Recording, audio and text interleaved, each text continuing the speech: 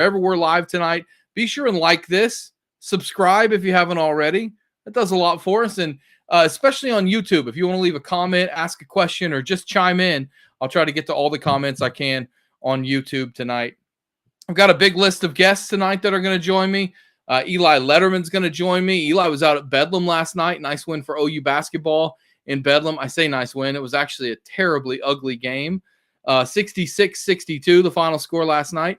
Ironically enough, I was at a game, a UCO game, and they lost yesterday 66-62. So same score, weirdly enough. But Eli's going to join me. Jenny Carlson's going to join me. Scott Verplank, the newest member of the Sellout Crowd Network, is going to join me as well. So we're going to talk a little golf. I promise I will not be out of control like the crowd at the Waste Management Phoenix Open. But Scott Verplank is going to join me tonight. We've also got Barry Trammell's going to hop in. We've got Jenny Carlson. I think I might have mentioned her already. John Hamm is going to join me. We're going to play Packs and Facts. And I've already got, so I've seen all these already, but the Hammer hasn't. This is a 550 count box of just old school basketball cards. And I'll just give you a sampling here. I'll just pull one out of there. I mean, that's a pretty easy one. That's Thunder Dan Marley on there. But the way it works is I just take a basketball card from the early 90s. I hold it up, and John Hamm tells me all about the player on the basketball card. It's actually quite amazing. And we'll do that live for you tonight. We've got Mike Kaler, who is the brainchild of selloutcrowd.com. He's the founder, I guess, if you will, our founding father. Mike Kaler will join us, and he will talk to us at halftime as well. We'll be keeping an eye on the Super Bowls. Now, I will also remind you that, syncing is tough for live broadcasts, so I'll try the best I can to get you guys synced up with where we are in the game. So we're going to have a lot of fun tonight here on YouTube and with selloutcrowd.com. So feel free to hop in at any time if you want to leave any comment. I'll try to keep an eye on the YouTube comments just for that. I want to thank a few people. First off, I want to thank our sponsors. I want to thank my sponsors, the people that sponsor the Todd Pod, MidFirst Bank, FireLakeJobs.com, the National Cowboy and Western Heritage Museum, Oklahoma Ford Dealers. We also want to thank Next Generation Roofing, Two Fellas Moving Company. We appreciate them as well. If you're in the transfer portal, Two Fellas Moving is the company for you. They'll take care of all your moving needs. They'll give you a free quote too. No strings attached. twofellas.com. That's the number 2fellas.com. And also want to remind you, I mentioned Oklahoma Ford Dealers. We got this weather going on outside. Not as bad as they said it was going to be. Big surprise, surprise, surprise. But I want to remind you that Ford is the best in Oklahoma. My Ford's got 188,000 miles, I think, on her now.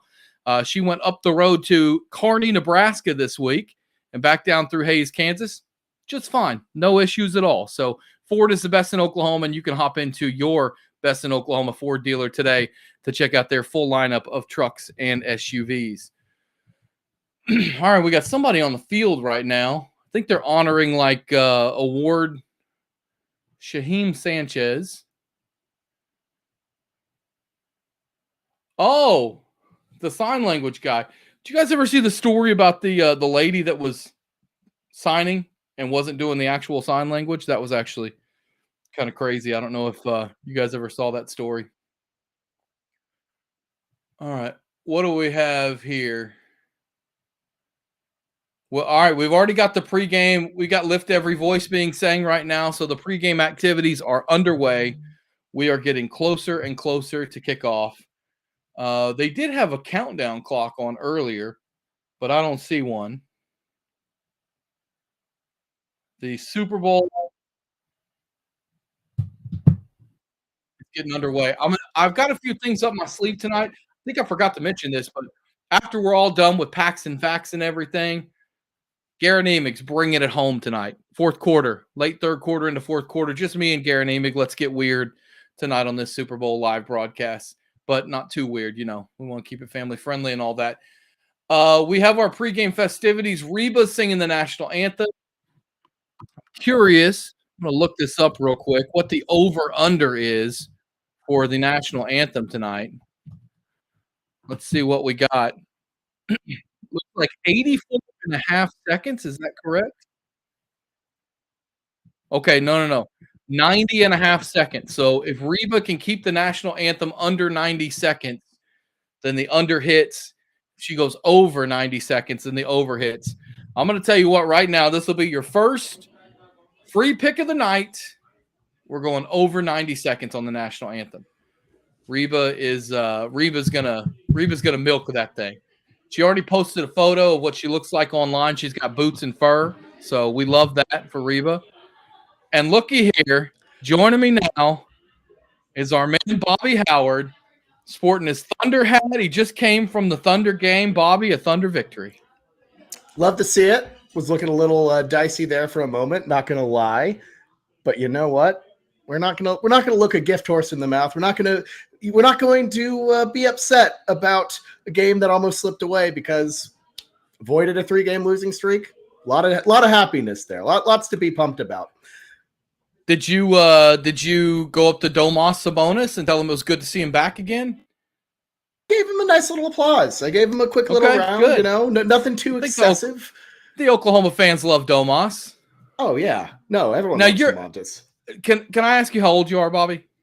I am 28 years old, sir. So so Bobby's up on 29 in May.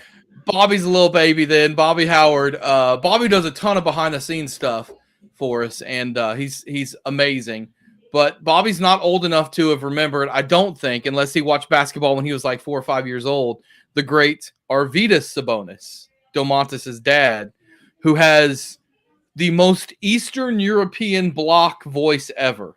He's like, my name is Arvydas Sabonis. That's what he said. It has the best. If you were gonna listen to a book on tape in Russian, it would be Arvydas Sabonis reading it to you. Now, yeah, Arvydas. Yeah, I've heard the legends, but I never actually saw him play in person or at all. It was past my time because he kind of was a late arrival to the NBA, right? Yep. Like he was a bit of a legend in Europe. You know, you'd see him in the Olympics and. The story on Arvydas was he couldn't play in the NBA because the Soviet Union was still together. And when it broke up, he was able to come to the States and play back in the 80s. All the Soviet players couldn't play professionally. They had to play in Russia. So Arvydas was a legend in all the international games. He was my generation's Nikola Jokic is what he was. He was that kind of hefty guy that was an incredible passer, underrated shooter. By the time he got here, he was like 30 years old. And he had bad knees. He was kind of banged up, but he was still an incredible player. Yeah, no, I mean that's the thing is he kind of had that weird era to him where he a little bit Micic-ish in a way, coming a bit of a late bloomer, that sort of deal. Todd, I got to ask though, I love loving the Thunder talk, but I want to ask really quick before we continue to go on. What color of boots was Reba wearing? I'm curious for no other reason, just wanted to, just curious, nothing specific. So have you not seen the photo? I hopped in a car and just headed straight down here. Yeah. So if you go to Reba's she probably has an Instagram too. I saw it on her X or Twitter or whatever we call it nowadays. She's got on blue jeans and blue boots. And in fact, blue boots. They might be Thunder Blue. Just saying, they might be. I like it. Hypothetically, I wonder what our friends out in the desert would have predicted for that, or I don't know. The only Reba prop bet I saw was national anthem length, and I think 90 and a half seconds is what it's at. Right. So the national anthem length, I will say, if you look at her record, I know this for just I'm a wealth of knowledge. Don't ask how I would know this, but in the past, she is clocked in at 120. Okay. She had one in 130 at one point, but we have seen typically shorter ones from Reba in the past, which, as you said when I came onto the show, country stars tend to milk it out a little bit. They tend to take some time. Yeah. When they're singing. The drawl. So you think Reba's going over? Is that your official pick? I'm thinking under. Under. It seems too weird. It seems too weird to be this low. Okay. 90 seconds would be a record for national anthems in terms of the under. Oh, look at that. There's Trent Williams. There he is. Look at that. I don't know what's going on with this giant boombox and the Niners players, but they look like they're having a really good time. It is amazing to me. I still remember, Bobby, and again, you're probably too young for this. Although maybe not. I remember being a kid and the NFL had wanted nothing to do with gambling. And now the Super Bowl's in Las Vegas. It just absolutely blows my mind. Right. I mean, I remember when Vegas hosted the All-Star game in 06, and people were losing their minds over it. Yep. Like, that was like a big deal. So to think of like the Super Bowl and, Vegas being on the verge of having all 4 professional sports, it's changed so drastically. I don't know if they're ever going to pull baseball off, though. I guess the mayor's pushing back on that a little bit. I don't know if you've seen it. I did see that. I don't know what the problem with the Tropicana site is, and might be a little too inside baseball, no pun intended, to start talking about Vegas sites or not. But if they find a way, I kind of hope they don't. The A's should be, it's kind of sad they lost all their teams. I don't care about the A's, if I'm being totally honest with you. That Oakland Stadium was such a dump, though. Did you see last year there was like a possum that was in the stadium that was like running all around? Now, look, I'm not here to stump for the Oakland Coliseum. That place is a dump. But they need to find – I feel like they could find a new home. But you're right. Maybe I'm just too much of a bleeding heart when it comes to, our, potential relocations and all that. There we are. The Niners are on the field. There's Christian McCaffrey. He's got to be careful. He might get injured running out here, Christian. Slow down. There's Deebo Samuel. Bobby, you were excited there, bud. You were better at this than I am. Tell everybody where we're streaming tonight. Yes, of course. So we are streaming on YouTube. That is kind of our main flagship spot, but we're also on Facebook, Twitter, X, whatever we're calling it these days. So wherever you most like to go watch streams, we're there. Make sure to give us lots of comments throughout the show. Todd will answer them for you. But if you're on Facebook or YouTube, gotta be subscribed or like the page. So make sure to hop in on that. So should be a good time, though. I thought about shaving down to the mustache like Andy Reid tonight, but I went instead with the normal beard look. Andy is looking svelte. I had this conversation online the other day, Bobby. Is Andy Reid the biggest NFL coach ever? Can you think of one bigger? I don't know if I can think of one that's larger, I think he's the biggest NFL coach ever. If you try to make it like an axis of like largeness to success, he's definitely number one there. Sure. But if I'm thinking about it, I don't think there is a bigger coach than Andy Reid. I mean, you got to remember, Andy Reid's like 6'4". Like he's tall. That's not right. People have sent me photos of other, and I can say this because I am one. They've sent me photos of other fatty coaches, and those are all like little short, stubby fatty coaches. Andy Reid is a hunk of man. Andy Reid's always been a unit, though. We've always seen that picture of him at the punt, pass, and kick. That's amazing. Where he's like towering over all these other kids. The punt, pass, and kick Andy Reid video is one of my favorite videos of all time. And I love that it says Andrew Reid, and Reid is misspelled. It's Ried. They didn't even spell it right in the old graphics. I know. That's incredible. I know. Andrew Reid, yeah. Andrew Reid. As we get ready for the national anthem and the kickoff here, Bobby, your prediction. For the anthem or the game? The game. The game? The game. We already talked about the anthem. Look, I've been saying for a good while here, I'm kind of done doubting the Chiefs. And I feel like maybe too many people are on my side. I'm starting to get a little superstitious about that. But to me, Kansas City, they just know how to play in these big moments. And at the end of the day, I trust Patrick Mahomes and that offense who have been there before to get it done. I think that defense that the Chiefs brandish is exactly what you want when you're going up against a Brock Purdy, who is a little bit shaky under pressure. I mean, he's been a lot better since he's been at KC, but let's just be honest. I feel like if you can hit him hard, hit him early, I think Kansas City has this one. But I've been wrong. I've been wrong on both of this before, on both sides before, because KC, Brock Purdy being in this position has come a long way from the crazy turnover tape that you can find on YouTube of him and him when he was at Iowa State. So how about the been a long- one where he throws the ball backwards? I saw someone post that the other day, and it's like, this guy's a quarterback in the Super Bowl now. It really is a life comes at you fast type of moment. Yeah, the TCU one. Yep. Absolutely. Yep. What's up, Eli? Eli Letterman has joined us. I want to say hello to Tyler Fredrickson. T-Fred is in the chat tonight. Tyler Fredrickson, who coaches little basketball over at McGinnis. He's a Fighting Irish guy. Hello, T-Fred. Good to have you in here. I see you're rocking a little Patriots thing back there, Eli. I am indeed. What's that all about?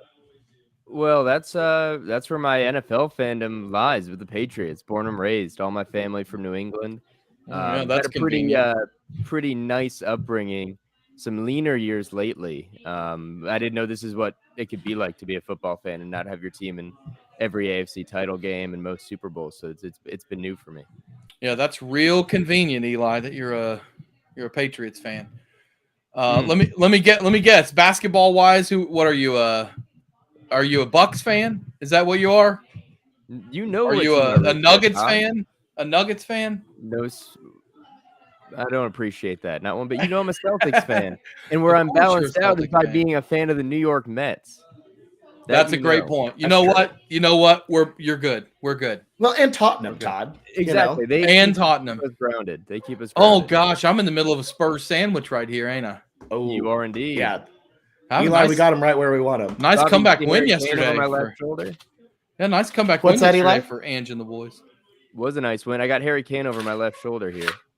Oh, I miss him. You know, maybe he's regretting his decision, I got to say, at this point.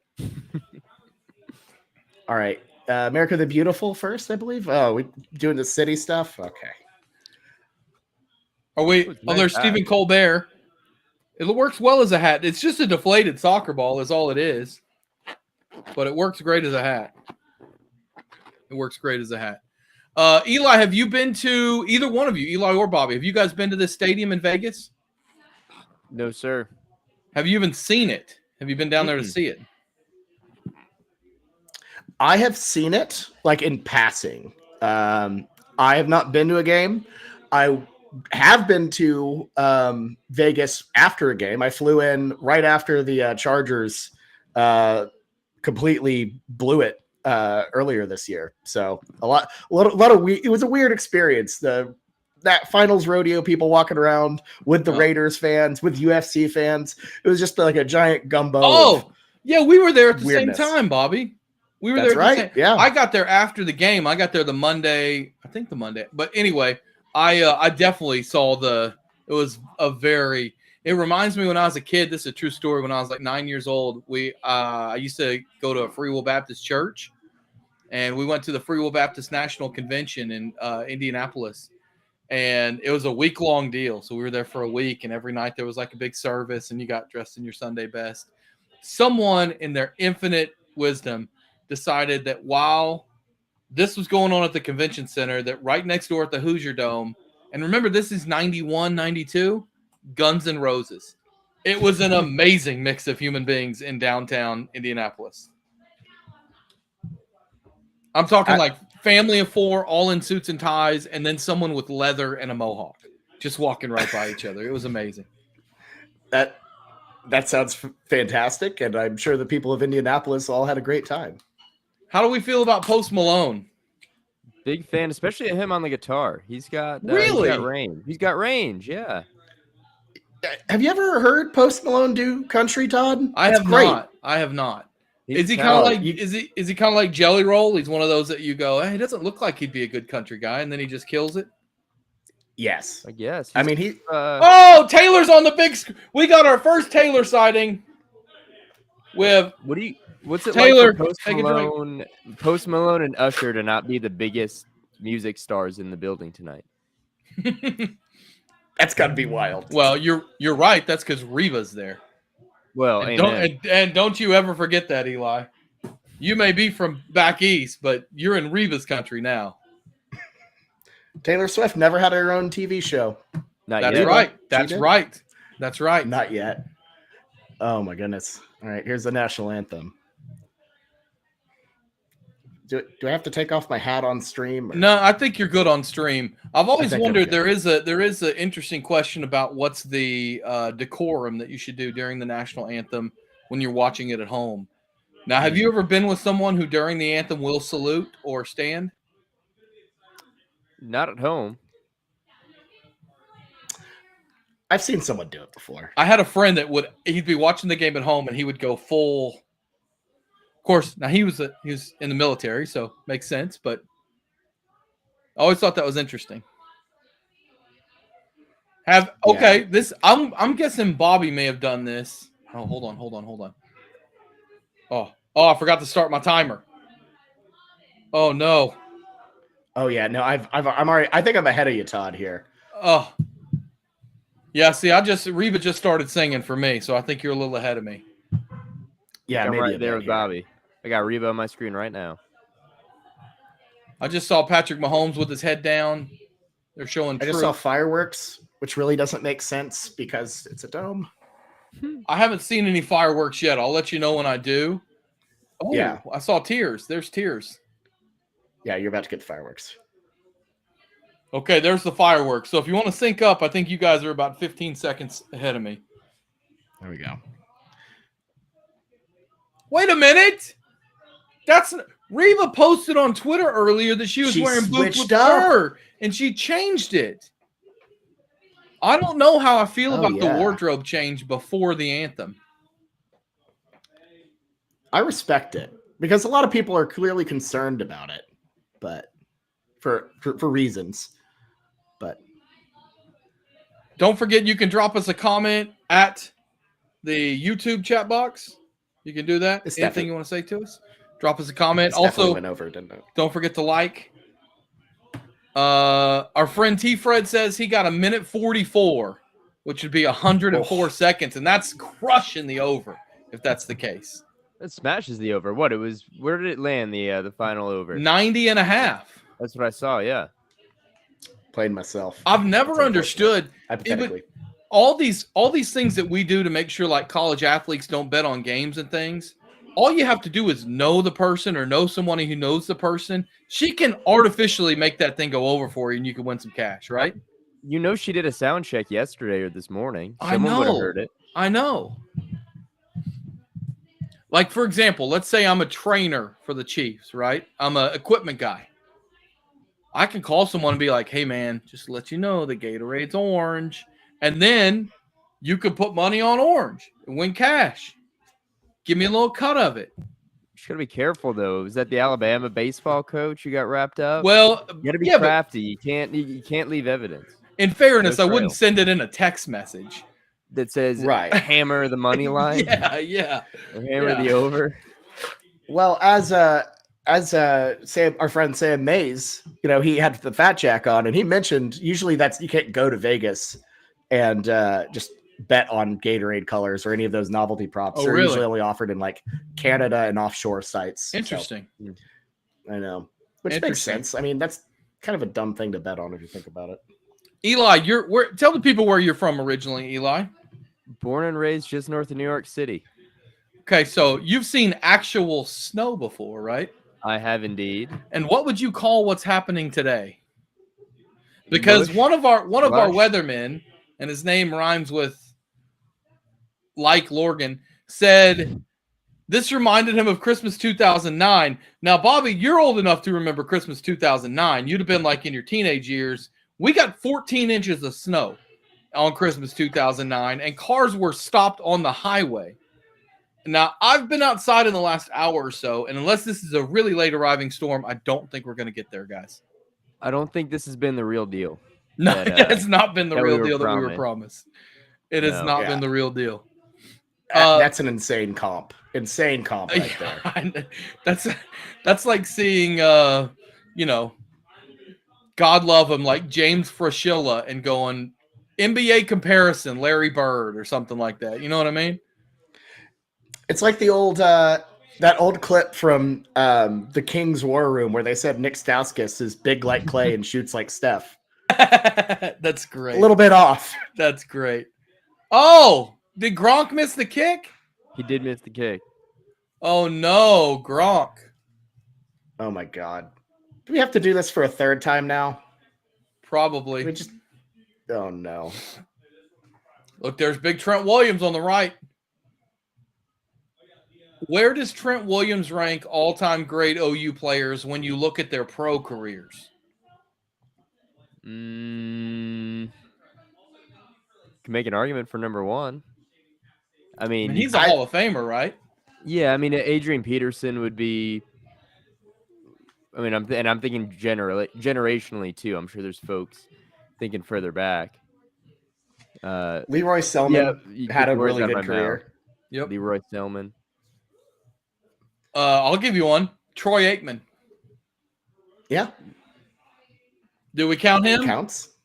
Maybe. If Alabama can take credit for Jalen Hurts, why can't OU take credit for Troy Aikman? We're in the transfer portal era, baby. That feels more like Ohio State taking credit for Joe Burrow, though.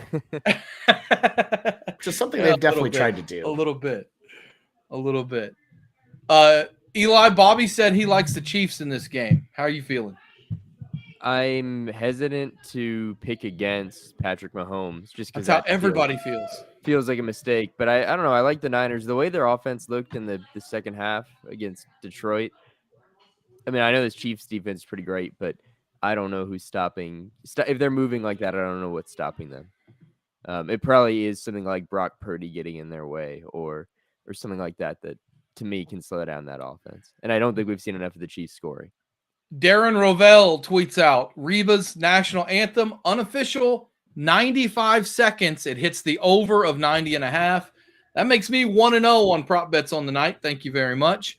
Also, our friend Jill Bettner tweets out, Reba on the national anthem, Creed Humphrey leading out the Chiefs, Trent Williams leading out the Niners. This is truly an Oklahoma Super Bowl. George Kittle, too. He's out there. Yep. I'm pretty sure our friend Bob Stoops is out there, right? Isn't he attending the Super Bowl? I mean, if I was Bob Stoops, I'd attend every Super Bowl I could. I mean, yeah. I actually know someone who flew out to Vegas this weekend for the U2 concert. Didn't realize it was Super Bowl weekend. Oh no! Yeah, I mean, that's not quite the bachelorette parties in Nashville during the NFL. Terribly far off. Yeah, no, he was okay. He got back. He flew back this Saturday, which I imagine the flight back was a little bit easier. Todd, I've got a question for you. Okay, I've got an answer for you. In your football career, were you ever part of the coin toss team? Yes. All right. Yes. What are the pro tips then for someone who never was? Tails never fails. Okay. Are you rolling with tails here? This is your second winner. I'm rolling with tails. I haven't seen it tails. yet, for the record. I'm rolling with tails. Tails never fails. Have you guys seen it yet? No. Mm-hmm. Oh, they might have a coin. Oh, there no, the Lombardi Trophy is heads. What's your call, tails? Tails! That's right, baby. That's 2-0 right now. We're winning. Fails. We're winning. Who needs Fat Jack when you got Fat Todd? That's all I'm saying. That's all I'm goodness. Saying. Well, fellas, I appreciate y'all having me on for the preamble and everything, but I think I'm gonna head out to the Super Bowl party and all that. I'll keep an eye on y'all. Bobby, seriously, from the bottom of my heart, I appreciate everything you do. I know that you go behind the scenes a lot and do some stuff, which I want to tell you we appreciate it. I'll deeply appreciate it. I say we, like I'm speaking for Eli. I imagine Eli appreciates it. For me always, particularly on this subject. Okay, all right. Yeah, I appreciate that, Eli. Thank you. I'll see you tomorrow morning. Sounds good. I'll be around. If not before then, thank you, Bobby. That's Bobby Howard, one of the many people behind the scenes that does great work for us here at selloutcrowd.com. Also want to give a big thank you to Jacqueline Musgrove, who is behind the scenes producing this all night tonight. So huge thank you to her. She does incredible work for us as well. You ready for your third winner of the night, Eli? Let's hear it. First touchdown, prop bet. First touchdown scored by George Kittle. I like that. That's your first touchdown prop bet. I wonder what kind of odds I can get on that. I haven't even checked it out. Now, while you do that, do you think there's any chance that Frank the Pug makes an appearance in the Chiefs jersey? I don't think Frank the Pug's available because I think Jacqueline may be on a remote. I wish, though. I wish. All right, let's find this. It's too big time for the live stream anyway, Kittle. Frankly. Now, Bear might make an appearance at some point. Bears should have a time slot. George Kittle, we've got right around plus 1,000. So you bet $100, you win 1,000 if George Kittle catches the first touchdown. So that'd be a huge winner. And you know what? We've already won 2, so we're playing with house money right now. Put some money on George Kittle. Fake house money. Rooting interest, fake house money. I am communicating with Barry Trammell, who I'm hoping I can get to read some Usher lyrics tonight. That would be. What are you putting in front of him? Like if he were on here right now, what songs? I was thinking "You Got It Bad" probably would be a good one. Although I would love to hear Barry just read, "It's 7 o'clock on the dot. I'm in my drop top." That would be great too. So do you have any suggestions? I don't think we're going to get him to read "My Way" or something like that. No. It would be less about the reading and more if he could really match the energy. But oh my God, Barry Trammell, if he really did a committed cover, would really you'd need a leather jacket at the very least, maybe leather pants. But that would be a sight. That would be amazing. That would be amazing. We've got an interesting cast of characters tonight. Eli's going to join me. Barry's going to jump in at some point. Not 100% sure when. Jenny Carlson's going to be on with us. Scott Verplank's going to join in. I promise to not be as drunk as all the people at the Waste Management Phoenix Open. I don't know if you've seen the videos from that over the weekend, Eli, but it's just a total booze fest there. In fact, I won't drink at all tonight. Just for the YouTubes. And then we're also going to have John Hamm's going to come on. We're going to do a live edition of Packs and Facts, so you can see live. It's kind of like when they brought in the guy from Art But Make It Sports, and he showed his process. So you can watch John Hamm's process as he, I'm just going to pick out a random card, and he's going to go, yeah, he went to Providence from 1988 to 1990, and he was drafted by the Clippers and then played for the Blazers. And I'm going to look at the back of the card, and he's going to have it right. It's amazing. It's an incredible party trick he's got. It is a very good party trick. Mike Kaler's going to join me as well. Kaler said he wants to talk about all the commercials, so I've got to try to pay attention for those also. And then Garen Emick, bringing it home with Garen Emick tonight, the best in the business. Should be a lot of fun tonight. I've given you 2 winners already. I gave you over on the national anthem, hit. I gave you tails on the coin toss, hit. George Kittle first touchdown. If that hits, I might end the broadcast and just retire. Just leave then. Just leave. Head to Vegas, actually, is what you should do. Oh, and I said that before I even knew they were getting the ball first, truthfully. So the Niners get the ball. All right, we are about underway. For those of you that are watching, if you want to sync your broadcast, I'll tell you when the kickoff is. Don't forget, you can leave comments in the YouTube chat. We would love to talk to you. Also, if you're watching, hit that thumbs up button no matter where you're watching. Leave us comments so we can talk to you as well. Harrison Butker's got it on the tee. What is that? Ray McLeod back to receive? Butker's stepping it off. Soccer style kicker. You don't see the toe pokers anymore. It's a little disappointing. Lou Groves is rolling over in his grave somewhere. And boom, we are underway. Super Bowl XLIIV, whatever. LV, I don't know. 53? Is that right? In there 58? Somewhere. 58's the number. Todd, where have we gotten as a country where we don't have those great Super Bowl logos anymore? The distinct ones that are unique to the city that's hosting? It's horrible. It's horrible. I still have somewhere, I washed it and it shrunk so it doesn't fit anymore. But I have a Super Bowl 30 hat from when the Packers won in New Orleans, and there's like trumpets all over it. It's a great design. All right, Niners with the ball first.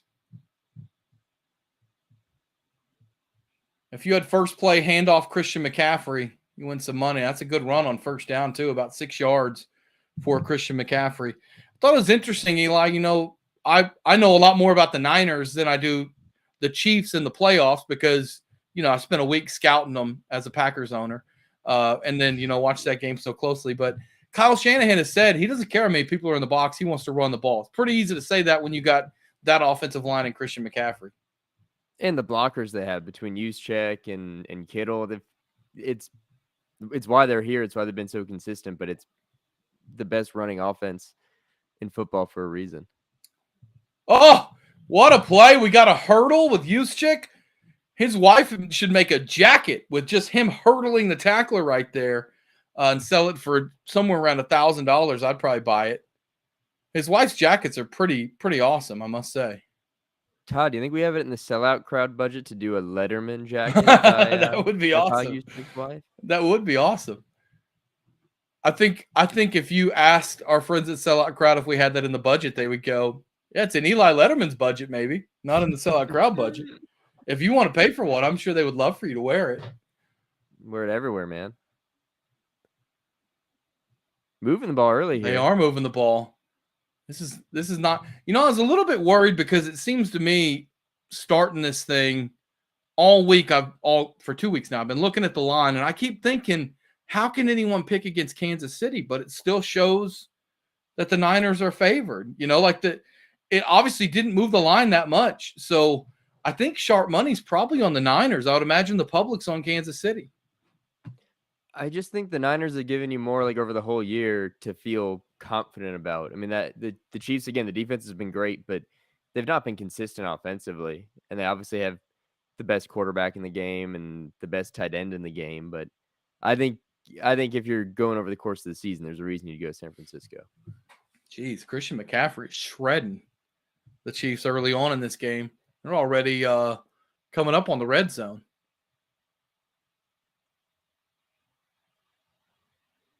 McCaffrey is, what McCaffrey does that's underrated, Eli? His balance is incredible. Mm-hmm. Just the little jump cuts he makes to do it and still be on balance. It's wild to me how he does that.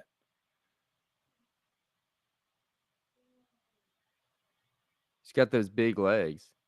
Oh, is that ball loose? That's loose. Did he fumble it or was he down? This is hurting. This is hurting my George Kittle first touchdown bet. The Chiefs have a turnover unofficially. Boop, boop. Let's go to VAR and check this one out, Eli. I don't think this one's coming back. I don't think it is either. That's out.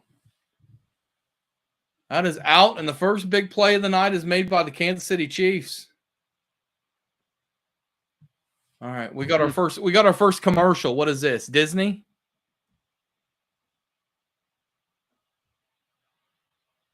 I have no idea what this is. That's Ariana Grande, isn't it? It is. I see Jeff Goldblum in here. I'm so bad with the pop culture references. You're going to have to help me with some of these. I'm really actually happy with myself that I got a Bone Yang. Wicked. Oh, that's what that is. Wicked. First commercial's a bad one. First commercial's a bad one. Come on, we can do better than that. That's a trailer. Ask Barry Trammell about Wicked when he comes on. Okay. He likes his Broadway shows. I went and saw Hamilton. That was awesome. Does that count? Mm-hmm. Of course it counts. Okay. That was you saw The Real Deal, right? You're in New York. Yeah, that was my first Broadway show. Mm-hmm. Do you know? Set the bar high. This is something I learned about New York that you should know as a guy that claims to be from New York. I haven't seen your papers, but you claim to be from New York. Do you know the difference between Broadway and off-Broadway? The actual distinction? Yes. Are you talking about location-wise or? Well, no, I'm talking about if something's a Broadway play versus an off-Broadway play. What's the difference? Typically, the quality. That's for one. But what is a real distinguisher? So I learned this. All a Broadway play means, because none of them are on Broadway anymore, right? Sure. So all a Broadway show means is the theater has more than 500 people, 500 or more people. That's how many it seats. If it's off Broadway, it seats anywhere from 100 to 499. And if it's off Broadway, it's 0 to 99. Those are the real. That's like the interpretive dance on The Big Lebowski. Yeah, I hope you know what I'm talking about when I said that. I'm pretty sure that was off Broadway. I didn't. That's fascinating. You learn something new every day. Yeah, and see, I know Broadway well, man. See, I'm just a wealth of knowledge. Eli, while we have you here, Bedlam last night. Thoughts?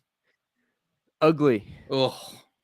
It was some ugly basketball. But for one, Oklahoma at this point can't choose how it wins. Wins matter, and they needed that one, especially with what they have ahead this week.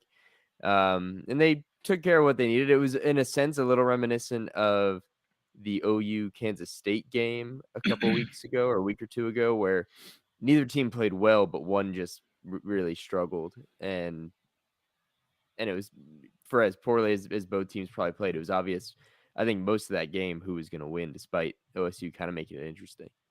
I listened to it on the radio as I was driving back from Hayes, Kansas, and it looked ugly listening to it on the radio. That's how bad it was. How did the Chodes do this weekend? They went 0-2 in Hayes. It's tough. I mean, they split in Kearney. The men won in Kearney, and then they went to Hayes.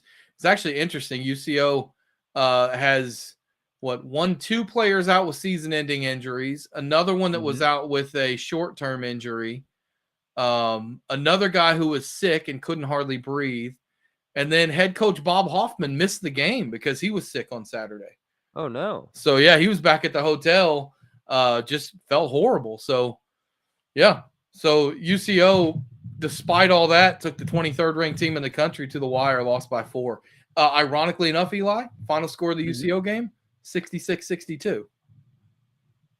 Good weekend for 66-62s. Well, not if you're Any UCO. chance this game tonight, you think the Super Bowl can go 66-62? I've watched a Patrick Mahomes game before where it was almost like 66-62. Early 3rd and long for the Chiefs here. And they're not going to get it. Big stop for the Niners. Really big after that turnover? Yeah. Well, the big play on that drive defensively for the Niners was to put them behind the chains on first down. Mm-hmm. That's where we were talking before. Like, this is not the same. It might be the same Patrick Mahomes and the same Travis Kelce. It's not the same Chiefs offense. And that's where I think if you can, every football team ever has wanted to put teams, behind the chains on first down. But that feels like a pretty good recipe here for what they want to do. I have to tell you, this is really annoying. I'm watching the game with no sound, right? Because we don't want to have the sound on. I'm watching on Paramount Plus, okay? So this is CBS's app.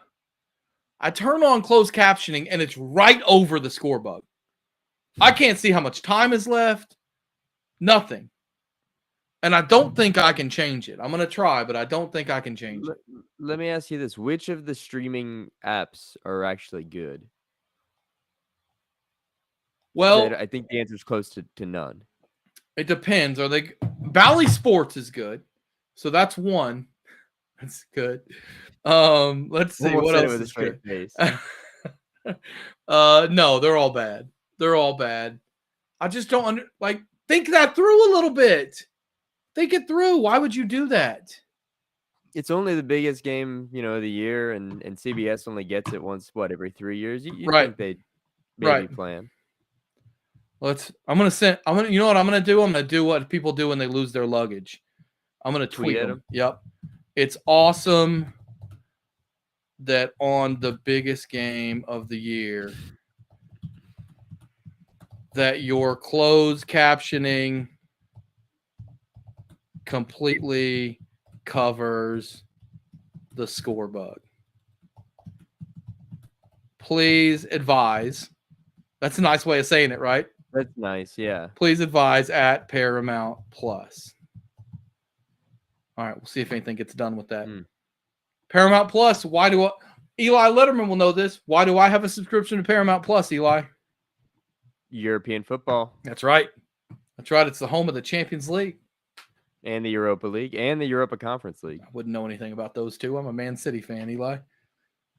Unfortunately, I'm familiar with them both. All right, what is this commercial? People with their feet being washed in tubs? What is going on here? Oh, it's a commercial for Jesus. Best one so far. I don't want to say anything controversial. I didn't know it was a Jesus commercial. I was just wondering how they were going to round by an accurate. You know what I mean? Yep. There's a lot of feet. There was a lot of feet. I was wondering when Rex Ryan was going to pop in and just be like, "This is a great commercial." Kingdom of the Planet of the Apes. Any interest? Not really. You? No. I have a question for you. I know Okay. you're not doing a traditional Super Bowl party this year, but your go-to Super Bowl party appetizer is? All right. First off, there's not a lot of things you can do wrong for a Super Bowl party, right? I mean, like most Super Bowl party food is good food. People don't hit you a lot with like the celery and ranch. Get out of here with that. Where I got most of celery and ranch right outside my door. Would you invite other stuff? Would you invite some rabbits to your party or what? No, you've got to go with the cheese dip in the crock pot is like it's a mainstay, like the Rotel Velveeta cheese dip. Okay, that's amazing. The Niners are moving the ball like crazy. Right now they are in control of this game. Score doesn't tell it. So that's up there. I think wings are always good. The problem with wings is I'm the psycho that likes the bone-in wings. And bone-in wings are a mess. No matter how you like, the bones end up everywhere, and then you know what I'm saying. They're just gaudy. They're messy. I've got wings in the oven right now. Pizza is always a good, easy one that hits. I do love the crock pot meatballs, or the little barbecue wieners are good too. Oh, hi, Jenny Carlson. Jenny Carlson, hello, everyone. Everybody. Eli was just asking me best Super Bowl party foods. What say you? Oh man, nothing with a fork or spoon. You got to be able to eat it with your hands. I like that. So, I mean, I was actually thinking today, I saw somebody post something about Velveeta, and I haven't made enough cheese queso lately. So there might be some Velveeta in my future before the night's over. So something you can dip. Chips and dip are my favorite. Oh, we just had a penalty on Trent Williams. Oh my goodness. I know. That's like seeing a UFO. I need Jenny, I'm going to tell you where we're at in the game. See you guys. The Carlson curse. Trent Williams just picked up a penalty. I'm kidding. Jenny wrote a fabulous story about Trent Williams this week. If George Kittle drops a touchdown here in a second, you're going to have to leave, Jenny. I'm out. The breadbasket of tight ends has gone belly up, and I'm out of here. All right. I'm just going to give you guys. Go ahead, Jenny.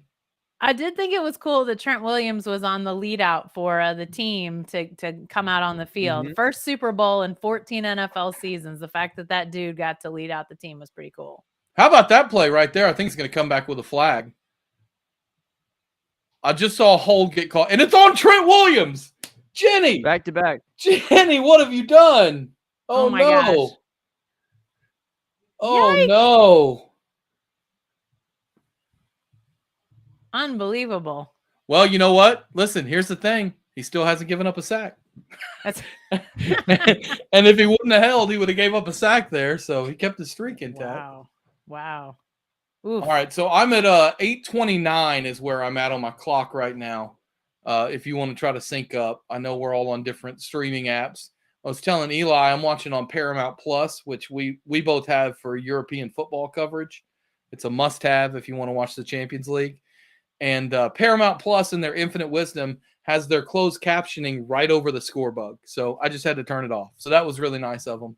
They couldn't put it just a little lower or anything. It has to be right over the score bug. There are definitely some of the closed captioners that aren't thinking about sports fans when they place those closed captions. I had to turn mine off because it was right over where anything that happened in like the upper third of the field, I couldn't see it. I had no idea if it caught it, dropped it, tackle. So yeah, I'm the same way. Not exactly a big fan of where the closed captioning sometimes ends up. Jenny, we're going to have Barry on later. I don't know when he's going to jump in. Barry's like the surprise guest tonight. I told him just jump in whenever you want. He didn't know when he was going to be able to make it because of the Thunder game. So when we get him on, I'm going to try to have him maybe do a dramatic reading of some Usher lyrics. So I don't know if you have a suggestion or if you just want to watch and see how that turns out. I really am curious to see how that goes. Is this a first down? Oh no, they're going to be short of it, but that was a good pickup there. Do you think he'll indulge me? Absolutely. Okay. Absolutely. Yes, of course.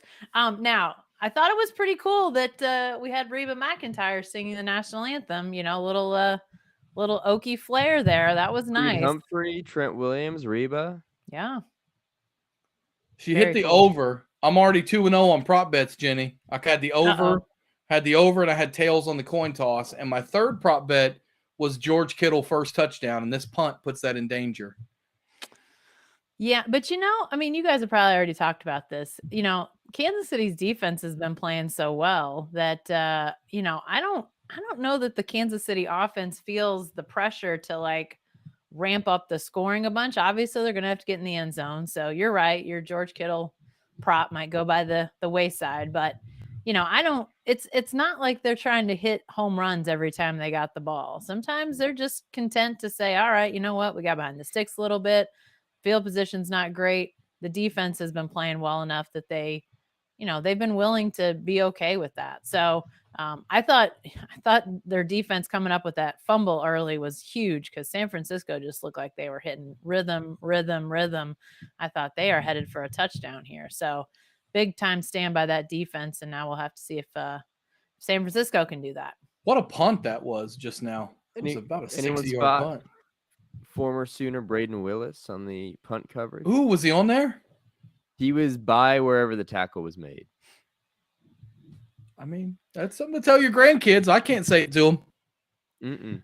Hey, I don't know if you guys know this story. If I knew it, I forgot it. But when I was working on the bread baskets of tight end story, I'm going to say that as many times as I possibly can tonight.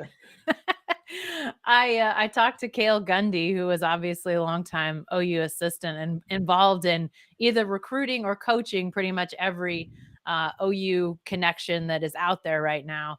And he brought up the fact of how Braden Willis was recruited. Have you guys heard this story? I don't think so. I have not. Yeah. So we know what a big deal Braden Willis was to the Sooners for the last few years before he left for the NFL. Apparently, he was basically an unknown to OU coaches until right before signing day. About a week before signing day, Cale said that he and Lincoln Riley were down in the DFW area and they were talking to a coach who, they trusted and said, we got a couple scholarships, what do you guys think?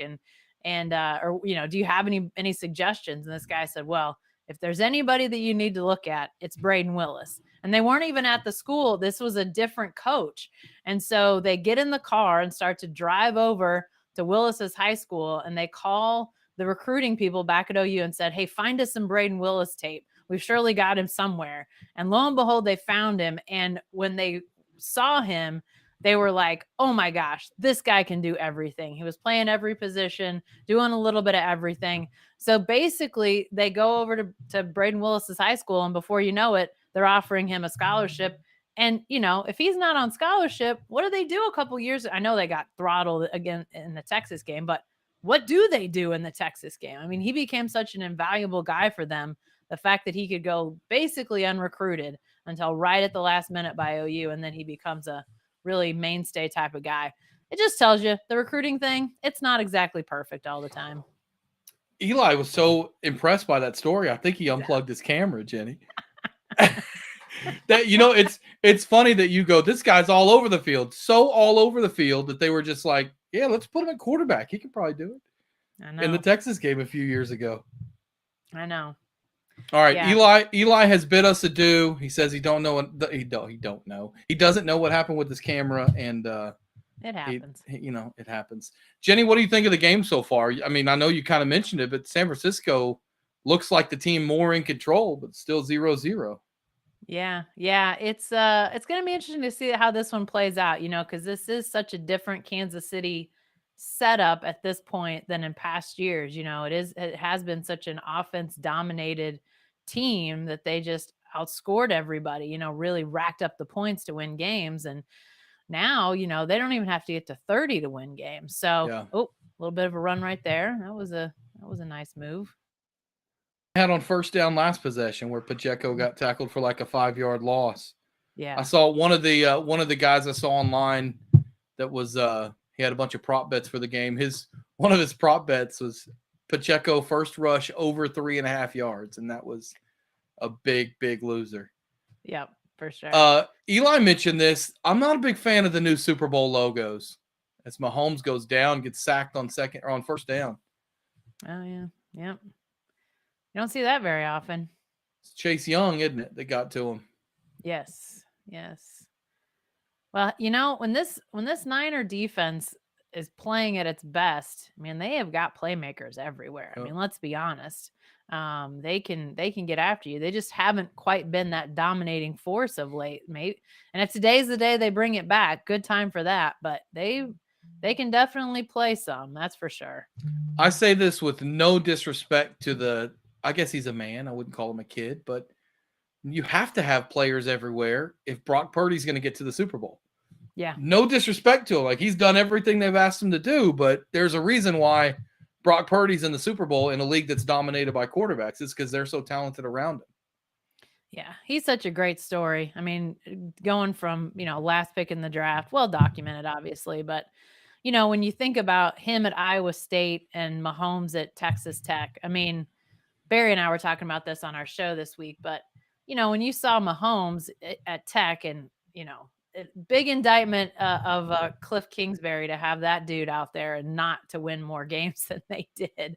But you knew that Mahomes was playing at a different level. But Purdy was he was a good college quarterback, but he wasn't a guy that you said, he could evolve into what he's become, even at a game manager level. Yeah. I don't know. I look at a guy like Jalen Hurts and the strides he made in his first, year or two in the league. He's way better than I ever thought he could become as a quarterback. And I think I would argue that Purdy's evolution is better, but man, those two guys, when you think about how far they've come as young quarterbacks in the NFL, it's pretty impressive. Boy, great coverage there on that. I remember our friend Andrew Gilman used to always joke about this is a great game, and he would quote it and say Punters Illustrated. This Punters Illustrated would love this game. There have been some massive punts early on in this game. That was about a 70-yarder, it looked like, with really good coverage. But the Niners get off the field again. I think we all know what's true. This is like when Duke and Carolina play in the Elite Eight. The real championship game was Green Bay and San Francisco, obviously, and it's just a bummer that the Packers couldn't get it done. But they were screwed by the referees. They should be in the championship game right now. Bad spot on 4th and 1. But Jordan Love's got plenty of time. He'll get his eventually. Jenny. That's a rough spot, Todd. It's all right. It's all right. Jenny, tell me some of the stuff you're working on. I know you got a lot of good stuff that just posted this week at selloutcrowd.com and a lot of stuff you're working on as well.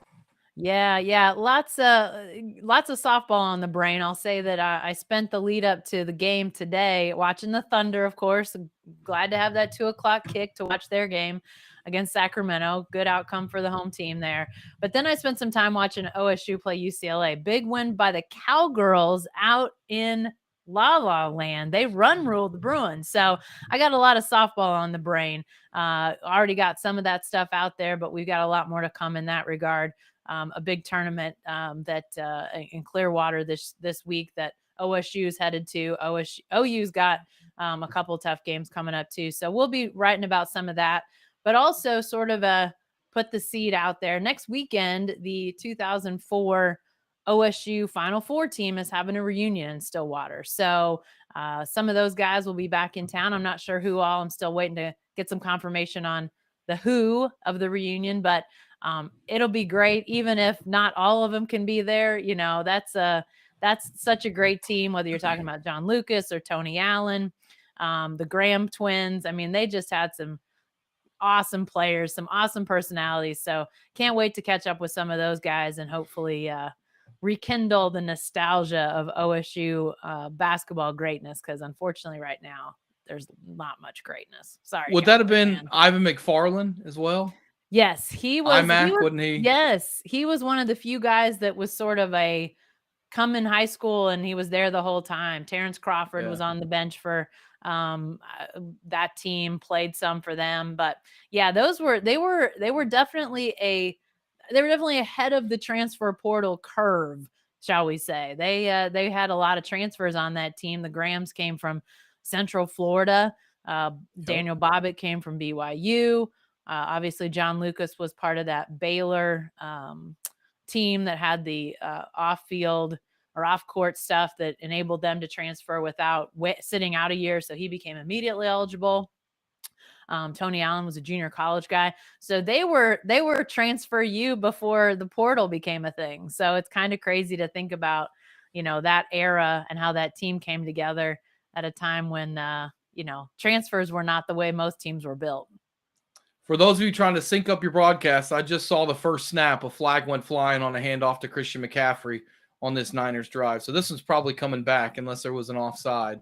If it's Trent Williams again, Todd, I'm out. It's your show. I'm out of here. I don't think it's going to be another Trent Williams penalty because it came from the near side. I know. And he was on the far side. If it's the far side and he's getting a penalty, that's just like, all right, Carlson, you are out of here. It is an offside on the Chiefs, so the play will stand. The Niners will have like 2nd and 2, which is the perfect situation. You mentioned OSU basketball. We've talked about this in some of our meetings, Jenny, and Barry said it. Aside from Eddie Sutton, nobody's really won there since Hank Iba. Nobody's had long sustained success, and maybe Eddie Sutton was onto something that OU's going to have or OSU's going to have to figure out when it comes to getting transfers to Stillwater. The problem is back then, not everybody took in transfers. Now everybody takes in transfers. So it's going to be, now you're competing with the Kentuckys and the Memphises and the Dukes with these guys, when before they would lay off of guys like that. Yeah.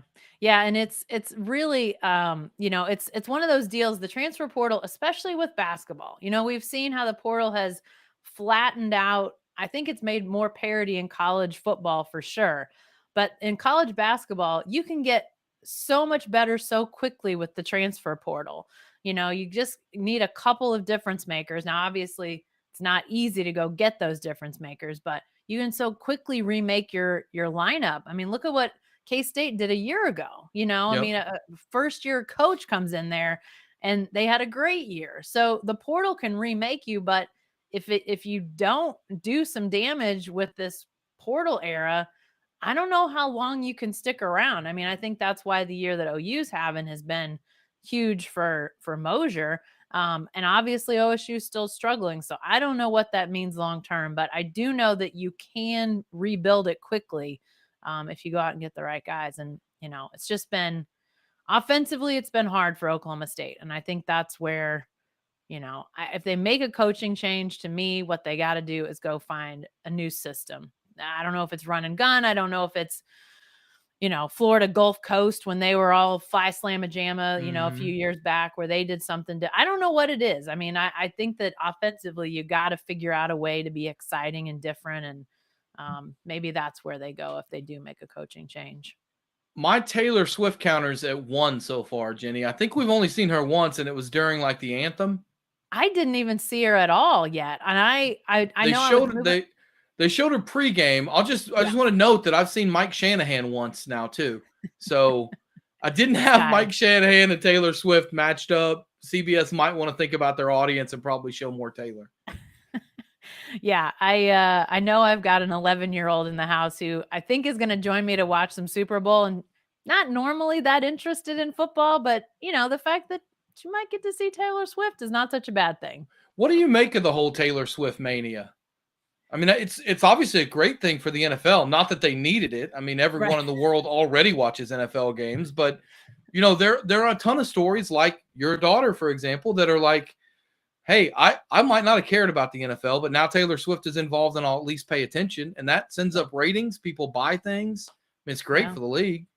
Yeah, I think it's one of those areas that the league has struggled with, and for good reason. It's not that they've struggled necessarily with fans, because there's plenty of places you can go find numbers that indicate that the number of women that are watching, buying the gear, going to the games, it's high and it's rising. It keeps going up.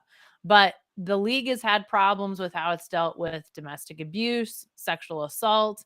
It hasn't always done a real, and I don't know that Taylor Swift being involved changes that, but I do think it probably masks some of that a little bit. But I think it also opens the door to, maybe an audience that wouldn't have thought about watching the NFL, that there's, all this other stuff going on around the game. Obviously the halftime show, that draws people regardless, the commercials at Super Bowl, those sorts of things. But yeah, it's a whole different thing. Hey, your system guy's throwing it around here pretty good all of a sudden. He is. He's slinging lasers right now. Brock Purdy is. I'm just waiting for the play at some point when he does get spun around and throw it backwards like he did against TCU that one time. It'd be awesome if he could recreate that in the Super Bowl. I wonder, yeah, throwing it to yourself is one thing, but throwing it behind you. Right. I'm curious what the NFL MVP or the Super Bowl MVP odds were and where Purdy was at, because most people that I heard that thought the Niners were going to win thought that if they won, Christian McCaffrey would probably be the MVP, or Deebo Samuel would be the MVP. Sure. Yeah. But I mean, it's kind of hard. It's kind of hard not to give it to the quarterback in today's era of football. Yeah. Unless the San Francisco defense does something that we're not expecting, like holding Patrick Mahomes in single digits or something like that, then I think there's an argument to be made about a defensive player. But you're right. I think it is going to be interesting to see what does happen here. Is there a receiver that stands out if it is San Francisco?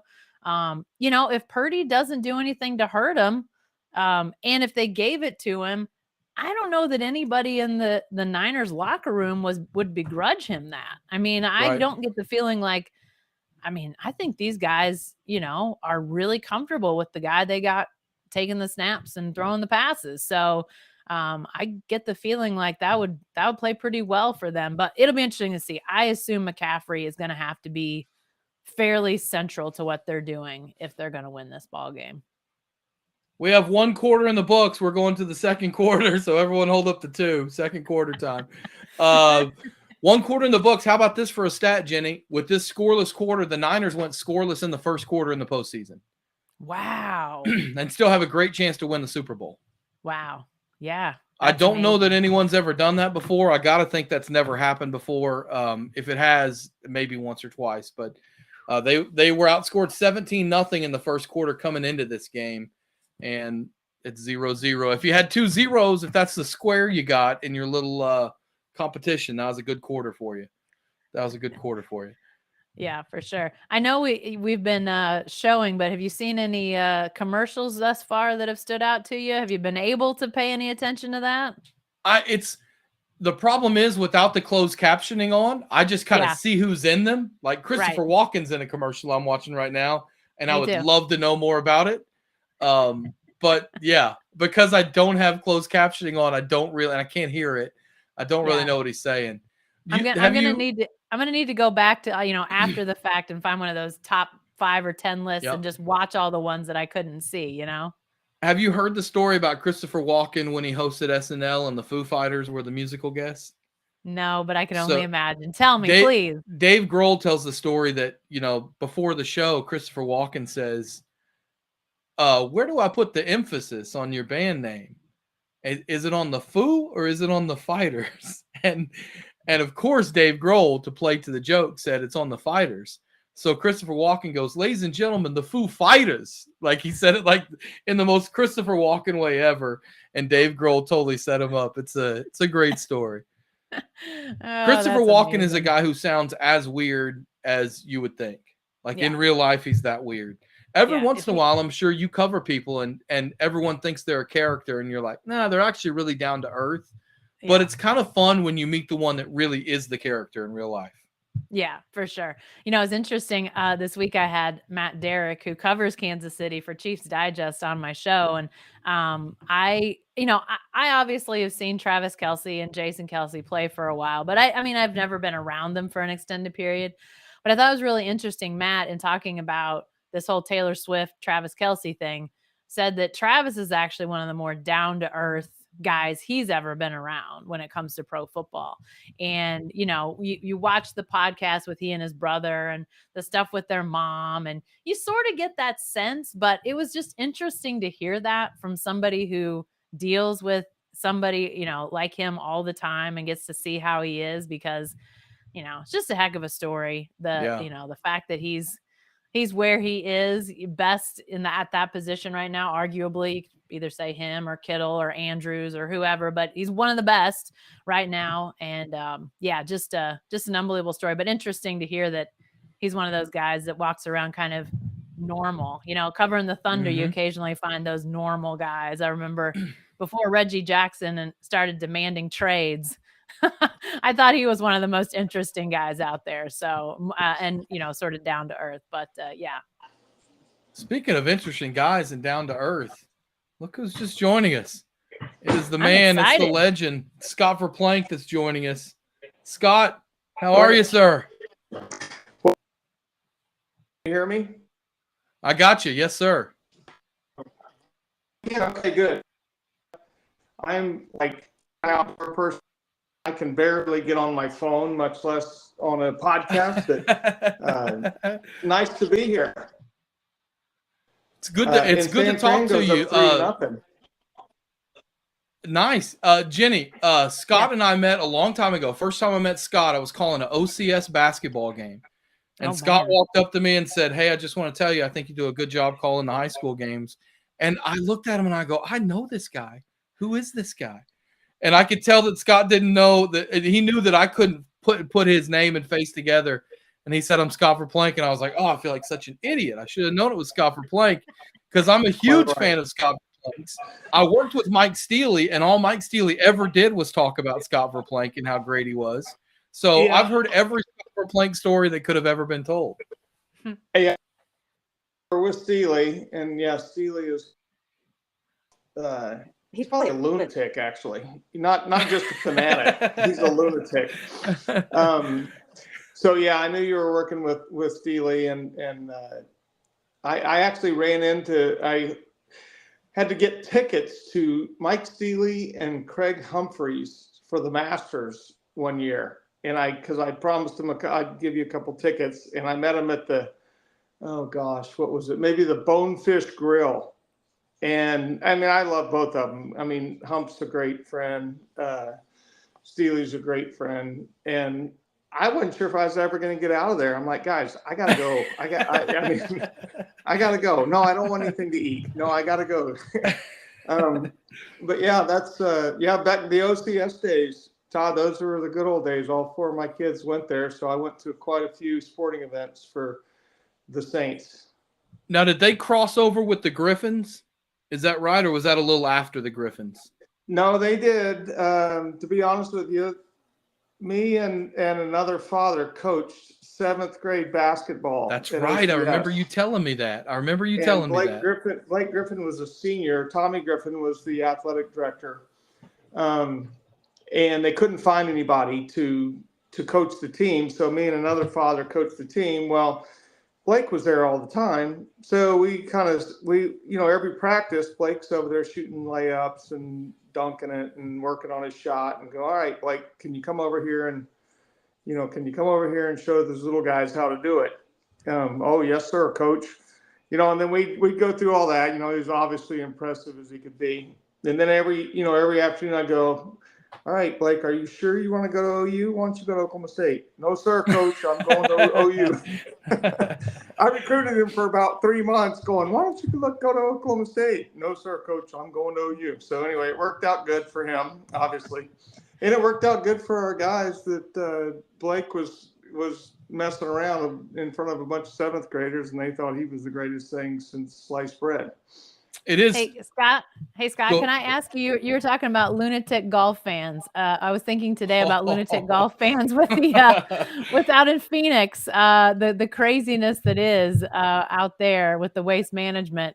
Would you play out there when it was that crazy, or has that only been a recent phenomenon? No, it started in, it started in the mid 90s. They didn't start building it up to where it's like a coliseum until early 2000s. But yes, I played out there a lot. I actually I played pretty good there several times, had a couple chances to win. So I was right there in the middle of it's not as it wasn't as advanced then as it is now, but it was for the time for 2001, 2002, 3, 4. It was pretty out there. So, it wouldn't meet today's standards, but yeah, it's those fans. Actually, it's almost over the top now. I've been seeing, my kids and my some friends sending me videos about some of the stuff going on. I'm like, okay, we're getting right to the edge here. So, all about everybody having fun. Like the 16th hole is the greatest hole one time a year. I mean, you walk into the Coliseum and it's the Christians and the Lions, and they're waiting for you to mess up. But it's fun once. It's fun once a year. Yeah. I mean, the Tiger hole-in-one on that hole is still one of the greatest golf moments ever. Just how loud it got. It was so cool that he was able to hit a hole-in-one there. Right. And you know what, Todd? That's when they the next year is when they started saying, "Hey, we need to put more permanent stuff up here." And this is obviously a big attraction. So that Tiger guy's had a big effect on golf. I don't know if you know that or not, Scott. Yeah, he really did. I mean, he kind of transformed. Well, you know what? I mean, obviously he did. He transformed the money, but he transformed like the kids who play golf. Guys that would be playing, I wouldn't say maybe in this football game, but guys would be playing baseball and basketball and soccer and other sports. He made golf cool. So guys started playing golf, and then they're much, much better athletes now that are coming out on the PGA Tour. And that's why they hit the ball so dang far. Yeah. Now, the Super Bowl's in Vegas, Scott. So I want to ask you, because, I did for the first time this year, I did the take the clubs with me and go play in Las Vegas. I'd been to Vegas before, but I'd never played there. There's so many good golf courses there. If you're going to Vegas, tell me some places you might want to play.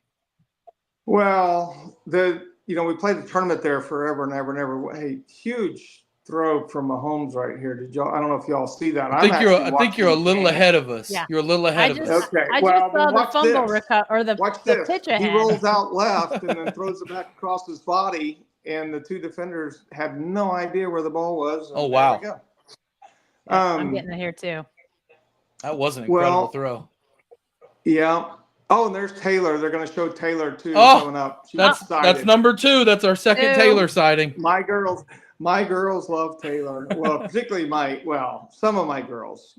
My oldest girl didn't like her because she dated Harry Styles, and that's who she loved. now we're going way down. Oh, Pacheco. Oh my God. Yeah, okay. I'm not going to say anything. All right. Vegas golf courses, Shadow Creek. You got to go to Shadow. Y'all need to catch up on the game because we do. This is life changing. Shadow Creek is the only, not the only, but that's the greatest place to go in Vegas. But we played that tournament at Summerlin, which is really, really good. But yeah, going out there, that was the greatest trip. Back in the I'm old guy. Back in the day. Oh wait, okay. Did y'all finally see the fumble? We just saw it. Okay, all right. You saw the fumble. Now we're in commercials. So I was hoping the game would end 3-2, and we still got a chance for it. Yeah, it very well might.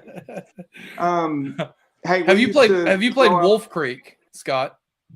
I have not played Wolf Creek. Okay. I haven't been out there in 8 or 10 years. I kind of got. I played the there. Unless it's a really special occasion, I'm not going out there into that beautiful mess. I remember, Scott, you told me, I think it was one time when I was working with Mike Steely at the Sports Animal, and you came on with us, and you made a comment that I've always thought about when I watch golf, which is that golf is the only sport, or one of the only sports, where every game is a road game for you.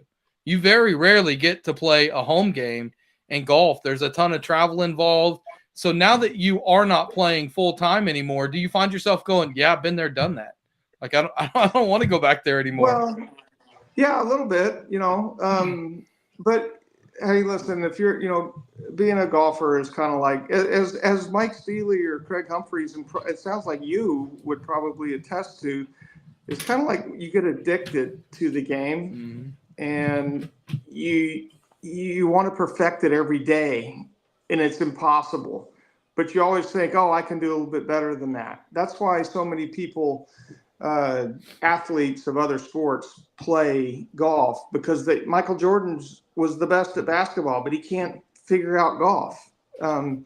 That's how I got to meet so many football coaches through my kind of growing up and being on the sidelines at Oklahoma State. I got through all these football coaches. They all love to play golf in their off time. Not that they have a lot of off time anymore, but they got the football stuff, but they just can't figure out the golf. So it's kind of like an addictive drug.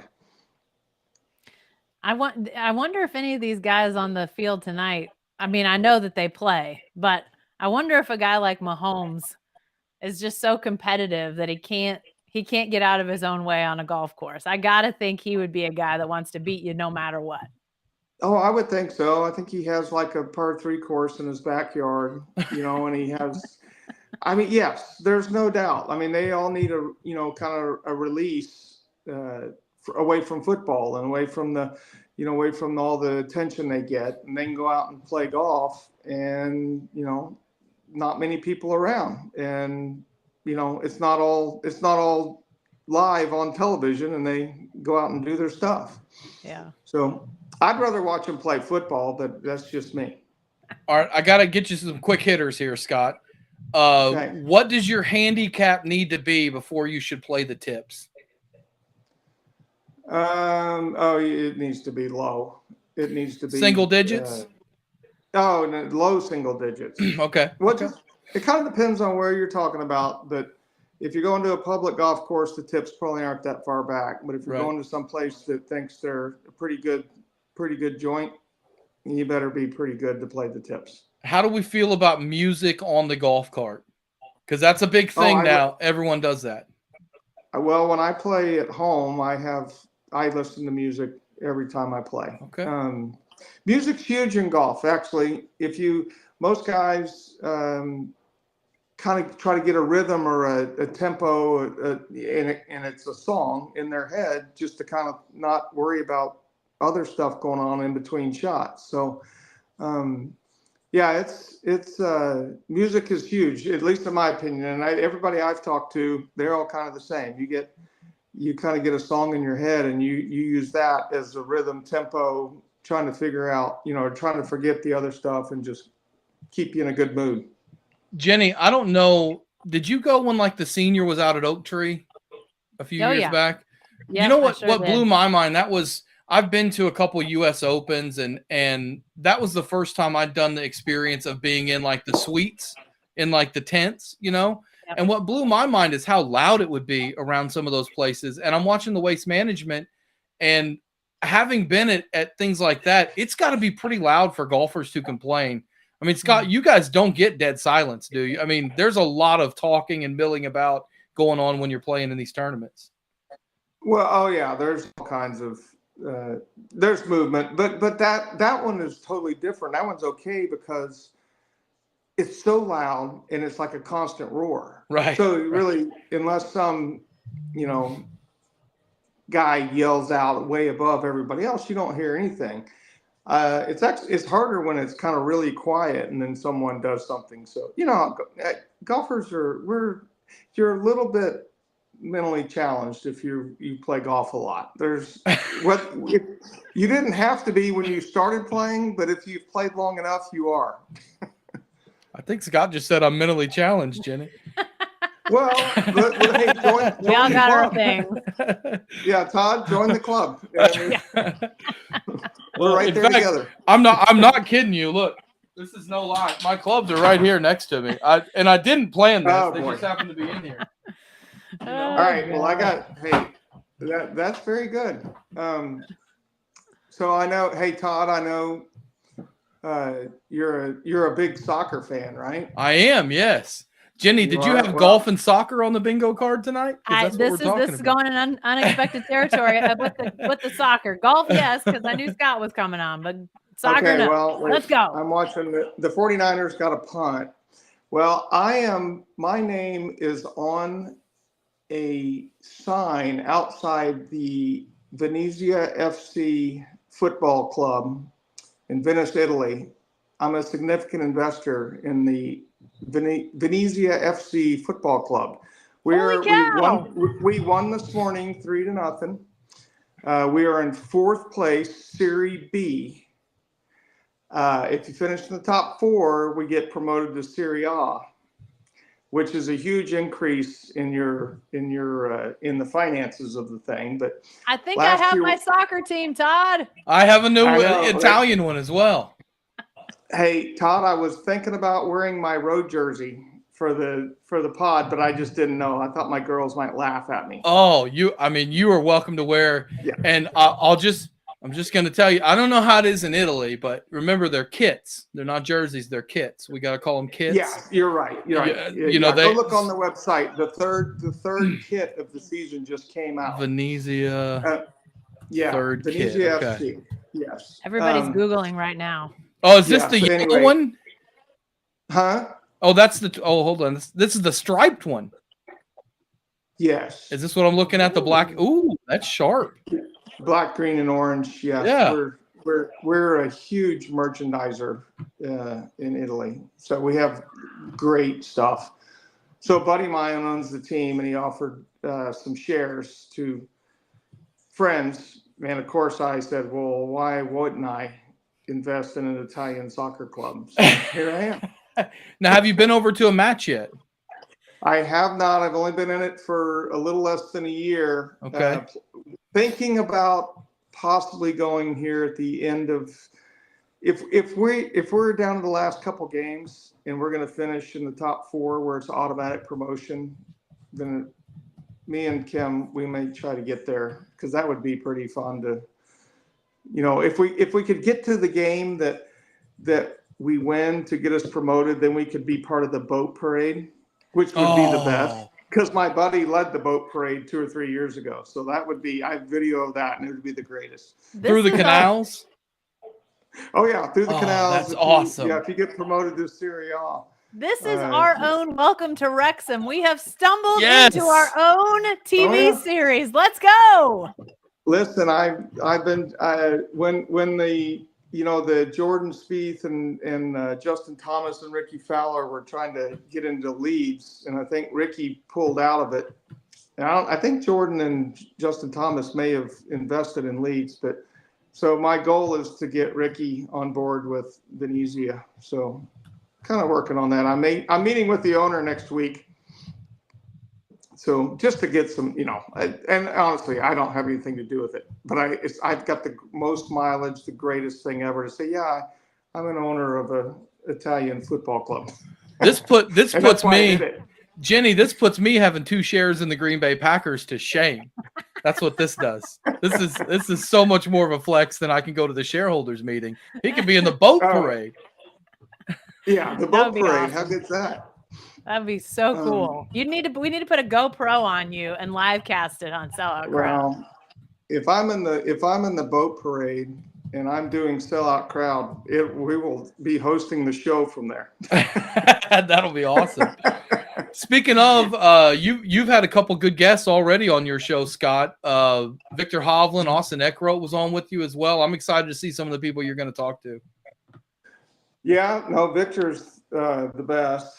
Austin is a good, really, really good young player out of Oklahoma here. I got another good young player next week, but I've been having a hard time. It's going to happen, but I'll have Ricky Fowler and Charles Howe here before long, but they've been pretty busy. Charles had 2 live events back to back, and Ricky's Ricky. He's always busy, but yeah, I'm looking forward to getting some really good golf guys. And, if there's an audience for the golf world, I don't think there's a whole lot of guys doing a golf podcast that I wouldn't say that we're better than I was, but have as much experience as I do. So we'll see. It's kind of new for me. I've always been on the other side of the mic, and more interested in football than golf. But hey, I'll do the golf.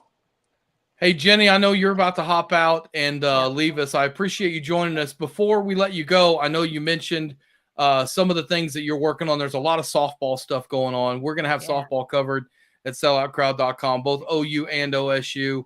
But just tell everybody again where they can follow you, where they can get all your stuff, and what you may be working on that they'll want to be looking forward to.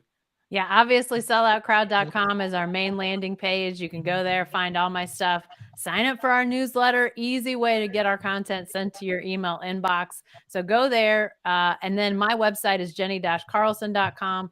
And on social, I'm Jenny Carlson _OK. You can find me mostly on Twitter, but I'm elsewhere as well. So yeah, lots of stuff coming up. But if Trent Williams gets no more penalties this game, I consider my checkout a success. Jenny checked in, Scott, and Trent Williams, the former OU left tackle, got 2 penalties in 2 plays, and we said she was a curse. So luckily, well, the curse is getting watered down right now. So I mean, nothing's happened since. I feel better. I have to admit, I saw the injury cart come out, and I thought, did I look away and somebody got hurt? Oh my God, is it Trent Williams? Oh yeah, no, I think he's still okay. Hey, For Jenny, the time being. We really appreciate you. And we'll all be following all your stuff at Sellout Crowd and Jenny-Carlson.com. Don't forget to like and subscribe all of Jenny's stuff. If you don't follow her on YouTube, do that wherever you get your podcasts. Jenny, you're the best. Enjoy the rest of the Super Bowl. See you guys. Same to you. Thanks, Scott. You, Jenny. Thanks, Todd. All right. Thank you, Jenny. I'm amazed, Scott. I did not know tonight I was going to find out that you were a part owner of Venezia FC. Are they on? Or now, do you know? Are they on the FIFA video game? No, I don't know that. Okay, I might have to check that out tonight. Last year I watched all the games on a website called Hellbiz, which was some sort of Italian deal. This year we've been on Fox Soccer Plus. Not every game, but most of the games. But I get emails every morning from the ownership group telling me what's going on. So I just breeze through them. But it's actually, I like Todd. I did it because of all the laughs I would get or all the fun I would have saying, "Yeah, I'm an owner of an Italian soccer team." I'm really not an owner, but I do have I had a friend of mine went over there and he took a picture of the board of significant investors in the football club, and I was like, "Well, that's all I needed." It's funny. I worked with Kelly Gregg when I worked at the franchise for a long time, and Kelly Gregg used to always jokingly say, I'm in the Chelsea Hall of Fame, like Chelsea, the English soccer team." And I thought, no way. And then someone sent me a photo, and sure enough, Chelsea played at Baltimore Stadium, and they had a Kelly Gregg jersey in their Hall of Fame. So Kelly Gregg is in the Chelsea Football Hall of Fame. It's a pretty cool flex to say that you have a part of European soccer, especially I would imagine. I would imagine with the younger generation who really love soccer that they think that's really cool. Well, I really don't. Like I said, I haven't. Just my closest friends know because we just laugh about it. A couple guys that play Champions Tour golf who played in Europe. They're all over it. But it's a much bigger deal around the world than it is in the United States, and it's coming. It's coming here. One day that might mean something that Venezia FC is hopefully we'll get into Serie A for a while and stay there and go from there. So, yeah, pretty cool. Well, look who's joining us now. It's Mike Kaler. It's the K-Man. Did you know this about Scott Verplank, K-Man? I probably not. What's up? Scott Verplank he has shares in Venezia FC. Yes. Who's in Serie B. I didn't know this, and I don't know why Sellout Crowd is not the kit sponsor of Venezia FC yet. We need to make that happen. We'll work on that. How are you, K-Man? What do you think of the game so far? I think they need to hold on to the dang ball. Yeah, that would help. I got so excited, I think I injured my lower leg just walking over here. Did you see that? I did not see that. No, I missed that. I missed you injuring your lower leg. The guy from the 49ers who just got excited on the sideline. Was that why you got hurt? Yeah, he was just he got excited about the punt return and ran out on the field and hurt himself. That's like what was it, Bill Grammatica, the kicker, Martine's brother that kicked the field goal and jumped up and tore his ACL. Yeah, don't injure yeah. yourself on the celebration. No, never celebrate too much. You never want to celebrate to where you can injure yourself. Mike, I got Scott Verplank on with me. I know that you were very excited that he's part of the Sellout team. Scott's we're really looking forward to what Scott's going to bring, aren't we? Yeah. I mean, it's just one more way that we can level up with a guy like Scott who has one of those enviable Rolodexes where he can call people up and have them come and check.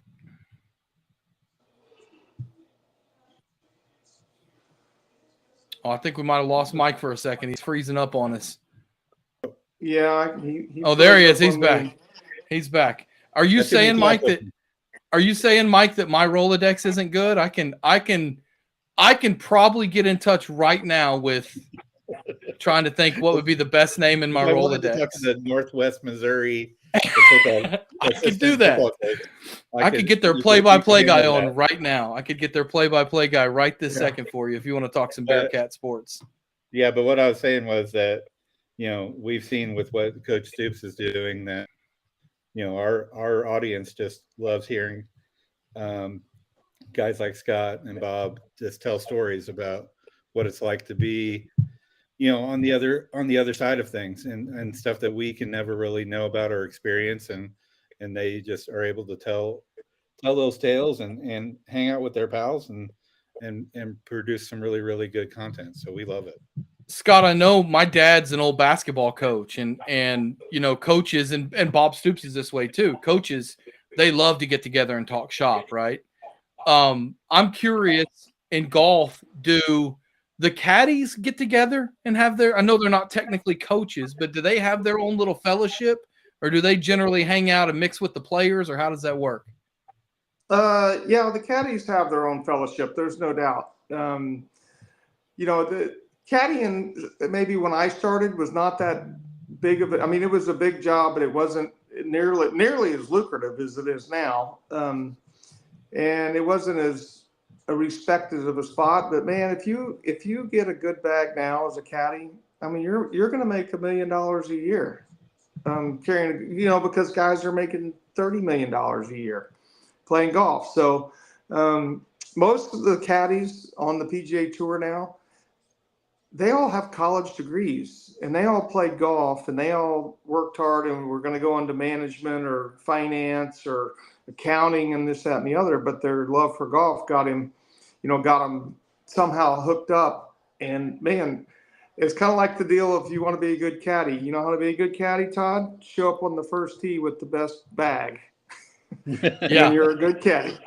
But yeah, hey, the caddy group's actually great. And it's always been really good and fun. But yeah, the caddies hang out, but the players and the caddies are more equal now than they've ever been. Mike, do you think I'd be a good caddy? Or is this for 18 holes? What is that supposed to be? Have you ever seen with a cart? Have you ever seen 10 Cup? I'd be like that guy in 10 Cup that just checks out when Roy McIlroy's got to pick up his bag and carry it himself. I think I could do 18 holes, but so Scott, what is the weight difference on a pro bag versus the one that I just showed you over here? Oh, probably 20 to 30 pounds. Oh, I can handle that. Well, yeah, you could handle it. You could handle it for a while, but it's you know what? You just get conditioned. I mean, I don't know how these guys do it, but they kind of get conditioned. Their right shoulder probably droops a little bit, and their left hip probably is a little higher, and they just. But for a guy, like I said, most of them are kind of guys that played golf. Not all of them, but played golf and were pretty good. And that becomes a valuable,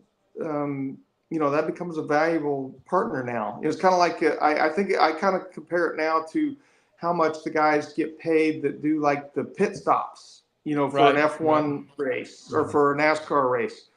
everybody thinks, oh, they're just down there changing tires, doing all this, the other. Well, those guys are actually invaluable now. And those guys get paid now because the money's gotten so big. Caddies are very similar.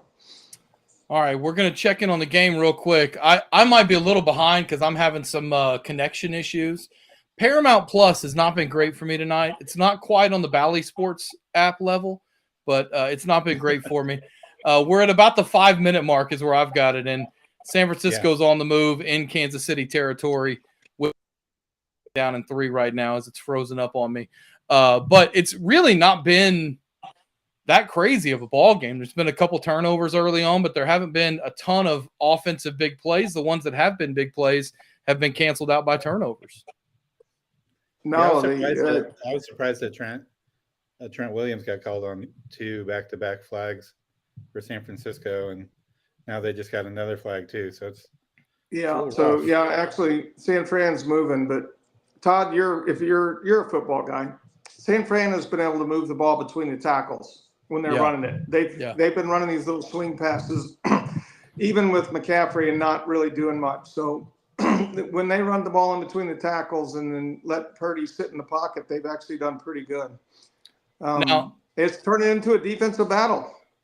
Who would have thought Patrick Mahomes would be in a defensive battle? And it tells you how good San Francisco's defense is, that Patrick Mahomes has 0 points with 4 minutes to go until halftime.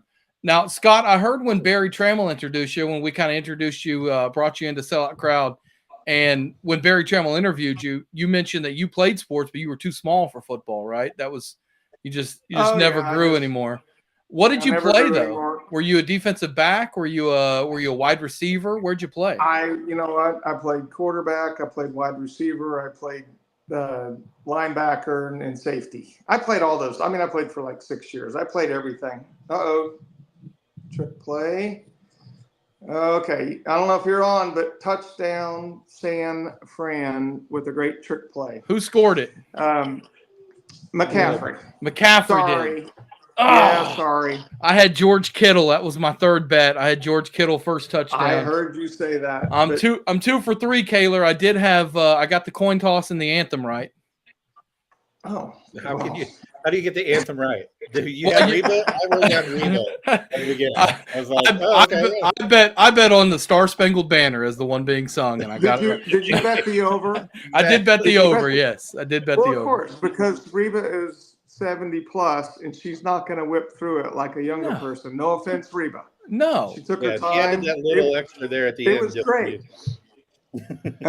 Reba looks incredible for 70 plus. Oh, you think? There is no way I'm looking that good at 70. Yeah. Okay, go ahead, Mike. You take that.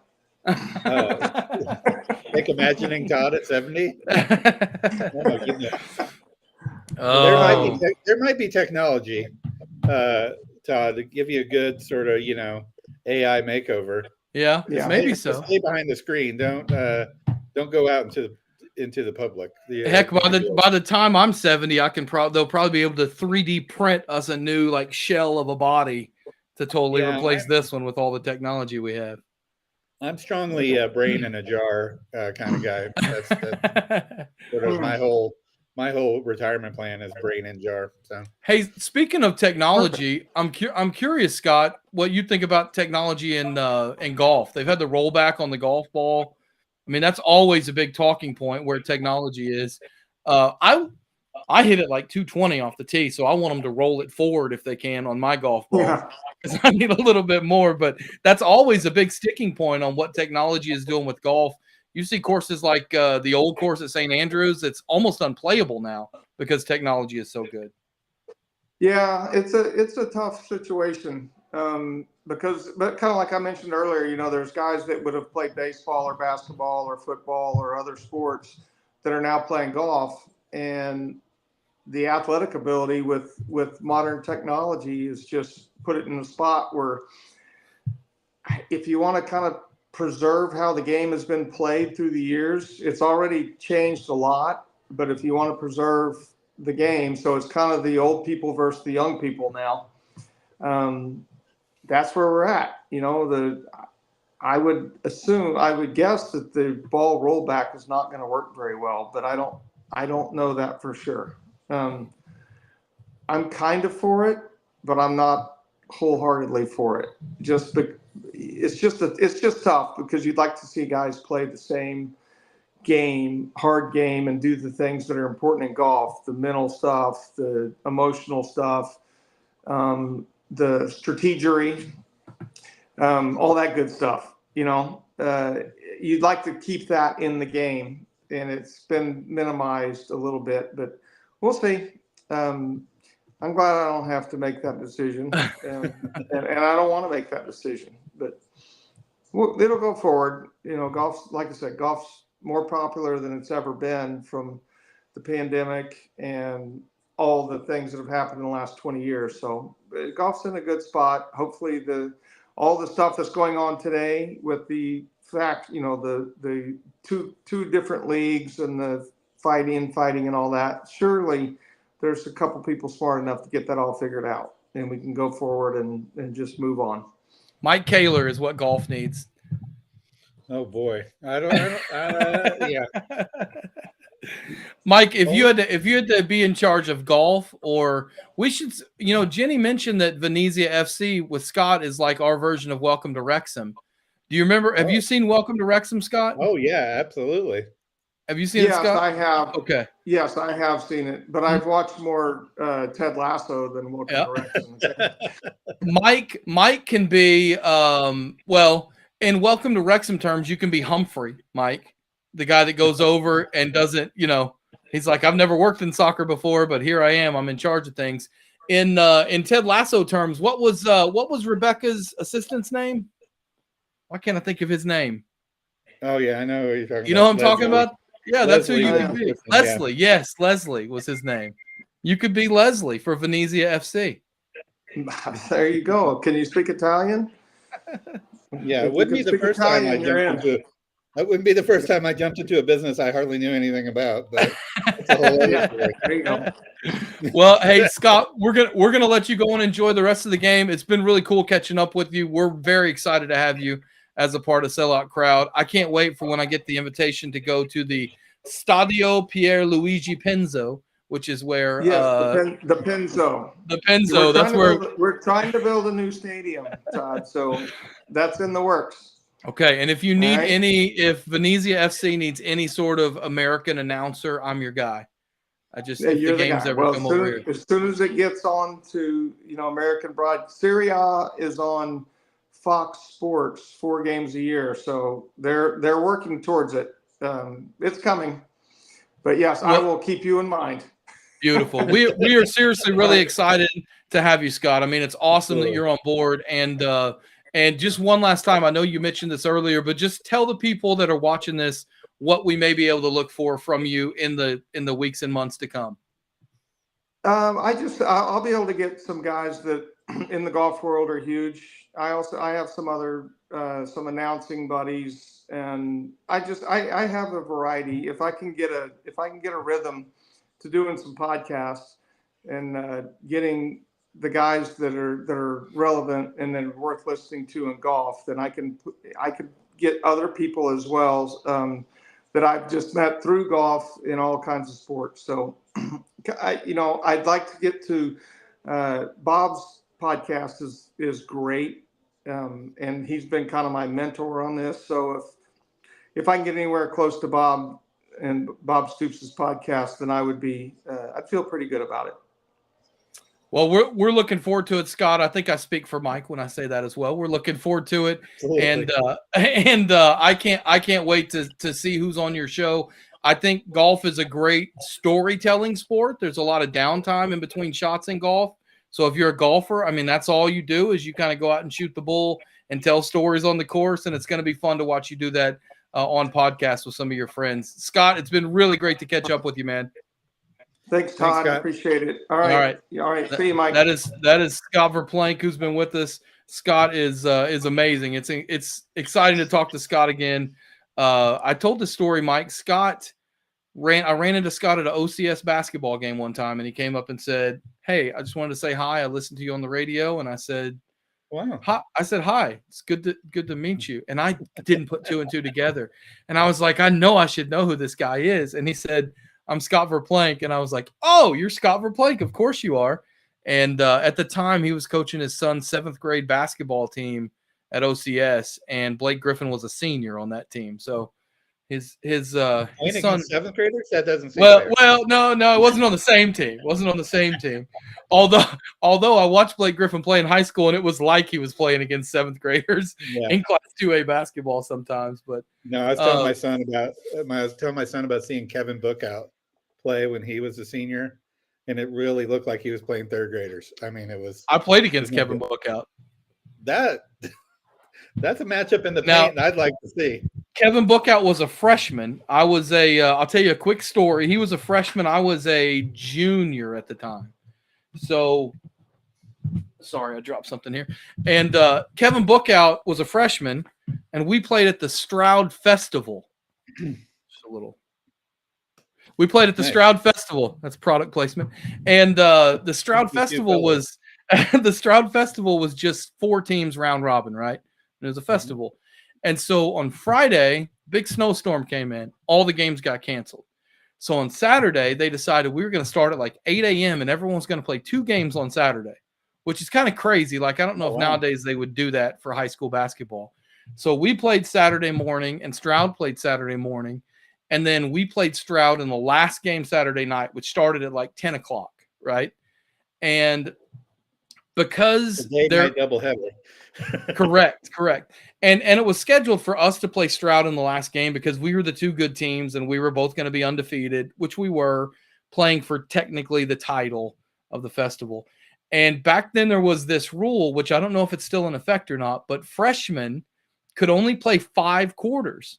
So you couldn't send your freshmen out to play 4 quarters on the JV team, dominate, and then go play 4 quarters in the varsity game.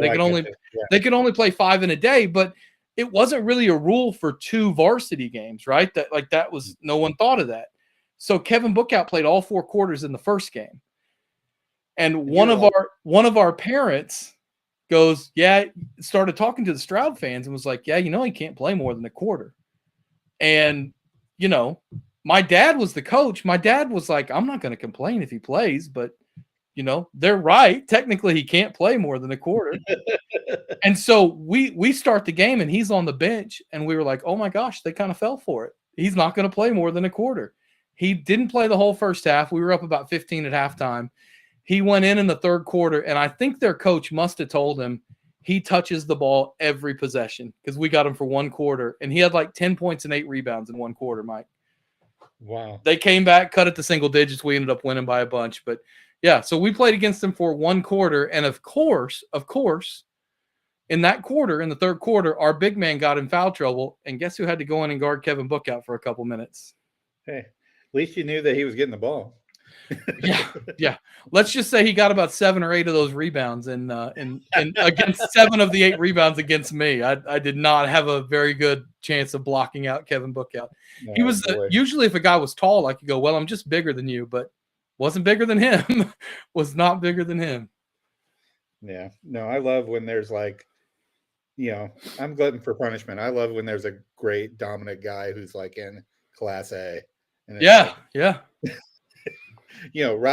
Rodney Clark scoring 79 points a game, or all those sort of guys. I love going to the big house and seeing like a dominant big man against, I don't want to say it, Corn Bible or whatever, just knocking people around. I think it's great. I mean, that's the way it works. There was a kid a few years ago from, I don't even remember where, somewhere like Bakoshi or somewhere, one of those towns. Yeah. That was 6'11". And I had a guy, there was a guy that my dad had coached that was a longtime coach at Earlsboro, and they played him in the state semifinals, and legitimately his post player was 5'11", guarding this 6'11" guy. It was the darndest thing you'd ever seen. It was amazing. They'd lost that game, not surprisingly, to the 6'11" kid. But those are always fun. The crazy part is some of them, like Rodney Clark, Keaton Page is another one. They weren't big. Yeah. They were just dominant. Oh, yeah. My hot take the other day is that Keaton Page should be the next coach at OSU. Ooh, I wouldn't hate that. His dad, David Page, was a longtime, really good high school coach. Absolutely. David, when he was at Pawnee, I was helping my dad coach at Wellston, and they were in our district. And we were talking to him before the game, and I don't know how true this story is. This is one that sounds too good to be true. But he told a story about when Travis Ford got hired at OSU. He said, I want to meet the team and I want to have a meeting with team members only, assistant coaches and team members only. And he walked in to talk to the team and he called his assistant coach out. And the assistant coach was like, I don't know what this is about. And he went outside and he goes, I told you team members only. There's a manager standing over there on the wall. And they were like, no, coach, that's Keaton Page. That's your starting point guard, Keaton Page. That's not a manager over there on the wall. 5'9", and just looks so unassuming. But yeah, I'm not a big Travis Ford guy. I think that whole deal screwed them up for a long time. So anyway. Yeah, I mean, he had decent success, but you're right. I mean, I don't know what OSU basketball is going to do, Mike. Yeah, it's just sort of, if a tree falls in the woods and nobody's there to hear it, it doesn't matter, and that's sort of the vibe with things going on up there now is like, it's just really, it's really sad, because Jenny and I were talking about this the other day. Is like when, she did that great story about the Final Four team, and like that team had personalities. I mean, that's the thing, is maybe it's the portal and maybe it's, just the state of things right now. But it seems like I couldn't pick two OSU basketball players out of the lineup if you made me. And, it just seems like it's just a system that it's sort of a faceless system where guys come in and out. Now it's like I told Jenny, it's like rooting for a JUCO. It's like, oh, I'm going to know these guys for maybe 1, maybe 2 years, and then they're gone. And, maybe it's the Thunder has taken the air out of things up there, but, there's still places where college basketball is interesting and important. And it seems like there's neither of that is happening right now with what's going on up there. So I feel bad for Boynton, but, I wouldn't like having Doug Gottlieb breathing down my neck every day either. It does have a very dead man walking feel to it with Boynton, which I hate because, I'll say what everyone else has said. I've had to deal with him a few times, and he's incredibly nice. One of the nicest human beings I've ever dealt with. And most coaches are jerks to me. I was the producer that called them to get him on for a radio interview. They didn't like me. So he was incredibly kind and nice, and I've met him a few times, and he was super nice. But they're just not getting it done right now. It's just not working. It's just not working. Last night was last night was not a good representation of college basketball in that Bedlam game. And I'm so glad that they're honoring Billy Tubbs next Saturday and they didn't do it this Saturday, because Billy Tubbs would not have been happy to be honored at that Bedlam game last night. It was pretty rough. It was a tough watch, Mike. Hey, I'm going to do something right now that you're going to love. Did you know, Mike? Like sponsors. Did you know that I have a Ford Edge, a 2008 Ford Edge with 188,000 miles? She still runs smooth. Drove her to Nebraska this week with UCO basketball. Drove her through Hays, Kansas. And if a Ford Edge can get through Hays, Kansas and Kearney, Nebraska with 188,000 miles on her, then that Ford is the best in Oklahoma. So why don't you drive into your Best in Oklahoma Ford dealers today to check out all the deals on their full lineup of trucks and SUVs. Ford is the best in Oklahoma. How'd I do? Let me tell you. That's excellent. The Ford Dealers Association, I won't go on too much about the business of everything, but they were one of the first folks to say yes to us before we even launched, and have stuck with us and been enthusiastic about our partnership ever since. So I can't give it up enough to those guys over there and how they've supported us. So we love all our sponsors, and those people who bought into the dream are even higher on my list. So. Well, and yes, I agree with you. And because of that, we will always be very loyal to them. And, I know that everyone has seen this over the last week, and there's been a ton of incredible content at selloutcrowd.com covering this, but that's why a lot of us have such a soft spot in our heart for Toby Keith, right? For the fact that he saw our vision and also came on board. And I know I speak for you and the rest of us at Sellout Crowd. We're obviously very, very distraught at the news, and I think everyone knew that. I mean, it was well documented that Toby was sick, but it hit us all kind of like a ton of bricks last week. And so, you know, I know that you dealt with Toby a lot more. I never had met Toby Keith. I had a chance at our party, and I had a trip planned out of town. Didn't get a chance to meet him. All I know is that I know a bunch of people that met him, and they all talked about how down to earth and cool he was. I know you had a lot more interaction with him, Mike. Yeah, it's been, like you said, it's been a week, and everybody at Sellout knows that I'm like the world's biggest softie, and you know, cry basically every time we all get together. But yeah, there's been times where, you know, the tweet that you put up last week was really touching about him giving people a chance. That obviously resonated, you know, believing in something resonated with me. Coach Stoops and Barry talking on their video was great. We've got a story coming up on Monday about when Toby coaching his son Steelan's 5th grade football team and and the memories of all the guys on that. So you know,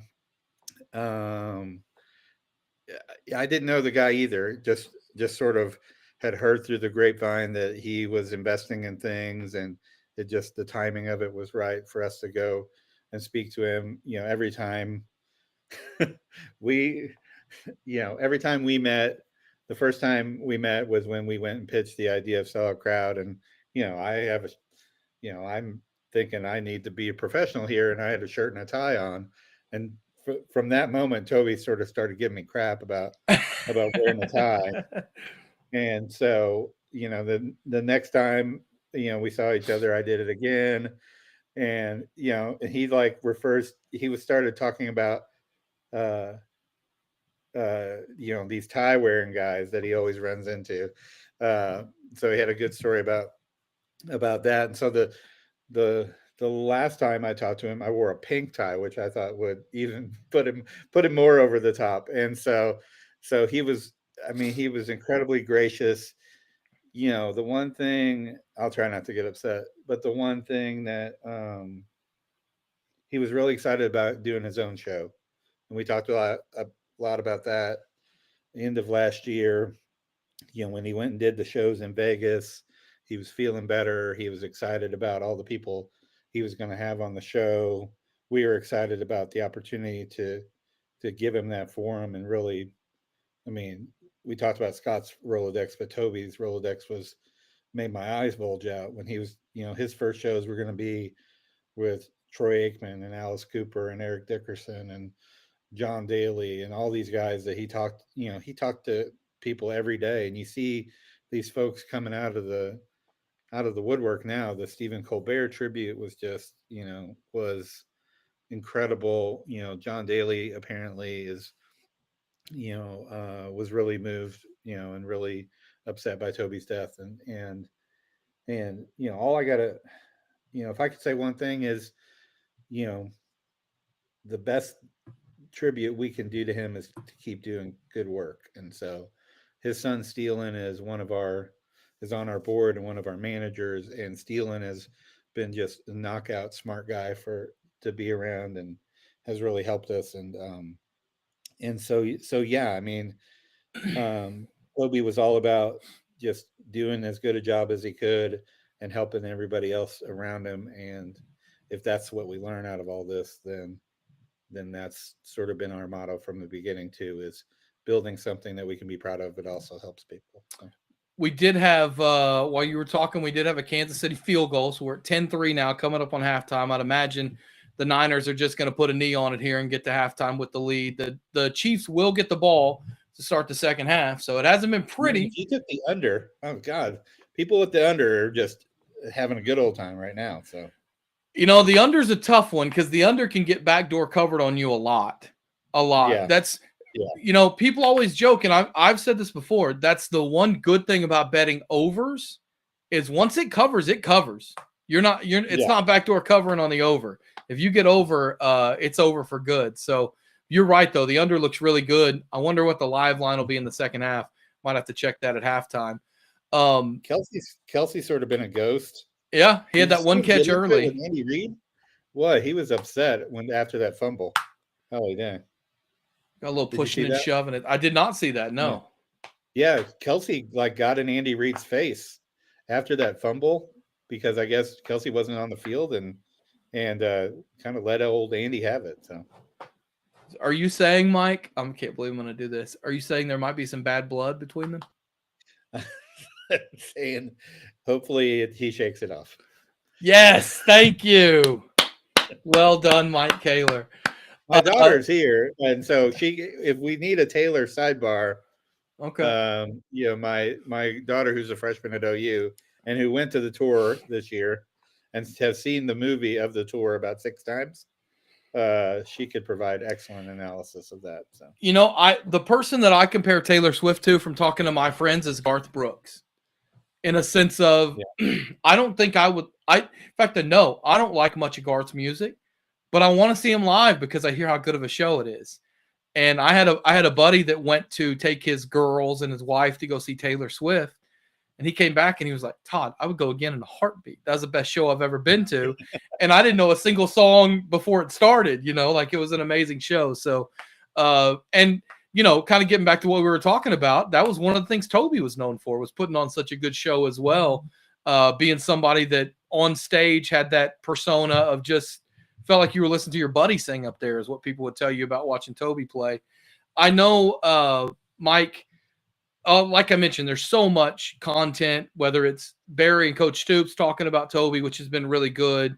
I know Barry, kind of the obituary that Barry wrote the next day about Toby, remembering him, was amazing. The stories about Toby and from his Hall of Fame induction, where he was late at the football game, that's kind of resurfaced. But, also the story of Toby and Wayman Tisdale and their friendship that Eli wrote about, I thought was amazing. I know, like you said, we've got more stories coming up on the Mud Dogs, the football team that he coached. What I think is so cool about this is, like, I had no idea that Toby Keith and Stephen Colbert were buddies.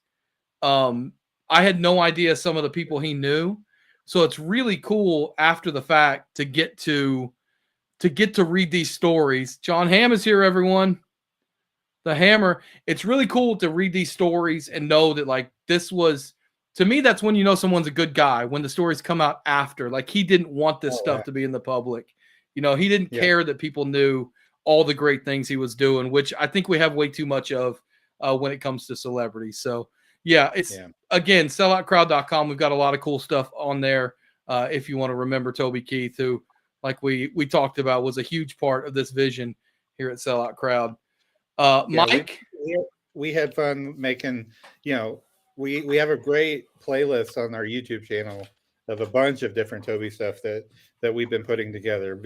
Him and Bob made the, Matt McMillan, who works for Bob Stoops, was the lead in the Whatever Happens in Mexico video, which is, I hadn't watched probably in 20 years and is just a stitch. And so we put together a nice YouTube playlist that we're embedding, but it's also on our channel, of just tons and tons and tons of good Toby stuff.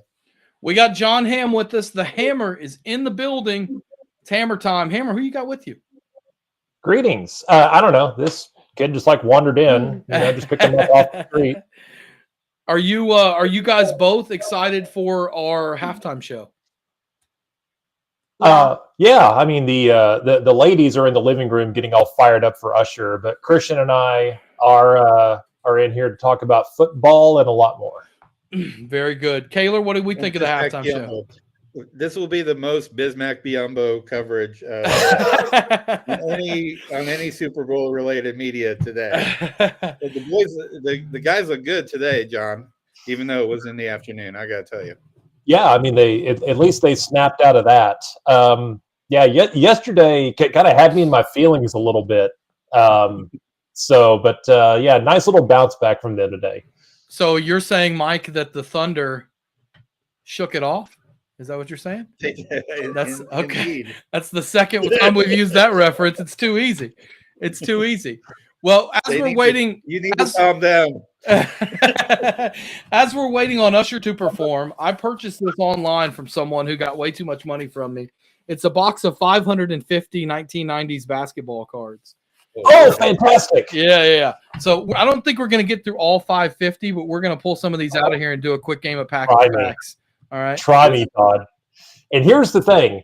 I can't call him impartial, but here is someone to verify that, like, I'm not Googling this. I'm not running through Basketball Reference. You are digging into the crevices of my brain to see what you can claw out. All right. I'm going to find. Content. All right. Let's. I'm the one who kept saying that John Hamm filling out the immaculate NBA grid every day would be content I would consistently watch. So. All right. This is a little later era. This looks like a Topps 93. And we start with, please tell me this has the college on the back. Yes. We start with Donald Royal. Donald Royal. I remember Donald Royal obviously played for the Magic. He was traded to the Warriors. Where did Donald Royal go to college? I want to say Notre Dame. He got it. He got it, ladies and gentlemen. Donald Royal and Notre Dame Irish. Can I tell you one thing about Donald Royal? Yes, you can. Whenever, my son will attest to this. Whenever I play any NBA video game, I am the 94 Orlando Magic consistently. That is the only. It is. Tree Rollins is on that team. Yes. I could tell you Jeff all. Turner, who's now a broadcaster, was on that team. I'm pretty sure. Yeah, that is a throw it in the shack and throw it back out to somebody hitting threes. And Nick Anderson, Dennis Scott, Nick Anderson. I've had epic games with Nick Anderson and Dennis Scott that made my kid throw the controller across the room. He's like, what? All right, let's go to Fleer 1990, and maybe we'll just talk about this guy's college and not what happened after his NBA career, because this is Jason Williams. Oh man, from St. John's. He wrote a book, Todd, called Loose Balls that I remember like reading, and it was hilarious. It was hilarious. And it's not to be confused. Like, I think there was a book about the ABA that was also called Loose Balls, but Jason Williams was hilarious, and he had a gig on NBC. And then, a very tragic incident happened, which he served jail time for. But St. John's, he played for Philly, Phoenix, New Jersey. Actually made an all-star team as a New Jersey Net. Now, this is his rookie card from 1990 with the Philadelphia 76ers, but I remember him in the late 90s as a New Jersey Net for sure. Yeah. This is a guy who, I got to tell you, this is another rookie card. I don't say this lightly, I hated him in college. Now, I hated him as a player, not as a person. He just annoyed me. It's Allah Abdul Nabi. This is, today, if we were to go through Packs and Facts, I could say Kentucky, and there's like an 85% chance I get the college right. Yep. Yeah. So once upon a time, that was Duke, which you could do. Allah Abdul Nabi played for the Blazers. He played for the Celtics, Todd. I hate to break it to you. No, he did. He did. That was during the dark ages of the Celtics eras. It was not good Celtics teams that he played on. This is a pretty easy one. You might be able to get this one, Mike. Let's see if Mike Kaler can get this one on Packs and Facts. You ready? What can you tell us about this guy, Mike? Danny Ainge. A BYU Cougar. You got it. He's a Danny Ainge, Big 12 legend, Danny Ainge. Second. Todd, did you open up a baseball card by accident? I did not open up a baseball card, but he was a good baseball player. Yeah, he did. But played for the Blue Jays. Yep. I didn't know that. Look at that. Mike Kaler, Packs and Facts, coming off the bench, hitting a home run. How about Steve Henson? Oh, man. Former OU assistant coach Steve Henson. Look at Steve Henson with hair right here, too. I know. K-State legend. Okay, let's go back deep in here. Let's get some other. Let's try. This is the kind of fun we have. How about this is a 93-94 Fleer. This is a deep cut. What can you tell me about Lionel Simmons? The L Train from LaSalle. I love this. Where did he play ball? LaSalle? LaSalle, yeah. Was it LaSalle? It was LaSalle. You got it. Okay. You got Not many NBA players come from LaSalle, by the way. No, there's not a lot of them. You are right. I love this is a great one. This is Topps Gold Label. So somebody decided that they were going to make a fancy card with Randy Brown on it. New Mexico, was New Mexico or New Mexico State? Uh-oh. I think he was New Mexico State. God, he got another one. Because Luke Longley was New Mexico, and he was New Mexico State when they were with the Bulls. Oh, historic rivals. All right, let's do a little Oklahoma flavor. There's Mark Price. Man, the pride of Enid, Oklahoma. Now, Mr. Georgia Tech. Do you know where Mark Price was born? He was not born in Enid. I was going to say, not Enid. He was born in Oklahoma, though. He was born in Oklahoma. He was, slap yes. out. Not slap out. Other direction, far northeast. He was a Bartlesville is where he was born. Okay. Bartlesville for him. All right, this would be a good one, Mike, if we can get this one. If John Hamm can get this on Packs and Facts. Tim Kempton. I think he was like Donald Royal, a Notre Damer. He gets everything right. I can't stump him, Mike. It's ridiculous. He was a Phoenix Sun for a while. I can't remember. Did he play for the Nuggets? I might be crossing that up. Let's see. Of course he did. Clippers, Charlotte, Denver, Phoenix. Okay. John Hamm needs to go on that new trivia show, The Floor. And you have to pick your own topic, and it can be obscure 90s basketball players. Yes. And they just show the picture, and John says, Mookie Blaylock, and you'll be a champion. Now this is Lloyd Daniels. Lloyd Daniels. I want to find some real deep cuts for John, because those are the good ones. Because like we all know, I'm sure you'll know this one, but you can tell us about Brad Lowhouse, can't you? From Iowa. He was one of the original stretch fives in the league. Played for Milwaukee and Boston and Minnesota, among others. This guy was this is my generation's, we call this the BWS, Mike, the big white stiff, and it was Joe Klein. Joe Klein had a long career as a BWS. Yes, he did. He did. He was a Bull at some point? He was a Bull at some point, yep. They had that was a rotating spot. It was short white 3-point shooter and big white stiff. That's right. Yep. That's right. And you could build Judd Bushler is a multi-year champion because of that, right? All right, I'm gonna bounce over, and I'm gonna bounce out and watch Usher.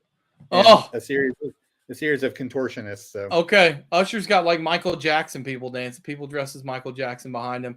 I want you to enjoy the show, Mike. Real quick, do you agree on my worst Super Bowl halftime shows from this week? The worst is the Who. I think there were some, the Grambling Band maybe wasn't as great as in the early 70s, but I just did since 2000. The new Christy Minstrels or whoever they had singing early on. I think they had Up With People was the first halftime Up show. With People. That's Up With People, yeah. Up With People.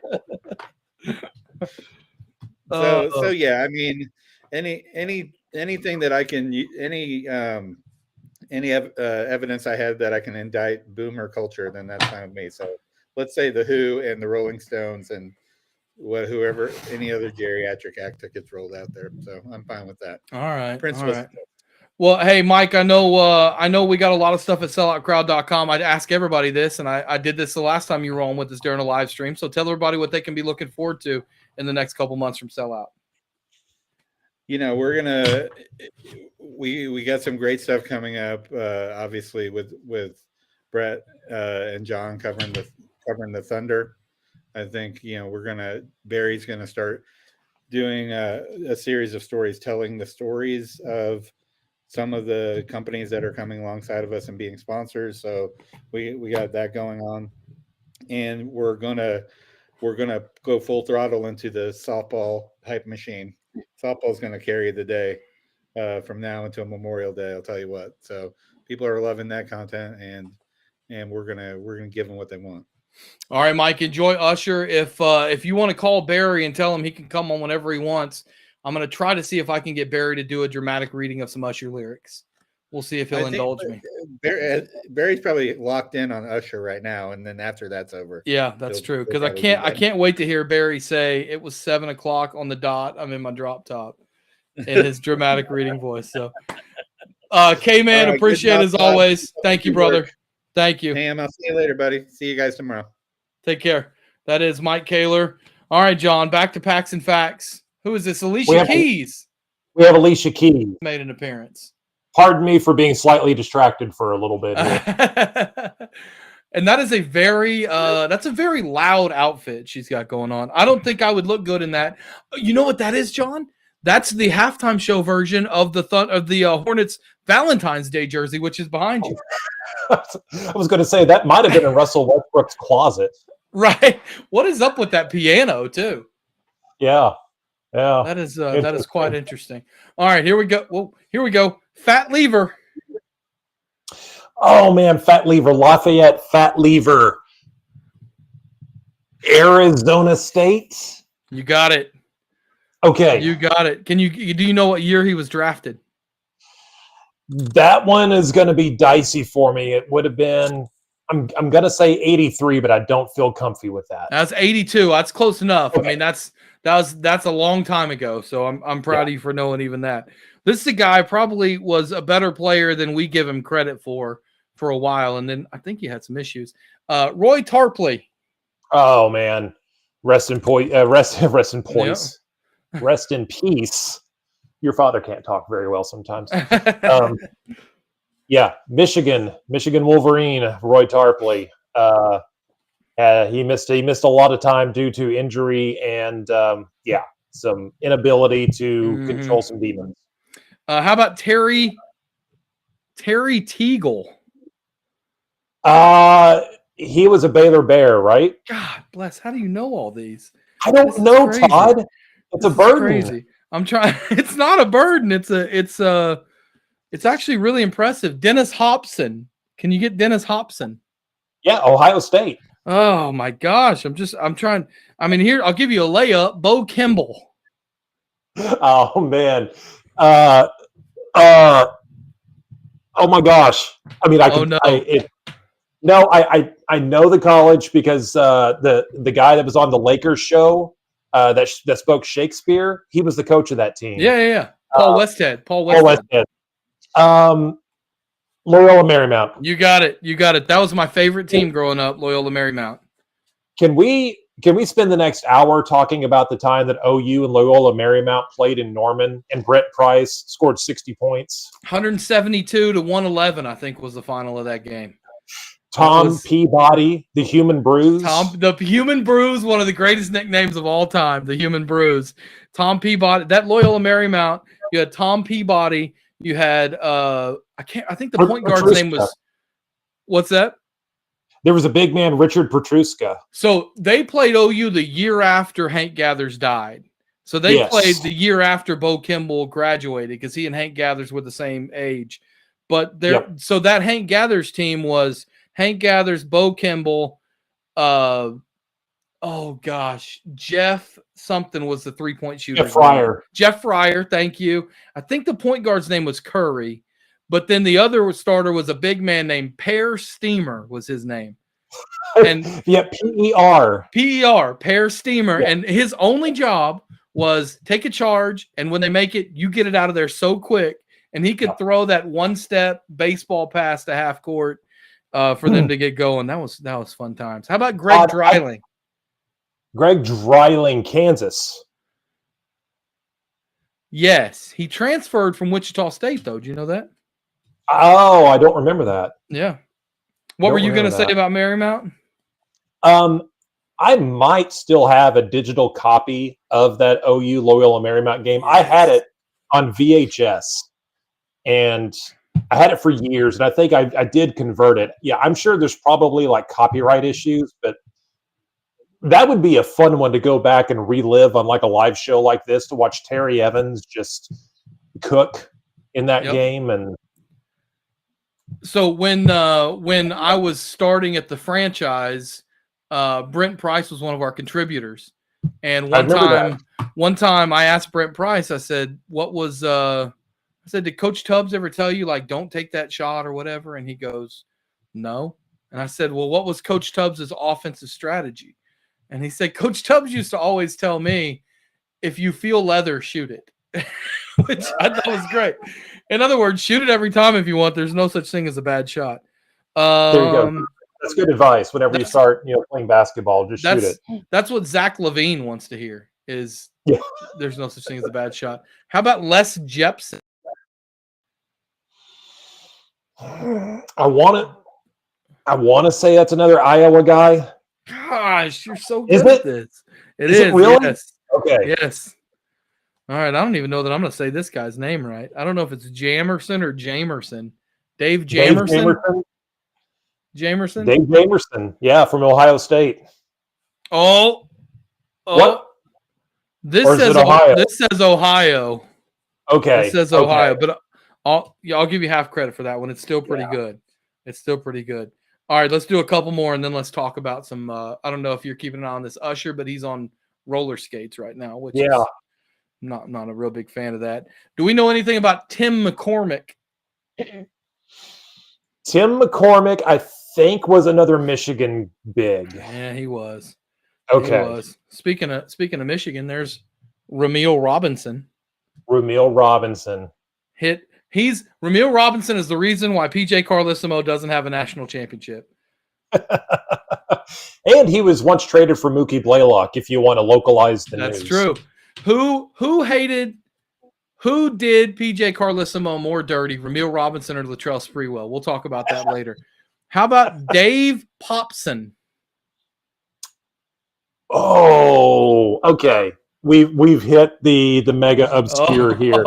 This is a good one. If you would have pulled Mark Akers, who was another BWS for the Celtics, I could have tied that in easily. Dave Popson. Duke? Oh, so close.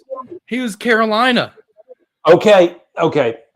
I mean, but that again, you should get half credit for that. That's pretty good. Yeah. I remember he was, a small player, but came from a big coastal college, and I got him mixed up. All right, here's another BWS from the 90s. Steve Scheffler. I remember he was a Seattle Supersonic, Charlotte Hornet.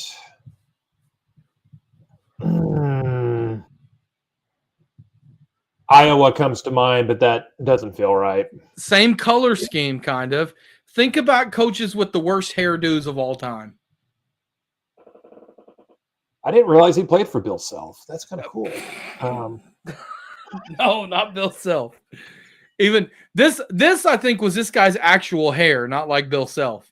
This was his actual hair, and he combed it straight over the side. He was a Purdue Boilermaker. Purdue, Gene Cady. Okay. Gene Cady, who has still some of the ugliest hair in the history of sports. Yeah. All right, let's do two more. Let's do Anthony Cook. I remember he was like a 6'9" big. He was 6'9". Yeah, you got it. He was 6'9". Arizona. You got it. All right, I did? See if I can. You did, yes. I'm going to try to stump you with one more here. Okay.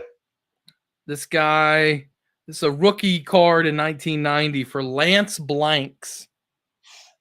Man, by the way, rest in peace, Lance Blakes, former Texas Longhorn. Oh, we lost Lance Blanks? All right, hold on. Did we lose him, or let me double check on that? I mean, listen, I'm not saying that I know for sure that he is still with us. I just didn't know that we did lose Lance Blanks. He passed away in May last year. Okay. Dang. Well, yeah. You did pretty well there, John. While we're at halftime, we got Usher playing. 10-3 is our score. You have any thoughts on the first half? So I know Christian was real fired up about the fake play, or the trick. The trick play. That's the word I couldn't think of. Trick play was a lot of fun. Do you what you else? want to hear something great, John? My I'm a cord cutter. Don't tell anybody. So I'm watching the game on Paramount Plus, which Yep. I think is it's right on par with Bally's. I think at least it's how it's working for me tonight. But I had a little buffering situation during that play. So Oh, did you really? I saw the celebrations and that looked cool, and I've seen replays of it, but I didn't get to live that play live, unfortunately. Oh man. Yeah, I didn't get to live that play live. The trick play, I've given Christian some advice about picking up 15-yard penalties at inopportune times. Mm-hmm. How about the Chiefs only scoring 3 points in the first half? I think that's just a defensive stand. Yep. Like, I don't know. The pressure is on Patrick Mahomes. Yeah, it is. Yep. He can't do anything, it Yep. seems like. I'll say what nobody else is saying, John. The toughest team the Niners have played all postseasons, the Packers. That's pretty obvious. I don't know why nobody else is mentioning that. They got a bad spot on fourth down, or they'd be playing in this game against the Chiefs. So Todd I is just a want to make sure everyone fan. So just by the heads up on pound, one of the biggest Packers fans in the country, I think. Big thank you to our sponsors, Two Fellas Moving, twofellas.com. There's all the info right there. Twofellas.com. Somebody's watching this and you're in Springdale, Arkansas. We got you covered. There's Tulsa, Oklahoma City right there as well. So twofellas.com. You can check out Two Fellas Moving Company. Everyone's going to spring clean coming up. Now that football's over, you got all these weekends, nothing to do. They got junk haul services, dumpster rentals. You can clean your house out. You know, get your wife or husband off your back or whoever has been telling you need to clean that up for a long time. Get in touch with them, twofellas.com. They'll give you a quote with no strings attached at twofellas.com, one of our great sponsors here at Sellout Crowd. John, Thunder today. What are your thoughts on the Thunder game today? Nice bounce back win for them.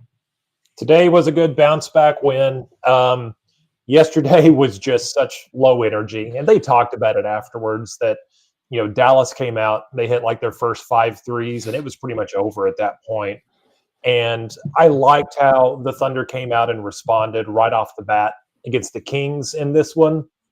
One of the big hot topics right now is Josh Giddey and his fit with the team. And Todd, he played 19 minutes today. And there was a huge stretch between the first quarter and the second where he did not play.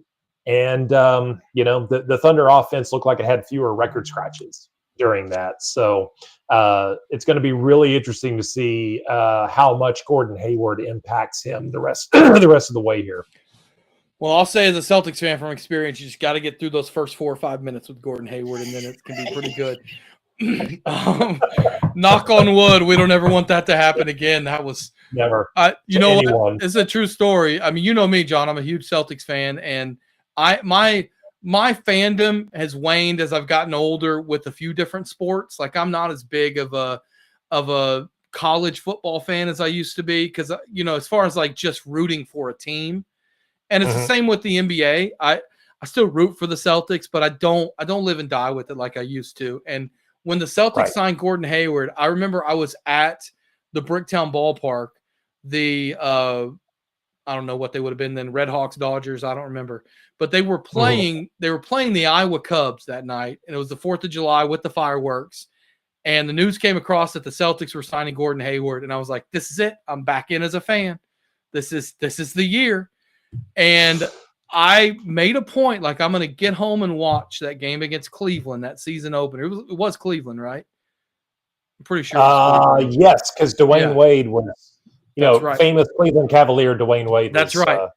And I remember thinking, I'm going to get home and watch the game. I'm hurrying. I'm trying to get home. And I got a call from someone when I was almost home that was like, hey, man, I think Gordon Hayward just broke his ankle. I was like, yeah, that's funny. Real funny. And then I saw it, and sure enough, he put his foot on backwards, and he never really was the same after that for the Celtics. No. But I do want to say I listened because I was driving, but I was on my way to Nebraska, and I just turned the phone on and had it sitting down next to me while you and Brett were talking during the trade deadline on your live show. First off, great job with that. Second of all, second of all, I'm just kind of curious for those that didn't hear it, what your thoughts are now that all the dust is settled on how the trade deadline went for both the Thunder and in the NBA. Yeah. So, again, just looking at it, the Thunder traded in 3 guys, 2 of whom were not in the rotation, a third who was kind of in and out in Micic. Traded that in a couple of second-round picks for, Hayward's biggest concern is his injury history. And if he was perfectly healthy, then they're probably not getting him for that kind of a trade package. Right. But this guy, when you talk about the type of player the Thunder target, he checks all the boxes: basketball IQ, shoot, pass, dribble, play the game at a high level. He rebounds okay. He's, he does enough at that particular skill, but they did really well getting a veteran guy because, my thinking coming into it was, get someone just in case other teams start picking on Josh Giddey in the playoffs, which they're absolutely going to do.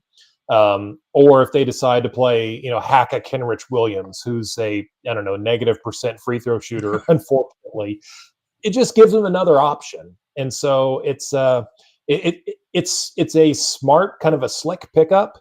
And, whenever you see defenses just leave Josh Giddey alone and dare him to take threes, if they can put Hayward out there instead, that's going to change. It's going to shift defenses a lot for the Thunder going forward. Who does Hayward take minutes from? Is it Giddey? Probably so. I would imagine like any Ousmane Dieng minutes that we've had are going to pretty much evaporate at some point. He's probably, that's the thing with this team, like they're quote unquote positionless. You never know from night to night what the lineup is going to be, but he'll probably take some Wiggins minutes. I would imagine, my hunch is that he's going to get 20-ish minutes a night. Mark Daigneault's going to be able to find that pretty easily, and a lot of that may come at the expense of Josh. Yeah, we don't know any of these guys personally. We don't get to know them that well, but from everyone that has played with Gordon Hayward, from all accounts, it seems like he's a guy that's probably going to fit in pretty well, right? He's going to be the oldest guy on the team, but it doesn't seem like they're bringing. First off, he's never been an off the court issue, so you don't have that to worry about. It seems like he kind of knows, hey, this is a chance for me to be on a team that can compete, and he's going to accept his role as most players in their mid-30s would do. I kind of think it's that high upside, low downside deal that you probably thought Presti was going to make going into the trade deadline, right? Yeah. And, let's face it. If something happens and he can't play the rest of the season, hopefully that's not the case. He's able to play and contribute, but the Thunder have other options. They didn't put all their eggs in this one basket here. This is an acquisition that, it has a really good potential of working out, but if for whatever reason it's just not a good fit, then the Thunder have other options to go with here. So that's a nice place to be. It's not like back when, oh, please, Corey Brewer, come in and do something for this team because you're our only hope. Yeah. All right. We just had the second half kickoff. I don't know if you're ahead of me or not, but if we want to try to sync up, I just saw the kickoff fly through the end zone. So that's where I'm at. Tracy Woodson is giving a halftime report here. Okay. Tracy Wolfson, one of the best photos ever is her next to Taco Fall. Have you ever seen that? No, I don't think I have. Oh, I don't know if you can Google that real quick, but the Taco Fall Tracy Wolfson photo is pretty great. It's kind of like the Kristen Chenoweth Boban photo. Oh, we got a fumble and a big loss on first down for Kansas City as Pacheco recovers it. That was dicey. Pacheco kind of small issue earlier in the game, by the way. He did. After their big play, he had a big issue. Now, is Christian pulling for the Chiefs? Am I picking up that? No. I root for 49ers. Okay. Well, then you should be happy you didn't pick up the ball there. Yeah, I'm happy. Okay, good. His fandom drifts. Yeah. Well, don't get me started on kids nowadays, John. This kid was wanting to watch all of the Miami Dolphins early this season. So, Todd, because of him, I have watched more NFL football this past year than in the previous decade plus. Now, does he have a favorite basketball team, or is he stuck with the Thunder on that one? I like Thunder for basketball. Okay. It's just home team. Did you like them a couple years ago when they were tanking? I watched it too much, but it's always on because Zach's watching it. Yes. Yeah, that's every once in a while the dad has a big effect on who your favorite team is. I always tell people I always tell people that you big play by the Niners. Spoiler alert. Interception. We have an interception by the Niners. No. It's all good. Everyone's ahead of me. I'm on Paramount Plus and it's behind for some reason. And I turned the closed captioning on and it's right over the score bug, which is great. I mean, that's just perfect. So I had to turn so I can't see what's being said. But I always tell people, like, when you're kids, there's different reasons you become a fan of a team. One of them is you're a front runner and you cheer for the best teams, right? Mm-hmm. Another one is there's a local team. That's an obvious reason why you'd become a fan of a team. Another one is that your family, it runs in your family, right? I mean, you've got a dad that's a Cowboys fan or whatever. So as a kid, there was no local football team other than the Cowboys, and I never really considered them local. There's obviously a local basketball team now, so I never as a kid could like the Thunder because they weren't here. But my dad was the classic fair weather fan. He only liked the good teams. And then I liked all the teams my dad liked, so I like every team that was good in the 60s.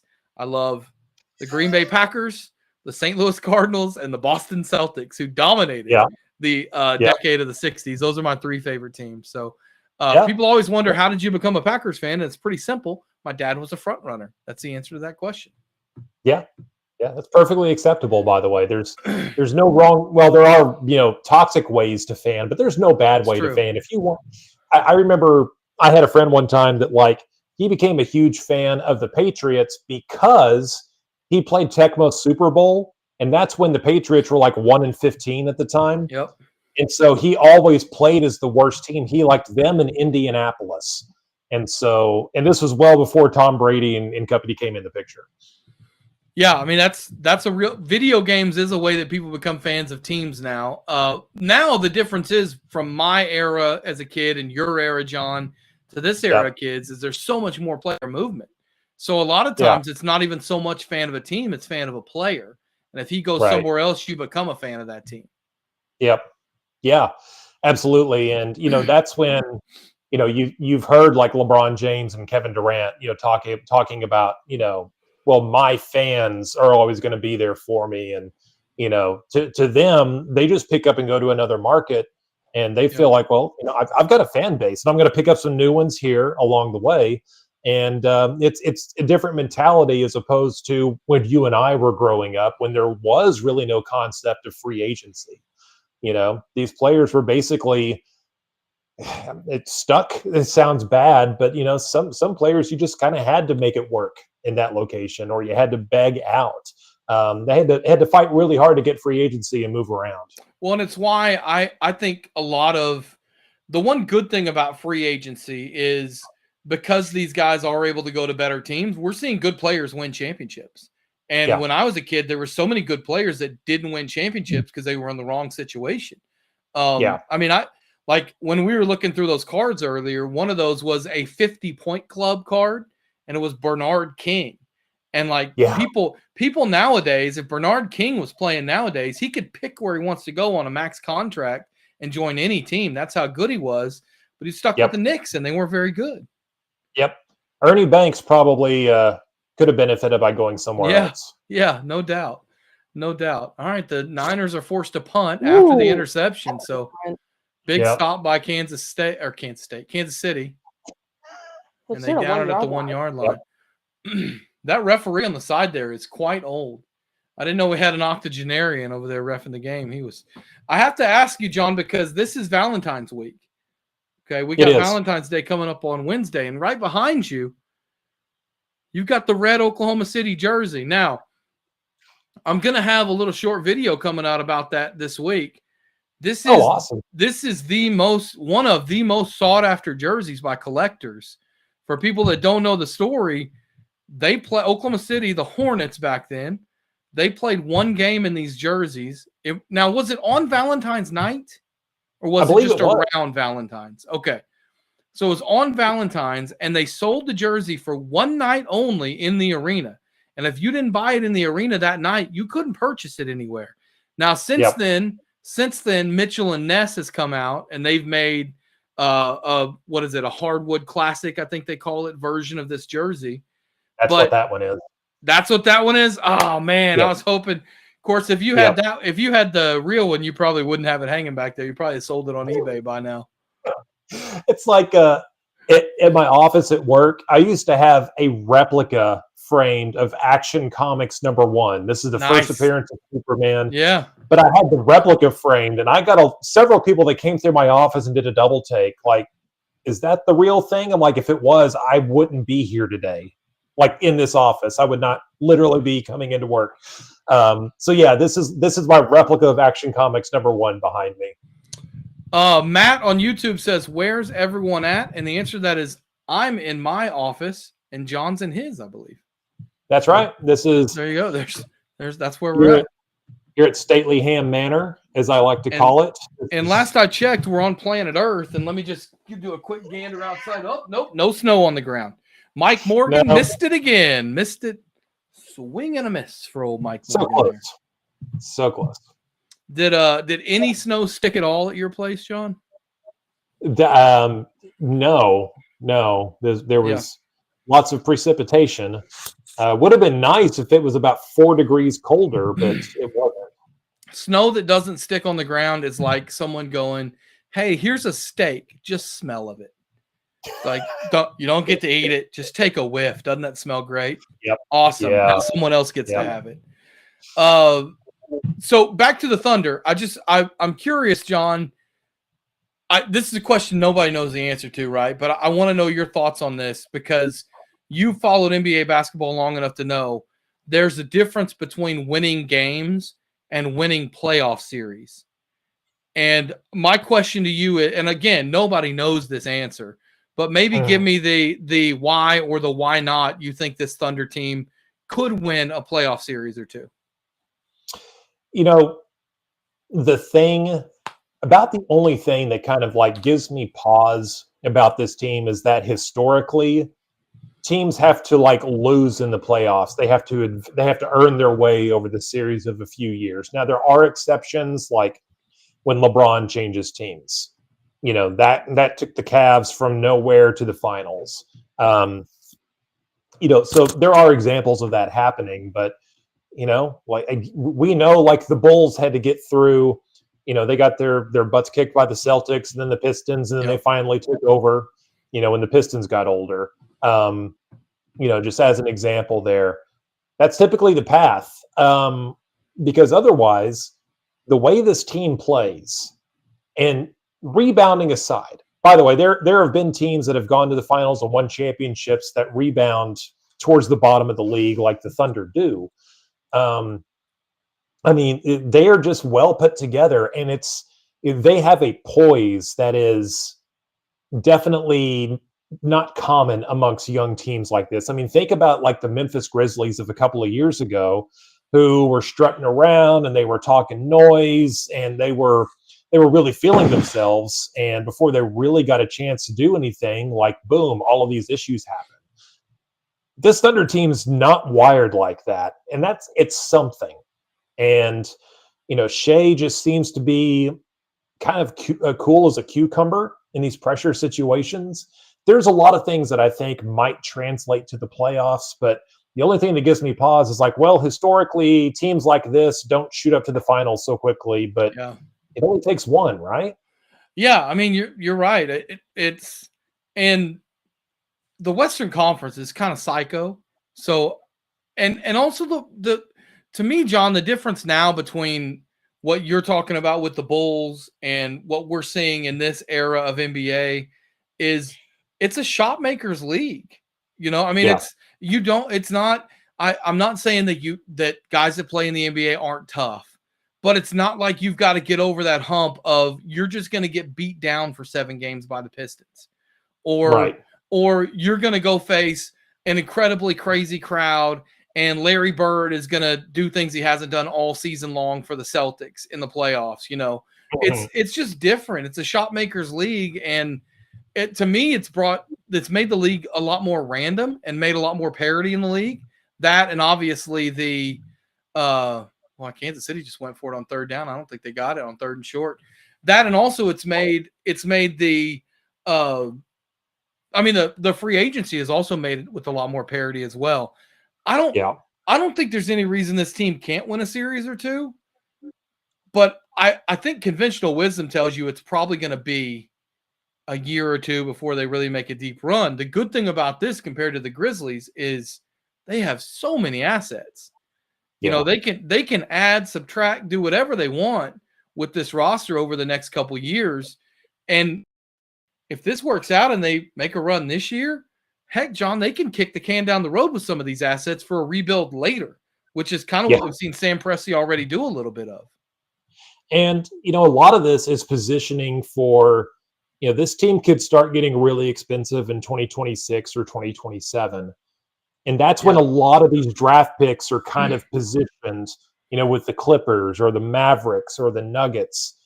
Maybe those picks turn out to be pretty good right when the Thunder could really use a high ceiling, low salary type guy. And so that's a lot of what they've been doing. So that's three. That's the third time I've seen T Swift. Maybe I missed some, but that was the third one going to break just then. I saw. Yeah, I haven't been able to enjoy the game, Todd. I'm trying to watch a football game, and I'm sorry. Just keep panning over the Taylor Swift. I know. It's just ruining the product is what it's doing. I miss the old days when they used to go to break and show some other random person in the crowd. That's right. I was watching some Taylor Swift thing the other day, and they kept cutting to Travis Kelce, and it just ruined my experience. Yeah, right. Taylor Swift was in Japan yesterday, right? Yes. You ever been to Japan? Yeah. Never been. Have you been out of country? Close. We went to Hawaii. There's a cover body of water. Yeah, and there's a connection with Japan with that place too. Yeah. But my sister was stationed in or her ex-husband was stationed in Okinawa, and my parents went over and visited. They said it was quite interesting. And they also said, I said, do you think I'd like it there? And they said quite literally, you wouldn't fit a lot of places. And I was like, what? Oh, fair enough. I thought the sumo culture was bigger than that, I guess. Yeah. It is with the Thunder coverage. I do want to say again, you guys did a great job on that trade deadline thing. Brett's doing an awesome job as well. You guys have this thing covered. And I don't think either of you expected it to be this good this year. In fact, honestly, for your expertise knowing about the salary cap, it'd probably be better if they were bad because they'd be moving a lot more things just as far as exploiting that expertise. But I don't know. I'm tell me where I'm wrong, John. I'm having a hard time getting into the NBA this year. It's just like, who's going to make the most contested shots? Nobody can really play defense anymore. It's almost been legislated out of the game. I have as hard a time watching the NBA as I do college basketball. I'm struggling with both of them this year. Tell me why I'm crazy. Oh, that to me is a little extreme. It's a little just because I try to watch college basketball, Todd, these days, and when I see a team scoring 19 points at halftime, it's just it's tough. Hey, those New Orleans OKC Hornets behind you scored 12 in the second half against the Clippers one time. Yep. So that's the thing is, there can be some offensive struggles at times.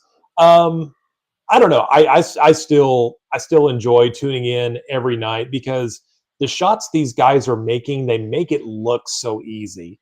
And again, for contrast, you can go to college and you can see, like the amount of skill it takes to do some of the things they're doing.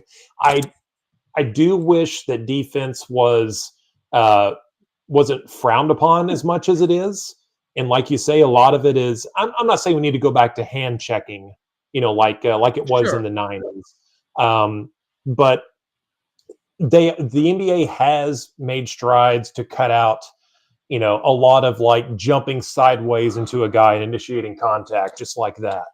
Just as an example, if you're doing that, right? It's like Yeah, something stuff like like but yeah, they're doing things like that. They need to do some more because we see a lot of guys that are initiating contact with, trying to make a shot is like 15th on their list of priorities while they're doing this. It's getting better, but yeah, it's just they need to allow a little bit more physicality on the defensive end. And really what I mean by that is Scott Foster quit officiating basketball. I think your mic might have went off, John. I don't know if you can reset it or not. I hear you, but it's not as loud as it was. So, yeah, it's just hard. It's just hard for me because all everybody does anymore is, and like this is where I'm going to sound like a total hypocrite, John, because I remember watching basketball, college basketball as a kid and going, yeah, I love this team that's chucking up all the 3-pointers.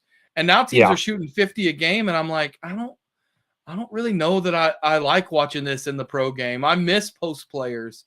I don't miss I sound like I'm complaining about something that I really wanted for a long time because I don't miss 75 to 73 games.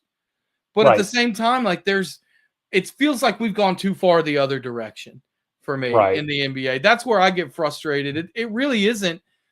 I mean, you can play good defense and the best players in the league are still going to get their shots up. I mean, it's impossible to stop anybody defensively if someone's hitting shots. And that's what's great if you got a guy like Shea on your team. It's not so great if you're on the other side of that. Debo Samuel is down. Oh. Did you see that? Yep. That's not good. And that was a non-contact too. Hamstring area, not good. Not good, but that would be the second non-contact injury of the night that I didn't want to see. I didn't see the first one. I was told about it though. Yeah. That was brutal because I mean, he was just like on the sidelines, just so excited to get in the game, and then snap. And he Bill Grammatica, didn't he? Yeah. I'm just seeing the photo now. I didn't realize Travis Kelce got so up in the face of Andy Reid. Oh, there was contact made. Really? Yes. Yeah. Did you see Ludacris at halftime? I did not.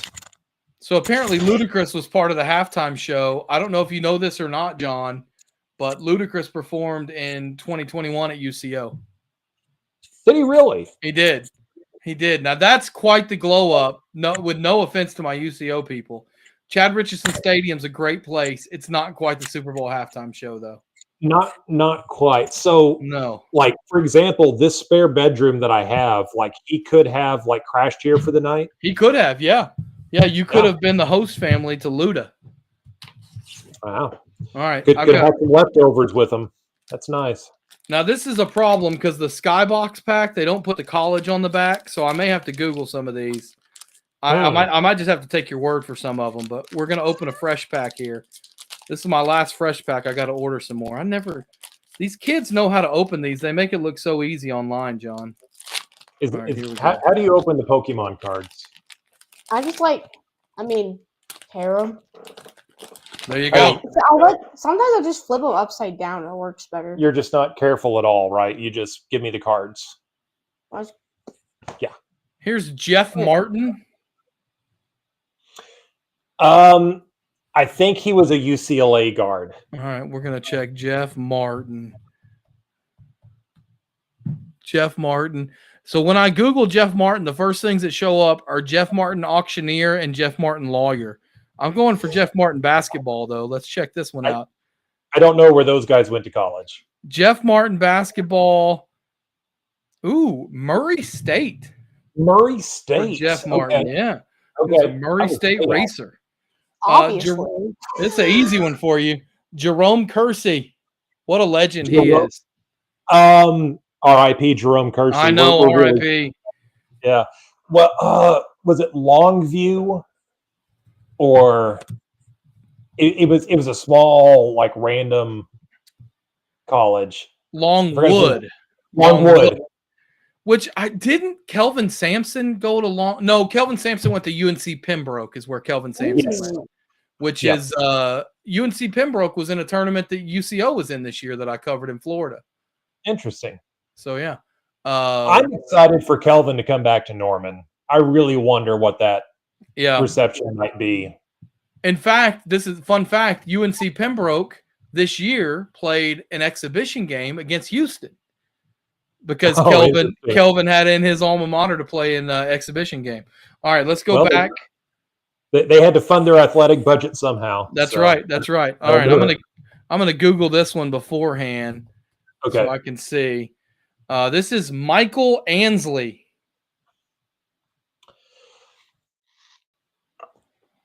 Okay, I'm going to say Alabama Birmingham. Oh, you should have left out the Birmingham. He was Alabama, which means he played for the great Wimp Sanderson. Do you remember Wimp Sanderson? Wimp. Oh, in the jackets, yes. He wore the flannel pants too. Yeah. And the flannel jacket. Here's a layup for you. Good card too, James Worthy. Yes. Yes, that one is definitely North Carolina. Long live the Rec Specs on James Worthy. This is a name that I remember this guy. I couldn't tell you where he played. I remember seeing his card a lot when I collected these growing up. How about Tellis Frank? Tellis Frank. This is a deep cut right here. Super deep cut. Deep cut. Yeah, I remember he was Miami Heat. I honestly don't remember if he played anywhere beyond that, but I am totally blanked on where that guy might have went to college. Western Kentucky. That'd have been really good if you got that one. Here's another layup for you. Will Purdue. Will Purdue from Vanderbilt. One of the best BWSs ever. Yeah. Will Purdue. He was Will Purdue had a pretty successful career. He did. Once traded for Dennis Rodman. It's like Debo's going back to the locker room. That's not good. It's not good. Purvis Short. Purvis Short. Man, this is a deep cut. I got to tell you, this is a terrible pack, is what this is. This is Purvis Short. I know he played for the Warriors and the Rockets. I'm going to say Louisville, but it's another small school. This has been a really good small school pack. Yeah. Purvis Short, Jackson State. Oh, was he really? Okay. It was Jackson State. Yep. All right. Here's a good player. Eddie Johnson. Oh, man. Not Fast Eddie. Not Fast Eddie. Just regular Eddie Johnson. I believe he went to Illinois. You got it. He was an Illinois Illini. I'm guessing this guy didn't have a college. I'm going to Google him real quick. I'm guessing this is just an overseas guy.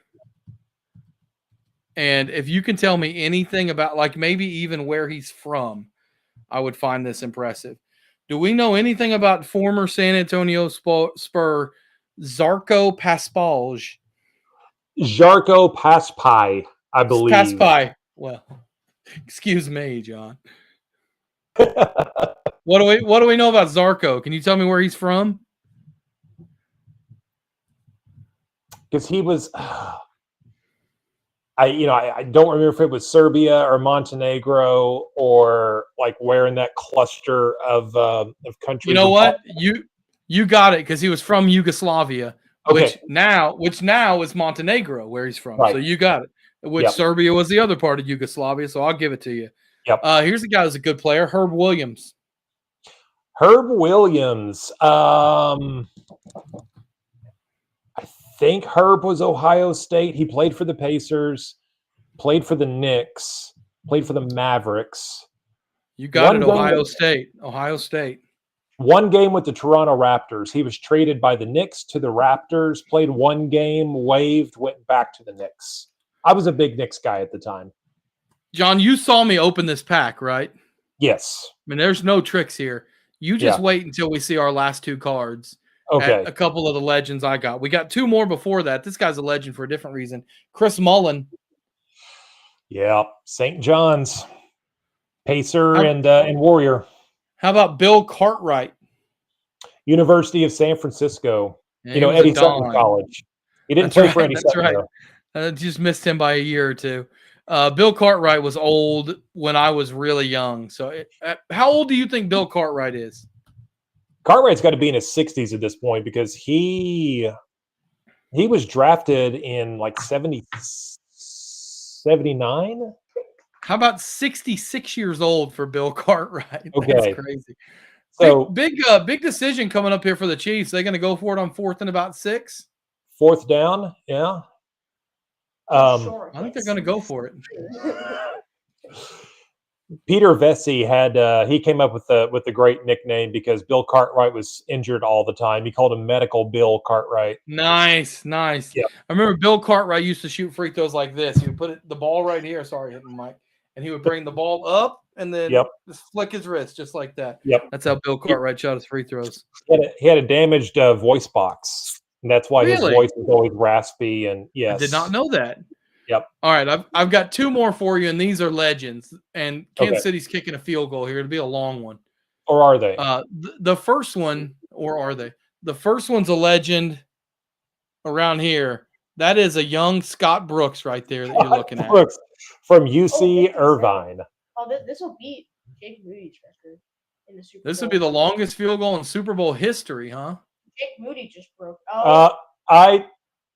Good. Did he get it? Jake Moody. We got a new record. Longest field goal in Super Bowl history, 57 yards for Harrison Butker, who might be the MVP of this game. Might be. That's twice. Twice the record has been set in this game. Yeah. Nice. Jake Moody then. Mm-hmm. Yeah, Jake Moody very nice. Kickers. It's too easy for him. All right, here's the last one, John. And every time we talk about random 90s guys, you bring up this guy's name. And of course, I got him in a pack. It is the great Mike Smrek. Mike Smrek. We got him, John. We did it. Mike Smrek is the whole reason we do Packs and Facts, isn't it? Yes, because he was in all of the NBA hoops card packages that we used to get back in the day. Right. So you remember you used to get those books with the sleeves and the pages? Mm-hmm. I remember I would get duplicates and I just put them in behind.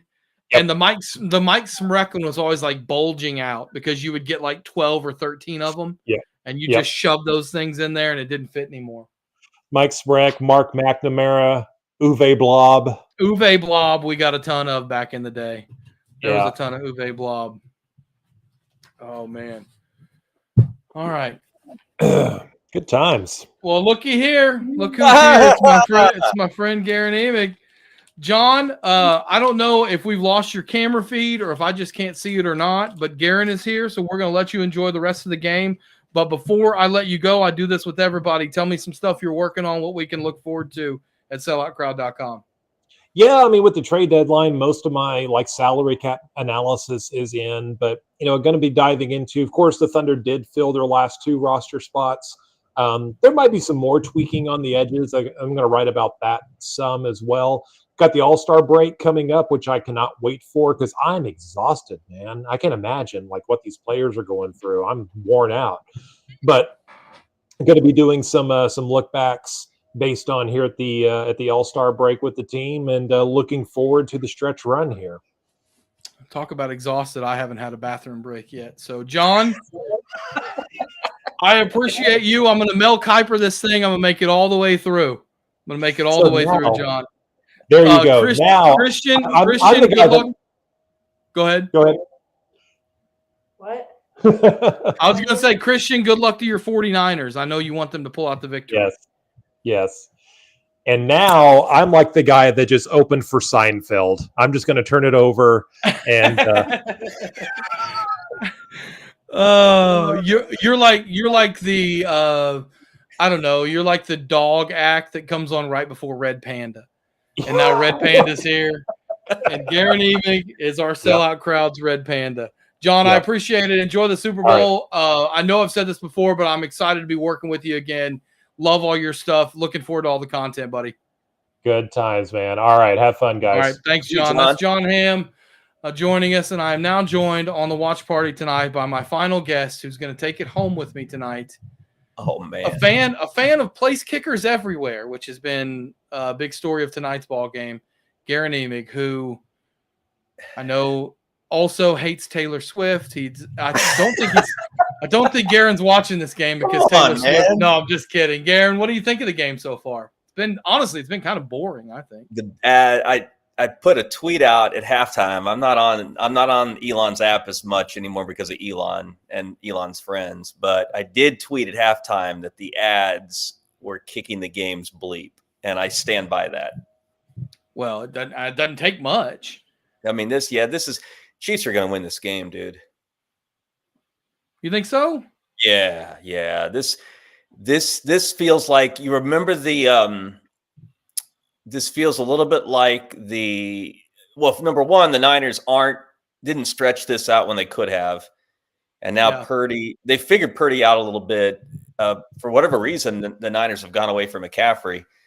And this feels a little bit like the Patriots-Rams game of 5 years ago. Remember that when Brady was just good enough and New England's defense just tied Jared Goff in knots. I think that's what's about to happen here. Yeah, I mean, this is honestly, it's a pretty big drive. If the Niners can go get any points here and make it a 7-point game, then we're looking at something coming down the stretch. It did feel like in that last drive that Kansas City got a few things figured out offensively. I think they're going to hit a big play before this thing's done. And with no Deebo Samuel, that takes away what the Niners can do. I'm with you. I thought the Niners had their chance to stretch this thing out early in the game, Garen. They should have been up 14-0 in this ball game. And instead, we're at 0-0 at the end of the first quarter. I told this to Jenny. I don't know if you saw this or not on the broadcast. You realize the Niners scored 0 first quarter points in the playoffs? No, I didn't. And they're in the Super Bowl in the fourth quarter right now, or in the late third quarter. Yeah. I had Jerry Ostrowski on Mind Games, my Sellout Crowd podcast 2 weeks ago, and we were talking about all sorts of things. He's a Bills alum, right? He played for the Bills for 10 years. He's a Tulsa, lives in Tulsa, Hall of Famer TU, for those who don't know Jerry O. Really good guy. And we were talking about, it was right after the Bills heartbreak, and we're sizing up the Chiefs and the Super Bowl and their situation moving forward to the playoffs. And Jerry said, when I asked him about the difference between the Chiefs and the rest of their competition in the playoffs, is it Mahomes against everybody? And he said, no, it's Steve Spagnuolo against everybody, the defensive coordinator. And then Harold Kuntz came on the next week, a friend of mine from the Tulsa TV market. He used to work at Channel 6 here, and now he is at the Fox affiliate in Kansas City. And I said, is the Super Bowl as simple as Patrick Mahomes is better and more experienced in big games than Brock Purdy? And he said, no, the difference is going to be the Chiefs defense. So some clairvoyance, right? On on behalf of two of my last three guests on Mind Games, Jerry and then Harold, they both said this was going to come down to Kansas City's defense being the key to their postseason, and that's exactly what's happening right now. That said, the Niners defense has been pretty dang good too. Oh no, they have, and that's why if the Niners offense had capitalized, the Niners defense would have put up enough of a stand to maybe put this game on ice, but it just hasn't happened, because I think, as they're showing a replay of the latest Niners 3 and out, Spags has figured out what Kyle Shanahan wants to do on offense. And so this shows, it just feels inevitable to me. This game's going to swing to KC here in the last quarter plus. All right. I don't know. I haven't done this enough tonight, and I want to apologize for that, but I do want to give a shout out to Jacqueline Musgrove, who's been here producing this whole thing this entire evening. You and I both know, Garen, Jacqueline is the best in the business. Perpetual shout out. Yeah, perpetual. Oh, we just saw Taylor Swift again. Sorry, I had to get up and stretch a little bit there. Is that what you're doing tonight with every Swift shot?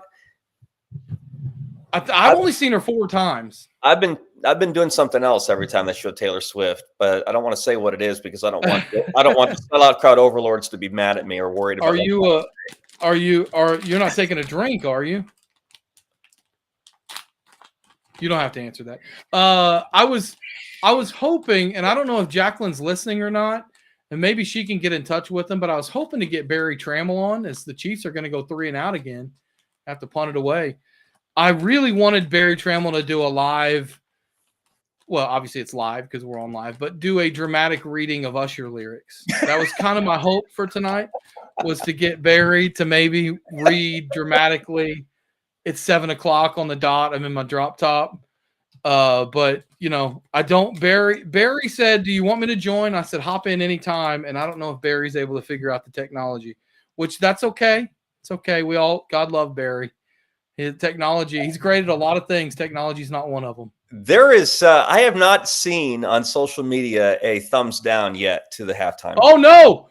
Oh, big play alert! I don't know if I'm ahead of you or not, and I'm sorry if I am. No, I need to sync with you. It's okay. It's okay. Big play alert. We have a muffed punt, and Kansas City has the ball deep in San Francisco territory. It's the script. The script. It's the script. I know. It's the script. Ray McLeod got the script. Ray, the edit that everyone was referring to when they cut to Goodell having the conversation with Taylor Swift in the suite before the game included Ray McLeod's muff. Before it was going to be a red zone interception. Yeah, you know, it was actually by McLeod. That was a really nice. It hit the blocker on the leg. He made a really nice attempt to try to pick it up. It was actually kind of good Johnny on the spot work by him, but he couldn't grab it. God bless. The Niners went full on Mark Bradley on that punt. Dude, you know, one play, and it's a former Packer. Why do the Packers go other places? And Marquez Valdez-Scantling has caught a Super Bowl touchdown before Jordan Love threw one, and there is something wrong with this world. There's a lot wrong with this world, brother. Marquez Valdez-Scantling. I'll just pile it on to everything else. This is not going to do. There's two problems with this game. The tinfoil hats are going to be out in force because of how average the Chiefs have been. Kelsey is freaking out with his head coach. Mahomes has thrown the pick, not Purdy. There's no reason for Kansas City to be leading this game. They're leading this game, and you know where this is going to be on a certain segment of social media, Todd, tonight. Can I ask a serious question to you? And you're right. That certain segment on social media, a lot of it's going to be on Elon's app. It's going to say that, but I'm dead serious. If this game were to end right now, if that was the last play of the game, who is the MVP? Whatever patch of grass tore Dre Greenlaw's Achilles. I know, right? That's like, I don't know who the MVP is right now for the Chiefs. Have they shown Taylor yet? Show us Tayller. Show us Taylor. Kelsey didn't get the score. They're not going to cut. There she is. There she is. She is. That shot was worth 1,000 tinfoil hats and 5,000 misogynists on Elon's Taylor, app. Ice Spice, Blake Lively, they're all there celebrating. Brittany Mahomes. I know who Blake Lively is. Dude, you got to help me with Ice Spice. Ice Spice is a rapper. I'm not real familiar with her work other than I've seen her before. I have nothing. I got nothing. I'd be lying if I said I knew a ton about her. I've seen her before. I want to say the reason that I know about her is I think she had either a rumored romance or a romance with Pete Davidson. You know who I'm talking about? Yeah, I know who Pete Davidson is. Yeah, I think they had a romance, and I think like because of that romance, I remember seeing it and going, "Who is Ice Spice?" And I looked her up, and she's a rapper. So I got this one. I'll just say this about her lyrics. I don't think Barry Trammell's going to read those. That's We gotta try. We gotta try to get it to it. Hey, here's my victory tonight in terms of pop culture. I knew when they cut to Little John, I knew they'd cut to Little John during Usher's show at halftime, and I knew when they cut to Ludacris, it was Ludacris. Christy, my wife, who was watching, knew that was Alicia Keys. Oh, you didn't know that was Alicia Keys? I didn't, and that's to my eternal sin. But I caught Little John and I caught Ludacris. And I said the only thing that would have been better than cutting to Little John would have been cutting to Dave Chappelle impersonating Little John on Chappelle's show when Chappelle was not just really funny, maybe the funniest man on the planet, but one of the coolest men on the planet. Not as cool now. Yeah. Not as cool now, but was peak cool during Chappelle's show. Yes, he was. Who do we have injured here for the Niners? Probably McCaffrey, knowing the script. Stop. I mean, dude, this is serious. No, seriously, man, the people are gonna freak over this. Look at that, Purdy. Someone is down. Purdy has gone from throwing a pass that I didn't think Tom Brady could ever throw. That pass to the tight end in the first quarter. That was like 2.5 hours ago. Remember that when he was under pressure? I did, yeah. And it was like a 25. Are you talking about the one that Trent Williams got the hold on? No. This one counted. Okay. He threw a 25-yard lead that I have not seen too many quarterbacks throw in any Super Bowl, including Brady and Bradshaw and Montana and that crew. Elway, for you, I'll say Favre, not the other guy. And he's gone from that. Oh yeah, because Favre is so much better than Rodgers. Like they're both terrible human beings. So just say Bart Starr. Just say Bart Starr. Let's move on. Doing you a big favor there. He's gone from that to this is the Purdy that you had Eli on earlier, right? I did, yes. Yeah. Eli Letterman, the year he covered OSU, we were leaving the press box, the stadium in Ames after the OSU Iowa State game in 2019, it would have been. Yes, that's right. Is that right? Or 2020? Anyway, doesn't matter. They're 2021? Jacket. It's 2020. 2021. It's post-pandemic. I'm sorry. Anyway, we're leaving Jack Trice Stadium, and we got stopped by an Iowa State tailgater who was still there like 4 hours after the end of the game, which tells you everything you need to know about how great Iowa State's tailgate scene is. And the Cyclones had just won the game over OSU. One of the best games of the Big 12 season. Purdy played great. Was a big difference. He outplayed Spencer Sanders and Iowa State won. This must have been 2021. Anyway, all he could do was bleep talk Purdy.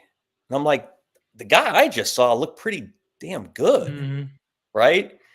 The fan base was like, God, if we could just do something about the quarterback.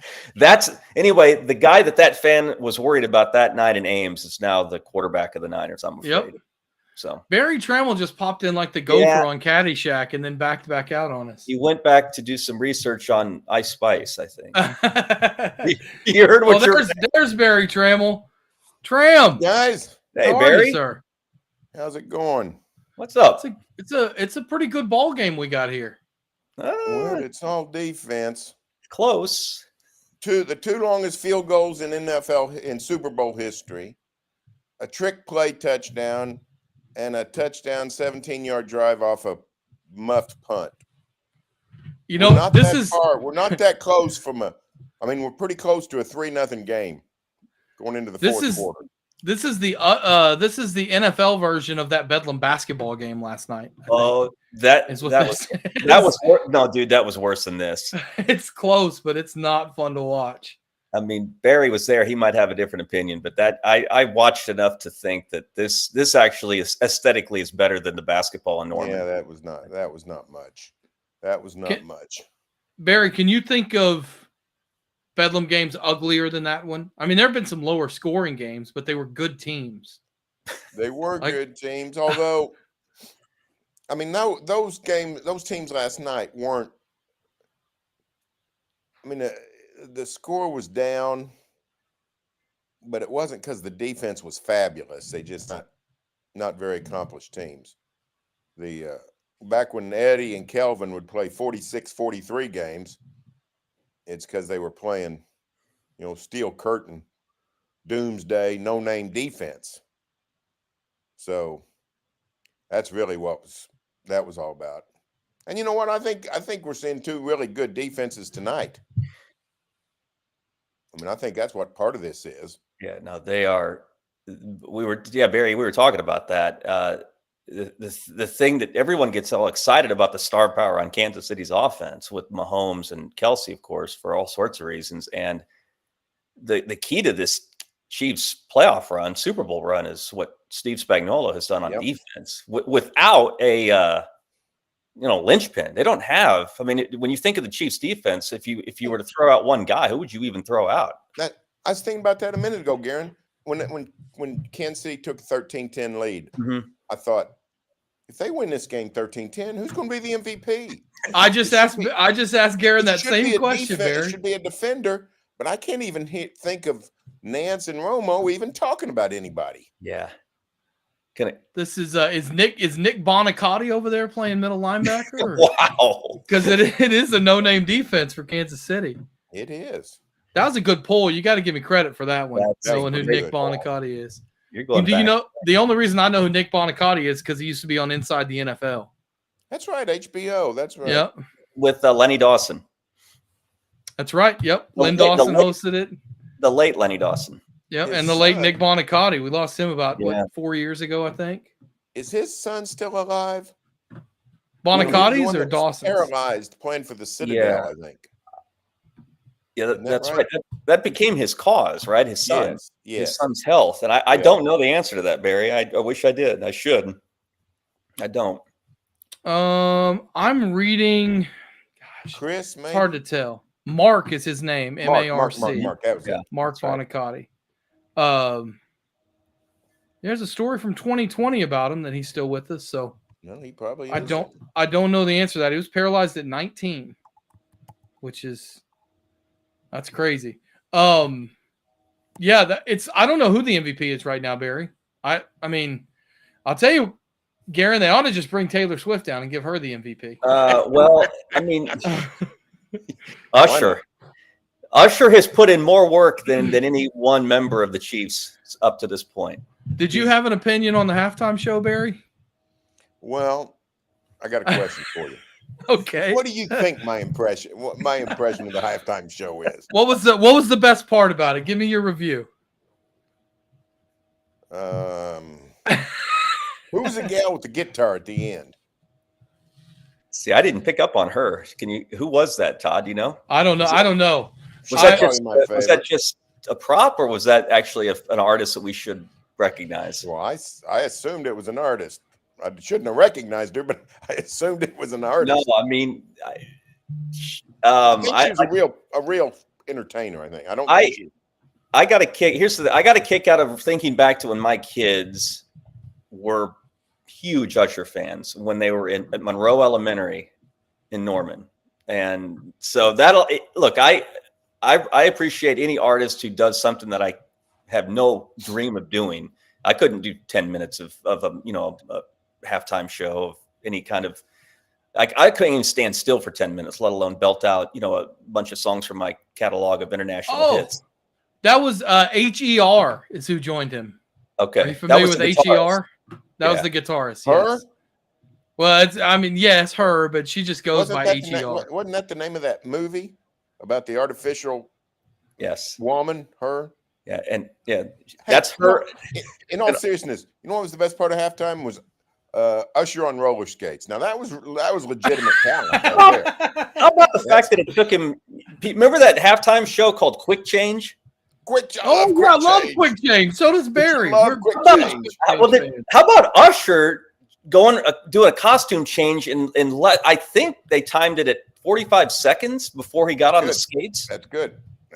Yeah. Maybe that was the highlight of the halftime show. It's not quite. Now the guy from Quick Change passed away, so the Quick Change act has gone away. Well, I think they're trying to revive it with some new people, right? Somebody told me they've got a new franchisee. Yeah. All right. Barry's on the Quick Change beat, Garen. Love Quick Change. I love Quick Change. I like Quick. Go ahead, Garen. No, I don't want. No. It's better that I not, because I don't want to get Red Panda Nation on my plate. I like Quick. I'll say it now that you've forced my hand. I preferred Quick Change to Red Panda, but I can't go too public with that because it just infuriates the sports journalism world that swears by two things: Red Panda and Bruce Springsteen. Well, Do you know? Here's the difference. I actually think Red Panda is more talented and phenomenal. However, Quick Change is more mystifying. Mm-hmm. To sit, because I've sat courtside at Quick Change, and I've just tunnel visioned, focused nothing on that gal when she spins around. How does she do that? And I still don't know. Trying to figure it out. I still don't know. Yeah, with Red Panda, it's pretty obvious how she does it. She balances and flips the bowls up and catches. There's them. Let me tell you how she did it. She got on a unicycle for 10 years and didn't do anything else. That's what she did. Exactly. I'm with you. I think why I like Red Panda so much is because at some point she had to make a career decision, and doing some research on Red Panda, it turns out this ran in her family. But this is like their thing. Yeah, this is like their, not just acrobats, but this unicycle deal with the bowls. Her mom did it and her grandma did it. So they've been doing this same trick for generations now, which I think is amazing that that's their thing. Talk about the family business. Garen's talking about getting the Red Panda Nation after him. What about me getting the, every generation after me, How would Quick Change / Red Panda /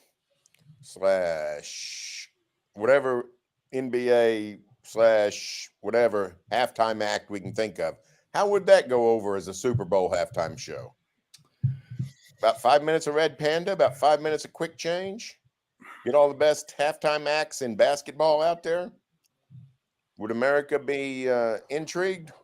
Is that, Barry, is that what you would do if you had a halftime show? Big stop on 3rd down by the Chiefs here.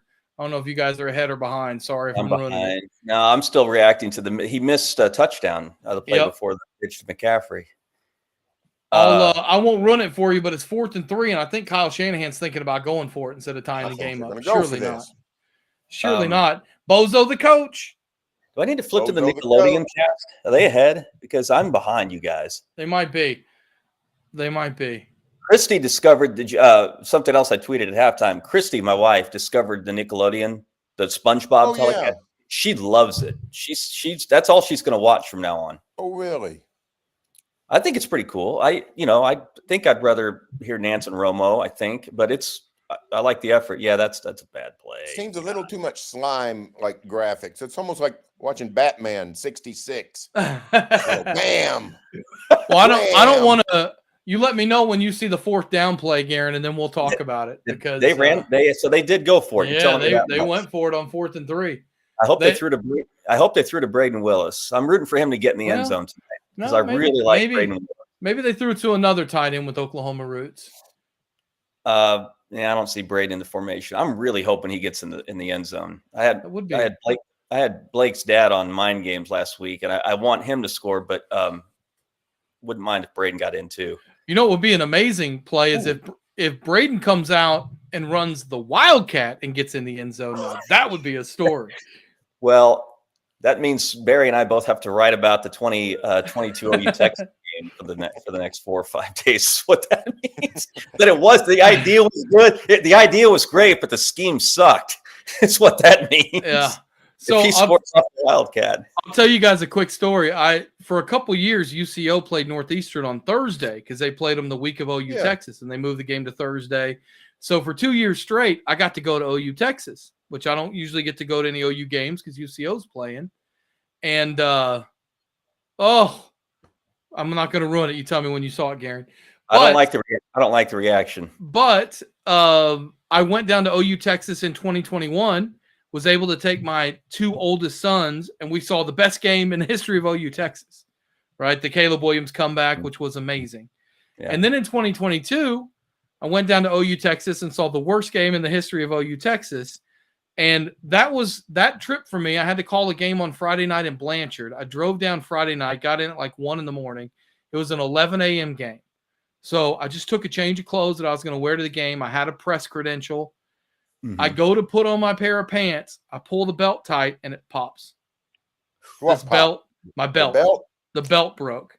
And I had just lost a bunch of weight. And so I couldn't, like, literally the pants would not stay up.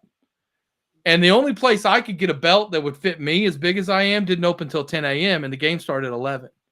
So I made the decision of, all right, here's what I'm going to do. We all know the press box at OU Texas is pretty tragic anyway, right? So I was going to go with my pass, get in, and just walk around the Cotton Bowl and just watch from the standing room only areas between the first and second levels. So I wore gym shorts. That's what I had the night before. I had on gym shorts and a t-shirt, and I had my press pass. And I walked in, and I went straight up to the stands, and I stayed for a quarter and a half. And I spent the rest of the time walking around with my press pass on the concourse. And to tell you how bad that game was, in the third quarter, I was hearing the cheers behind me. And even the staunchest OU people were leaving. I saw Porter Moser tucking into a turkey leg about midway through the third quarter. Even he had enough. He was out of there.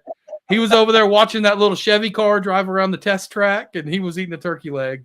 And he was done. He was done with OU Texas. That was about as bad as it could get. This what was the game that got really good really late just recently? Was it the one the Rams won? Help me out, fellas. My mind is going.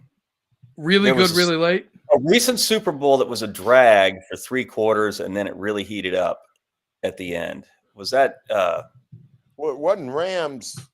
Was it Rams Patriots? No. That was 13-3. That was a game where Jared Goff couldn't do anything. Yeah, it might have been Rams. Who did the Rams beat? It was the one the Rams won just a couple of years. 3 or 4 years ago. God, yeah. We need John Hoover, my buddy. Oh, the Rams beat. Gosh,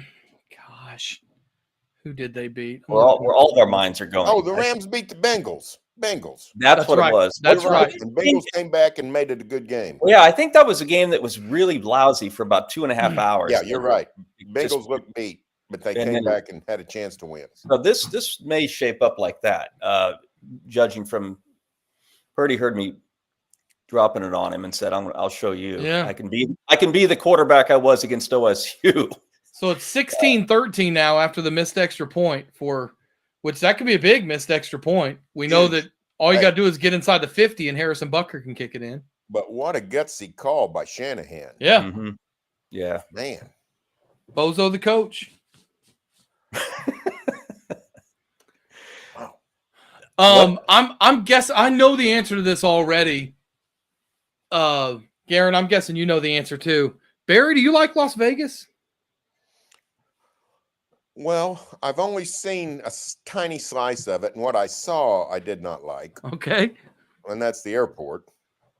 And So you've never been to Vegas?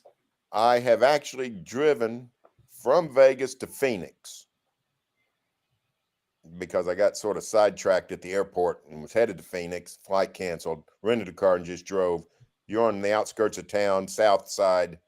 So really, I've not seen Vegas. Have seen the Hoover Dam, but not Vegas. Garen, are you a Vegas fan? I'm like Barry. I've only as far as the airport. That's it. But I'm not much of a gambling man, and so I've never had. I know there's a lot more to do there than lose money at the craps table, but because because I'm not big into wagering, I never thought of and I'm not big into shows, right? Like Blue Man Group, Siegfried and Roy, right? Wayne Newton, that kind of Donkashane, that kind of thing. It just doesn't appeal. It doesn't appeal to me. But I've had a million people say it's not that. There are other things that you will enjoy about Vegas if you give it a try.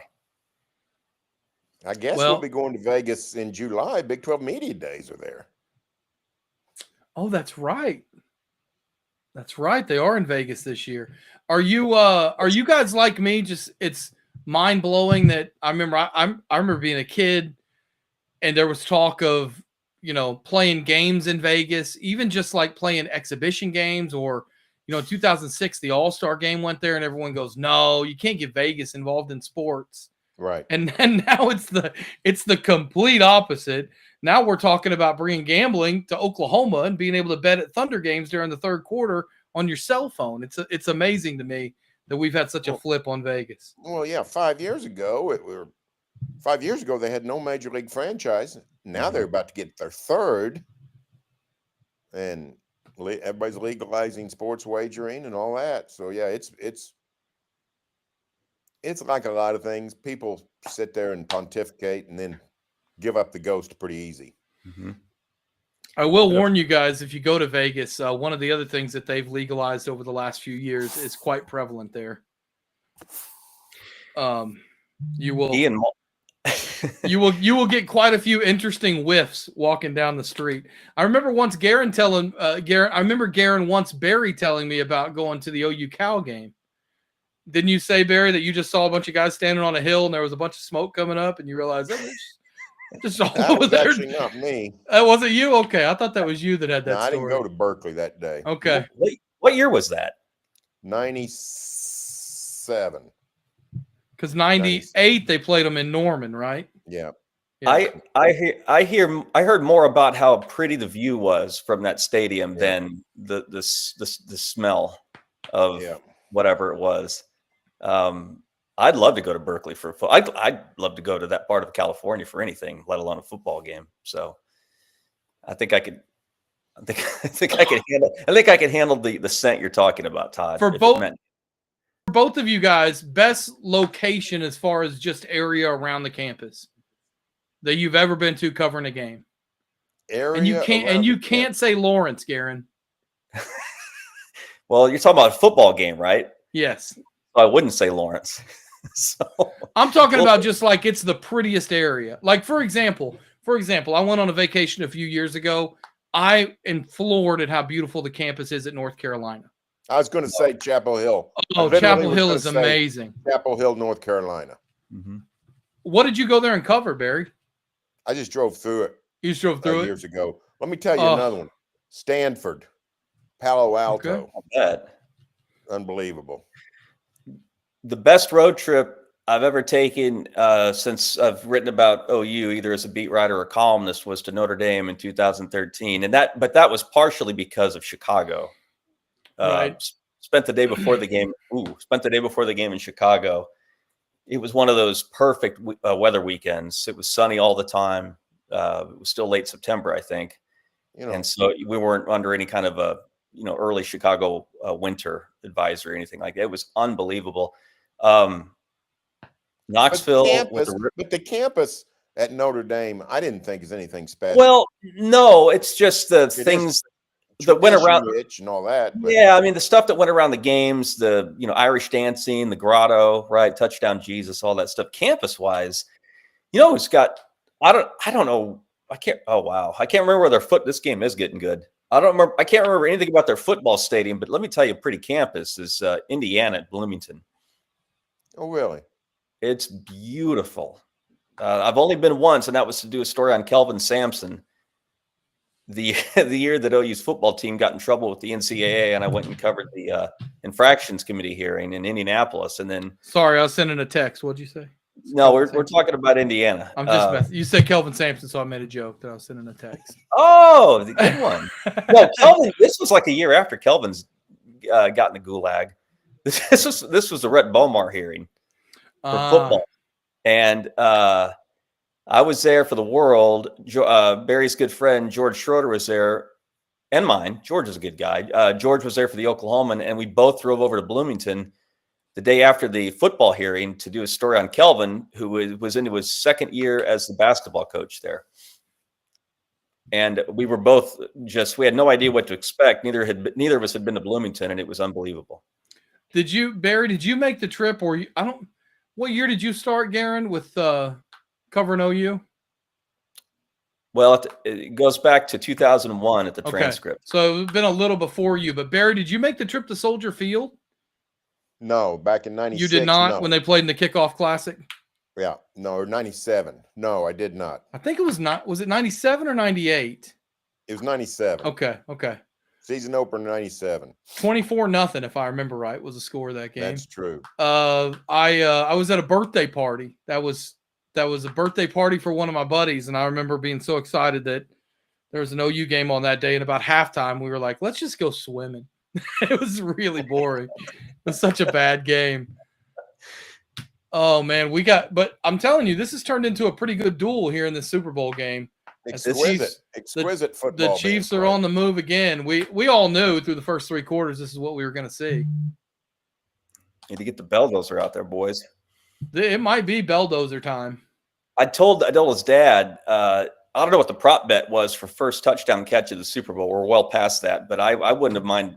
I would have wagered 10. I said I'm not a gambling man, but I would have wagered a few bucks on Blake Bell because can you imagine the odds of him catching a touchdown pass in this game had to be pretty long. I can tell you right here. I got it pulled up. Let's see. He's like their 4th tight end, isn't he?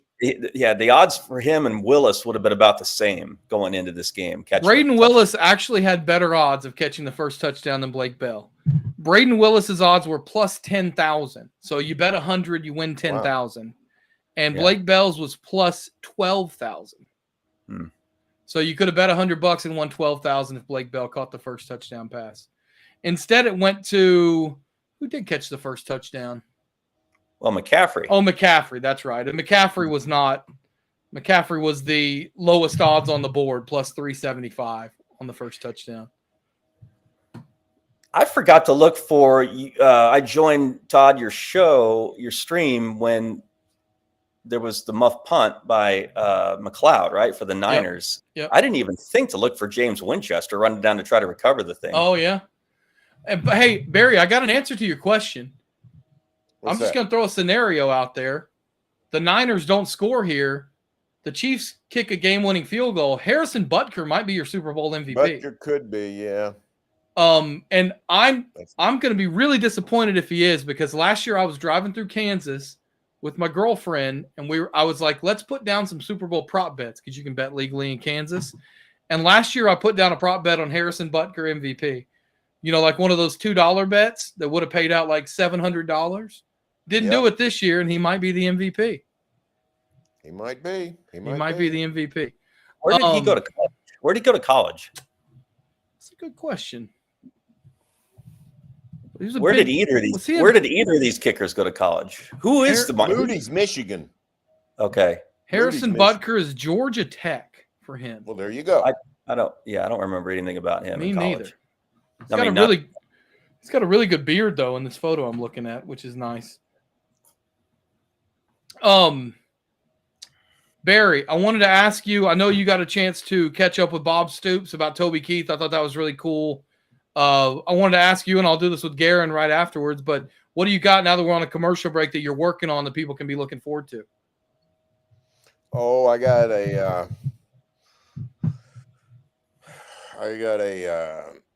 Mike Boynton piece. Chatted with Mike a little bit after the game last night. I got a piece coming on. I won't spoil the ending. The greatest smile in sports. The best smile in sport. I'm writing about that. That's going to early part of my week. So I forgot I got something for the weekend. I forgot what it is though. Is that Barry? Is that all-time smile or right now, current sports scene? It's a little bit unscientific because I'm just I haven't scouted the the programs from 1960 Clemson or Washington State or anything. So I don't know. It's the best smile I've ever seen on anybody playing athlete. Is that right? Yeah, it's okay. I'll give you a couple good smiles in sports history. Okay, one of them, Terrell Owens had a great smile.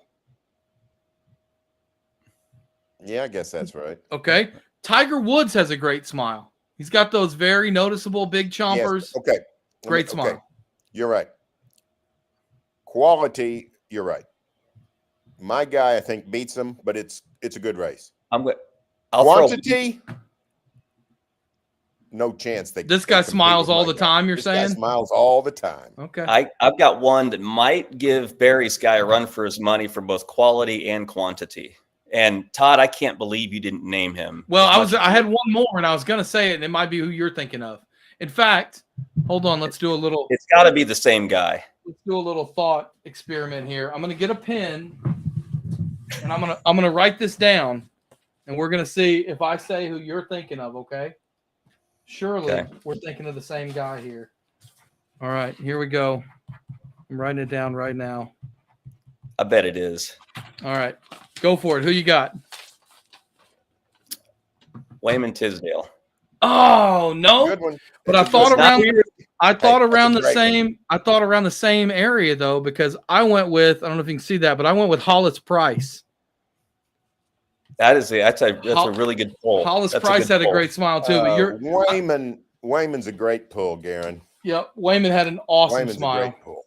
You know, this is a true story. I'm too young to have watched Wayman play at OU. I mean, he played when I was a baby, but my parents always told me this story. They went to I think it was a Carl Albert game when I was a baby, and Wayman and William were there watching the game. And I think maybe would Jeff Webster have been there playing? Maybe, I don't know if they were there watching. Very well could have been. Jeff Webster was about he was about 6 years younger, 7 years younger than Wayman. Okay, so it might not have been Jeff Webster, but they were there watching a Carl Albert game, and my mom and dad saw him in the stands. And of course, everybody's going over asking for autographs. It's not quite like today with selfies, but everybody wanted something signed. And my mom said she was sitting about 2 rows above them and, you know, watching everybody come over. And when it finally died down, she kind of snuck down and said, you know, hey, I didn't want to bother you, but my husband's a basketball coach. I don't have anything else for you to sign. Can you sign this? And Wayman and William Tisdale signed one of my diapers. And my mom and my mom kept the diaper, and I don't know where she lost it over time, but they signed with a little marker on one of my unused little huggy diapers, William Tisdale and Wayman Tisdale. So that would have been, if I still had that, it would have been framed right behind me on every single one of my podcasts. I used to go watch him play when he was at Booker T in the very early 80s. I missed him. I started going to Washington the year after Wayman graduated, so I didn't go to school with him, which I will eternally regret. But I do remember going to see him play at Central High School with my dad. We lived just north of downtown when I was growing up in Tulsa, and we would go over to Central High games. That was actually the neighborhood high school. And I was, gosh, let me think. I was 12 or 13 years old, just figuring out, you know, the big wide world of sports. Even I knew what a big deal he was he would have been a sophomore, junior in high school, and what a big deal that team was at Booker T. That was a trip to see him play back then. Hey, let me change the subject real quick. I found it cool that Reba sang the anthem tonight, and I thought she did a wonderful job. Mm-hmm. I literally had never heard of Reba McEntire. And when I was 18 years old, my first September working at the Transcript, I covered the 79 OU Nebraska game.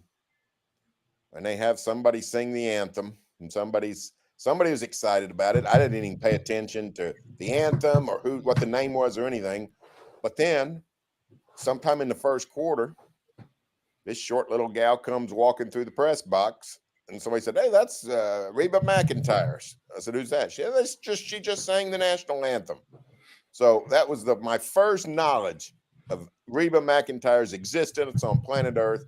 And here, 21, 24, 20, 44 and a half years later, here she is singing the anthem again at the Super Bowl. That's great. It was a little more than 20 years, Barry. That was a while ago. Didn't I say 44? You did. I'm doing the math. Yeah. You gotta let me do the math. math. I got you. You know what I took from that story is as cool as the Reba angle is. OU had someone sing the anthem once upon a time. They did. It didn't happen very often, but I didn't know that. Yeah. That's new to me. I always thought the band belted it out. They used to have a voice professor always sing it. I forgot his name. They used to have J. Clayton Fever, doctor of philosophy, would pray. OU used to pray before football games. And then they would have this voice teacher whose name I would remember if I heard it, but he used to sing the anthem all the time. Didn't the Hornets pray before games? Didn't they?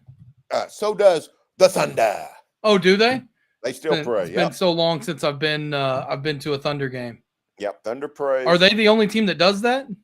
As I think there was one other in the. It used to be two. Can't remember if it was Memphis or New Orleans, somebody like that. But I don't know if they still do or not. I don't know. I'm having a big crisis here, guys. My Paramount Plus is gone. It's gone full Bally Sports app on me. Uh-oh. I'm getting the might have to go to an alternate feed or something. I'm getting the little circle going around. This is not good. Yeah, you don't want to lose it now, buddy. I've reached the 2-minute warning. Is that where we're at? The 2-minute warning? Okay. I think where I'm my behind. TV is. I think I'm behind both of you. Yeah, they're unless they run a play before I think they're about to go to the 2-minute warning. Did they run the 3rd and 4 play, Barry, before the warning? No. Oh, okay. My mom is watching our live stream and she has texted me. It was a game at Midwest City and it was my sister's diaper. And they gave it to my uncle and his wife as a gift for their upcoming baby. The Wayman and William Tisdale sign. Why didn't they just go get her another box of diapers rather than give away the autograph? They should have kept the autograph, and I wish we still had it. It was my sister's diaper though, so maybe it wasn't mine. That would make sense because they would have been. That would make sense. You by then, when my sister was. I don't know. This is Todd. This is a lot better than the national championship game. By this time, the night of the Michigan-Washington game, we were doing filler by now, right? Yes. Michigan had this thing salted away, and we were just. Well, remember Washington made that little late run where we thought maybe there was a glimmer of hope, and then that got shut down pretty quick. I don't know if, and I'm not going to be offended if the answer is no for either one of you. If you read my newsletter or my story this week about college football coaches, I know, Garen, we've talked about this. I read it. Down to 3 guys. Yeah, just down to 3. Yeah. Did you realize that we had 12 of them in 2008? I did not know that. I knew we were down to 3. I did not know that we once had 12. Can you name the 12 national championship coaches in 2008 between the two of you? Oh, yeah. 12 coaches that were on the sideline in 2008 that had won a national championship. Simple Simon stuff. Okay. Urban Meyer. Okay, there's 1. Les Miles. 2. Pete Carroll. 3. Is he already gone? Actually, you know what? He might have already been gone. Let me get it pulled up here. No, I think Pete Carroll was. I think Pete was still at USC. Pretty sure. I think he went to Seattle in 09 or 10. Okay, here we go. 2008. I've got 2 used to coach each other quite a bit in the Cotton Bowl. Pete Carroll was still there. Yes. Yeah, that's right. And that would have been Les Miles' first year to be a national champion coach because he won it the year before in 2007. Yeah, no doubt about it. Well, okay, so you've got Pete Carroll, Urban Meyer, Les Miles. And Garen said Bob and Mac. Bob and Mac, yep, that's 5.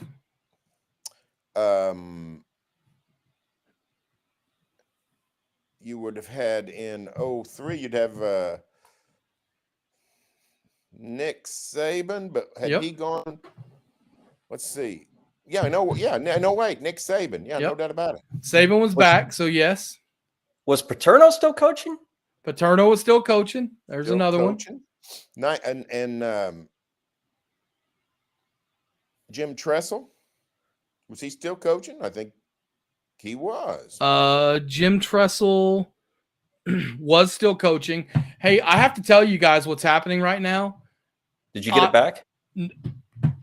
There are going to be some people mad about this. When you click on Watch Live to 49ers Chiefs, it takes you to CBS News.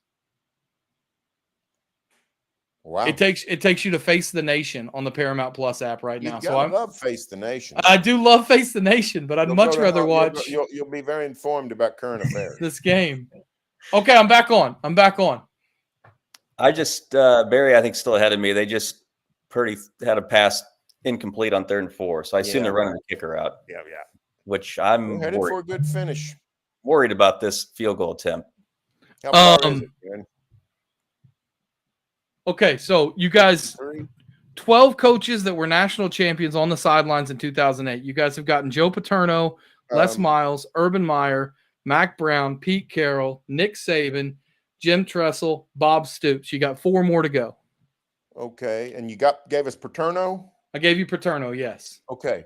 In 90, and we're talking about 08? 2008, yes. Spurrier was still coaching somewhere. wasn't Spurrier was at South Carolina, so there's Spurrier, another one. There's 9. Not Osborne. Correct? I think, was that Bobby Bowden's last year? His last year was 09, so that's Okay, 10. so Bobby That's Bowden. 10. I think maybe Phil Fulmer was still coaching. That's 11. You got one. That was his last season in 08. And Dennis Erickson. You got it. That's 12. Oh, You got it. He had the Erickson in his hip pocket. He was holding the trump card there to the end. He went and just popped Hey, you out. know how I know that? You know how I know that, Todd? Because I said it in the meeting the other day. I read it. No, I read it in somebody's newsletter. Oh, this okay. week. There you go. There you go. There you go. Garrett, I asked Barry this question. I'm asking you the same question. What do you have coming out this week? Oh man, I actually wrote today about the Super Bowl media blitz that everyone deals with the week leading up to the game that we typically ignore because it's all too much. But I did not ignore Thursday and Friday because our friend Baker Mayfield did a lot of talking. And as usual, he said some very interesting things. And I just wrote about how it's refreshing to see that it's not just his arm that still has a little pop in it after all these years, and people were sort of thinking that's it for Baker. But his mouth can still pop too. So I actually wrote about Mayfield's media blitz. He was by the way, he was a pitch man for Advanced Auto Parts, which was also funny, but I didn't focus so much on that. All right, right now it's 19-16 Niners. They just got a field goal to go ahead. I'm going to ask both of you guys as this drive gets started, how does this game end? Does it end with a touchdown, Kansas City wins, field goal, we go to overtime, or do the Niners get a stop defensively? I'll guess overtime. I'm going to guess Chiefs in the end zone. Ooh. Okay, then let me be the other Pick one. the Niners. I'm gonna say this ends on an interception. Interception City. Yeah. That would not be in the script, Todd. How do you guys think the quarterbacks have acquitted themselves? Like Mahomes is great. Everybody knows that. How do you rate Purdy's performance tonight? I think he's done great overall. I mean, it's not Phil Simms against the who did he almost complete every pass? The Broncos. Yeah, right? Denver. But we didn't expect that. Considering the situation and the task of measuring up to Mahomes, I think Purdy's done really well. I don't think he's played as well in the second half, but that was to be expected because Spagnuolo figured a few things out.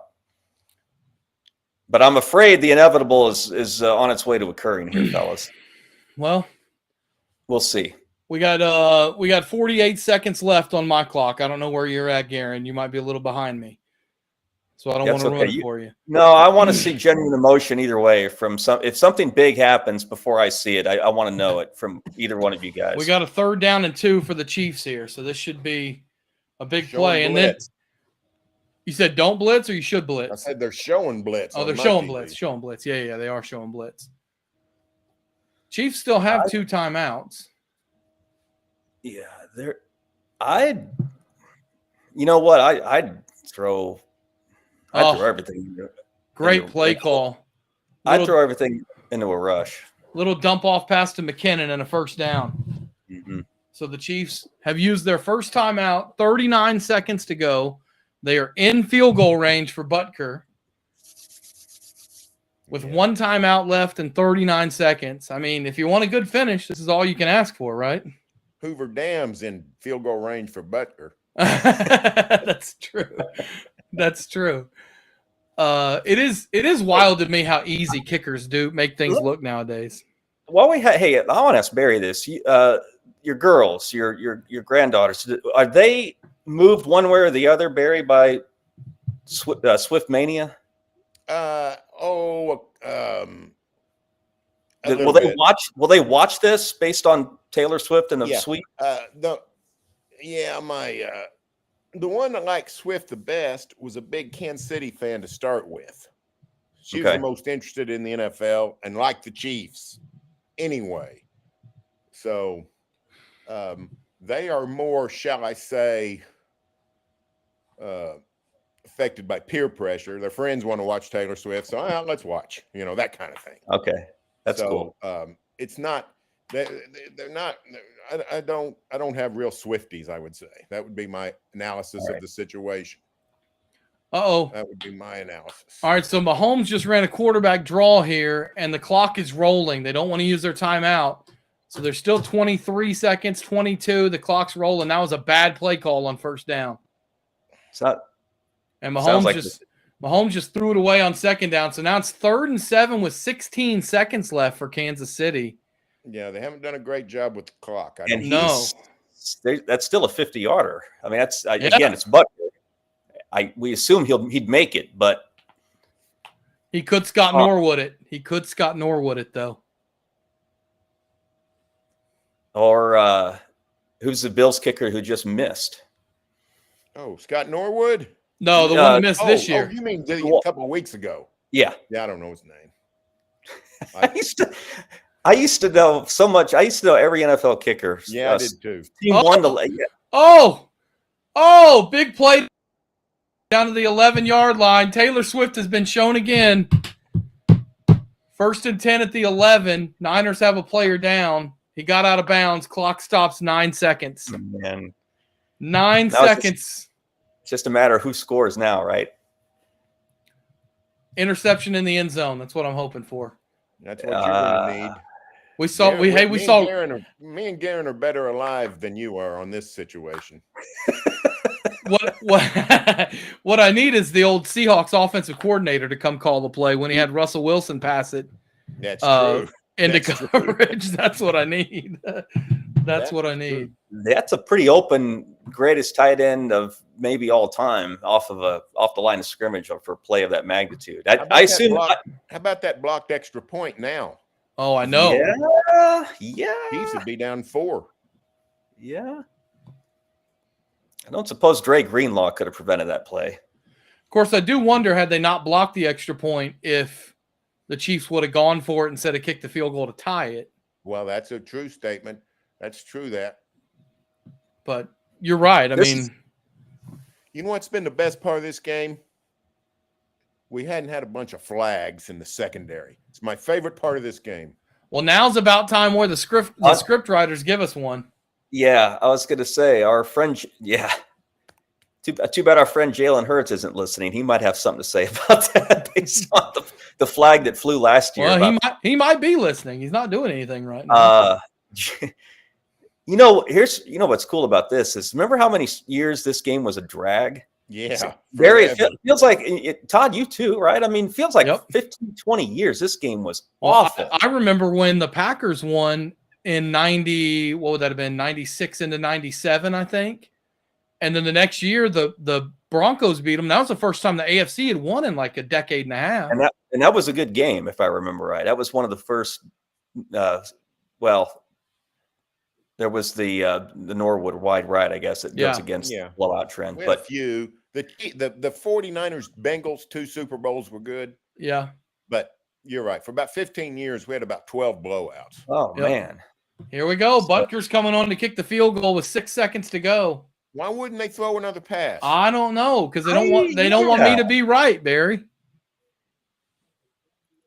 They don't want me to be right, I guess. Also, I get going to Kelsey because who else would you go to, I suppose? But how at least that was that. Yeah, Warner did a better job on that than he did the play before. Well, see, all this does is I don't know how you fellas came down on the Falcons Patriots Super Bowl a few years ago, but this has flashbacks for me because that was a deal where the Patriots won the coin toss and therefore won the game, right? Yeah. Without keep him out of the end zone, though. Without giving Atlanta a shot. Yeah, these teams aren't scoring easy, so The likelihood somebody goes down and scores a touchdown is not strong. Mm-hmm. That means you guys could be with me for a minute if you're staying till the end. Can we move our meeting back an hour tomorrow? I'd be for it every week.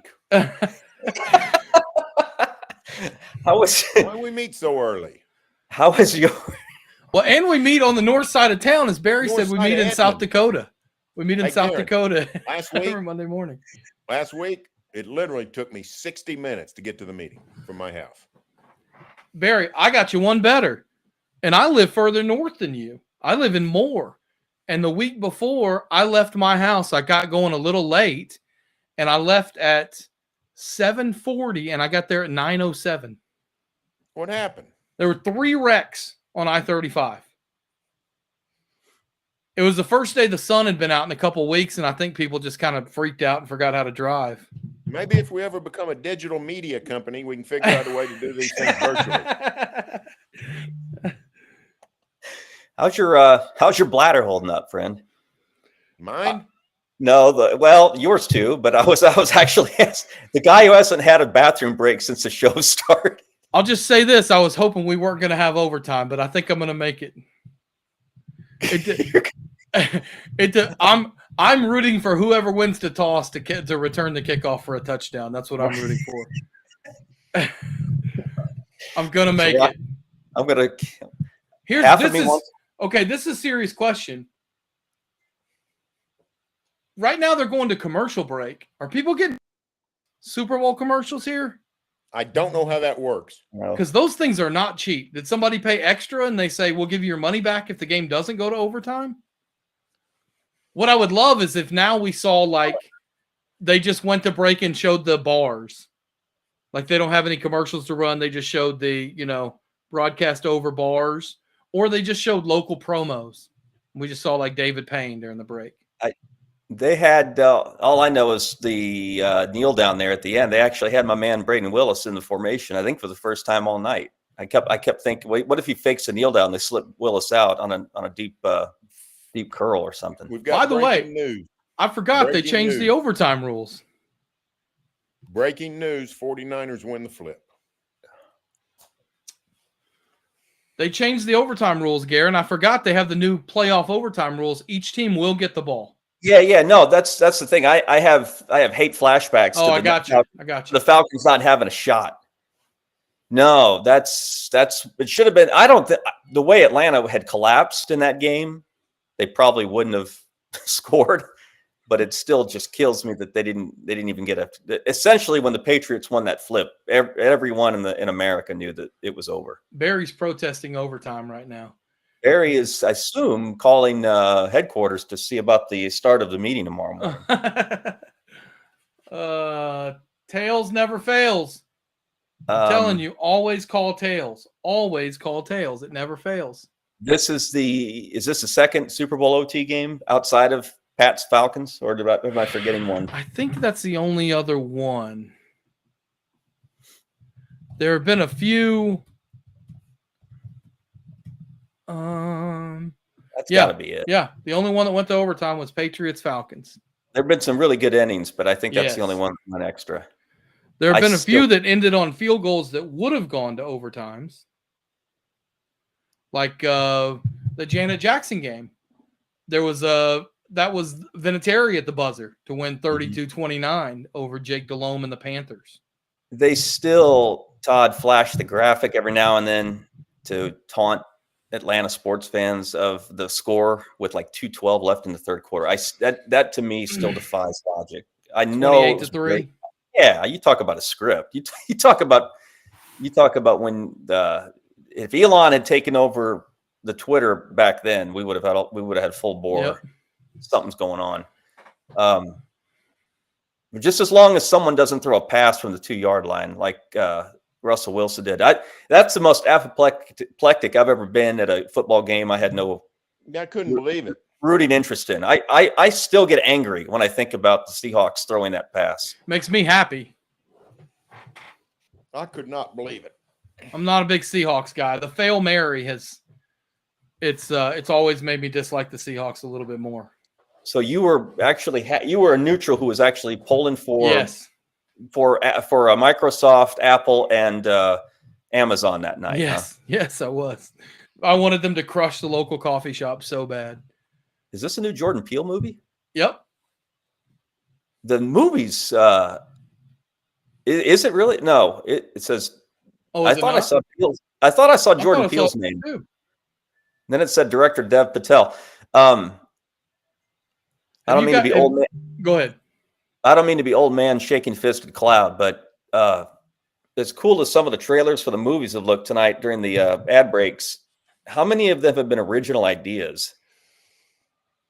Oh, a lot of them, like Wicked and that Mhm. Spider-Man looking thing. And Yeah, that's real original. I was told by Eli Letterman, because we were on at the beginning when the Wicked trailer came on, and I was told by Eli Letterman to ask Barry Trammell that he was a big fan of Wicked. I've not seen it, but we're going next week. Okay. Literally to the Civic Center. You're Okay, a so big if you're a big play guy though, aren't you, Barry? Yeah, musical. Have you Yeah, I seen know. Hamilton? I've seen Hamilton. Did you like it? I thought it was good. I wasn't crazy about it. Now, did you see it here? Here. Oh! He Brock Purdy'd on the first play of overtime, I think. No, Is that incomplete? No, it hit the ground. It hit the ground. Oh, I thought he Brock Purdy'd on the first play of overtime. No, it hit the ground easy. Okay. Everybody knew it. All right. Have they just given up on McCaffrey? That's a good Boy, running the ball. Yeah, Probably. Barry, he could have caught that. That's Yeah, he could have. he probably should have caught that. Hey guys, let me ask you a question. The advantage to the new overtime rule where each team gets the ball Yep. lessens the advantage of having the ball first. You Agree. still want it first because of the third possession, but Right. it puts a great deal of pressure on the team that gets the ball first. A great deal.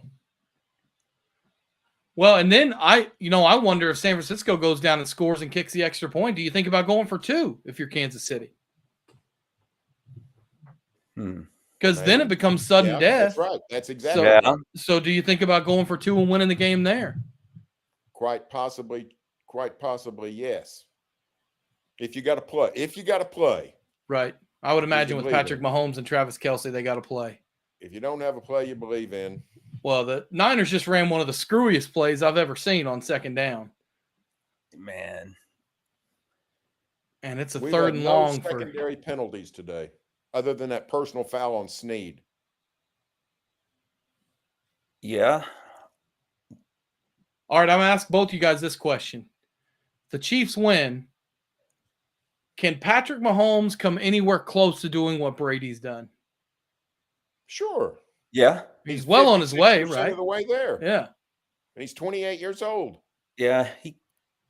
And if you win a Super Bowl in a year like this, where things really did go wrong for you, a lot of different ways, fellas, it feels like it was yesterday when I was watching the Chiefs on Christmas, and that offense looked like Hey, the Cincinnati Bearcats. it hadn't looked great the entire playoffs, really.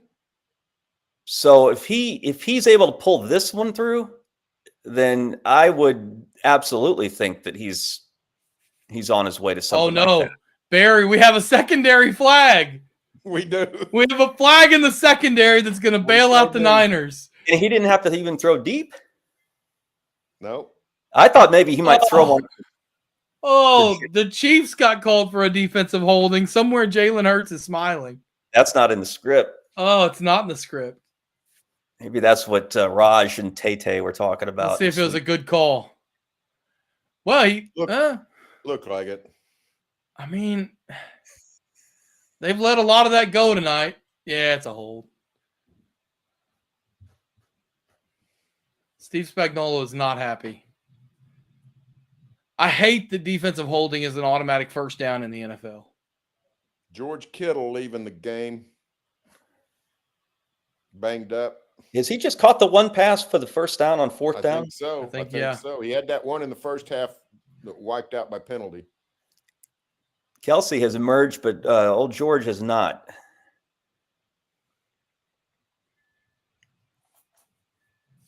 I marvel at Reed's ability to get Kelsey the ball no matter what. Mm-hmm. Yeah. I marvel at that. Well, that's one of the things I was going to say, Barry. You mentioned that Pat Mahomes is only 28.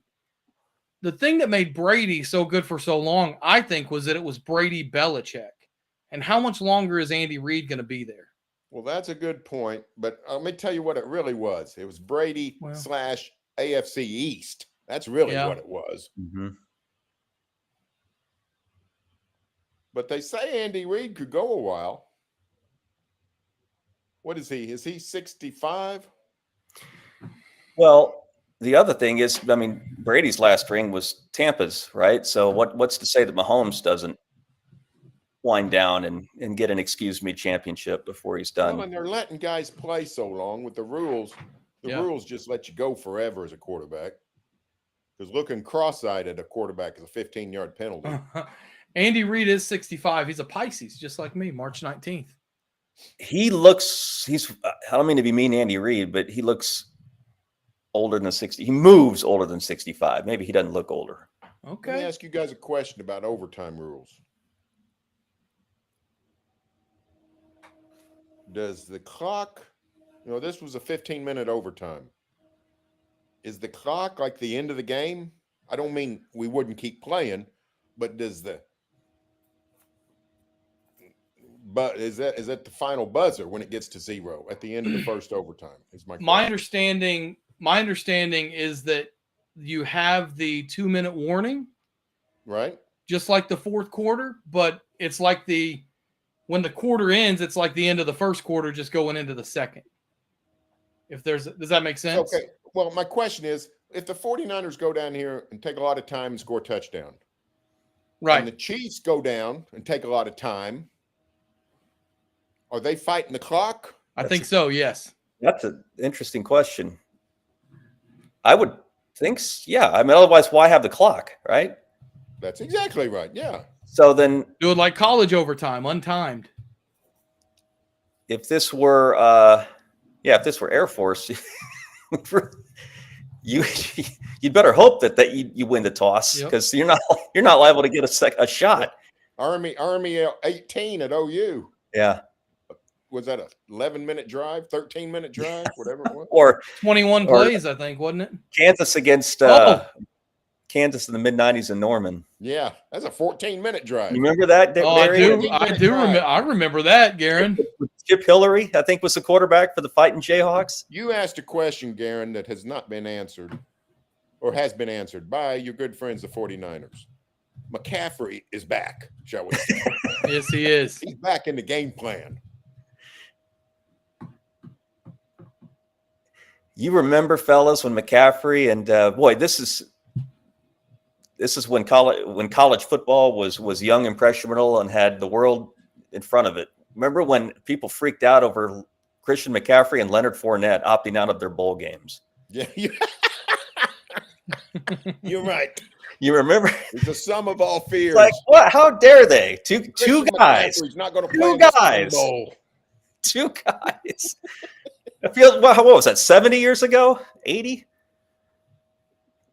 Given what's happened since? It's a good. Here you go. This is from the Oklahoman in October 22nd, 1995, story written by Bob Hersom. Here it is. The Jayhawks' first drive ranks as one of the most unusual of this or any football season. They drove 80 yards, but the drive took 12 minutes and 18 seconds and 22 plays. That was a night game, if I remember right. I was watching in Wichita, Kansas. Was that at KU? No, it was in Norman. I'm almost positive. So was that back when they would bring the floodlights in, or was that when they? That would have been the floodlights, right? Yes, Floodlight City. Yeah. Yes, because they didn't get No. I think they had them up. The Kansas, Colorado. I think they were up. Lights were up. I think, by '95. Okay.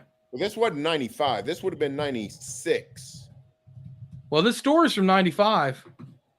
October 22, 1995. That was Okay, yeah, that's right. Yeah, 95. That's right. But That was- I think the lights were up by then. Here you go. October 20th, 1995. There's Braden. You saw Is him? he out there?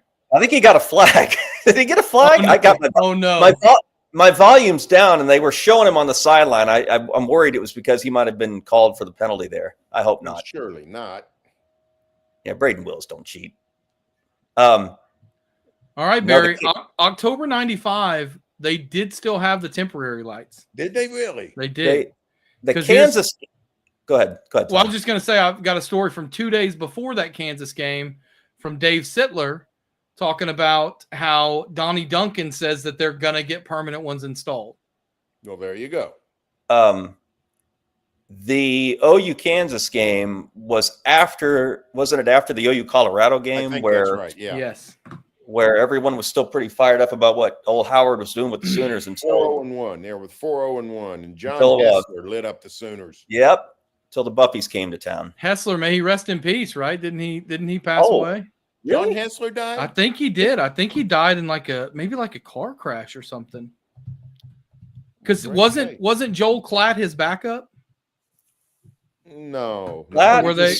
Klatt's who OU beat in the Big 12 title game, Yeah, wasn't Klatt he? was a quarterback in 02. So, Yeah. Was it that late? you know who was the star receiver for your good friends that night from Colorado?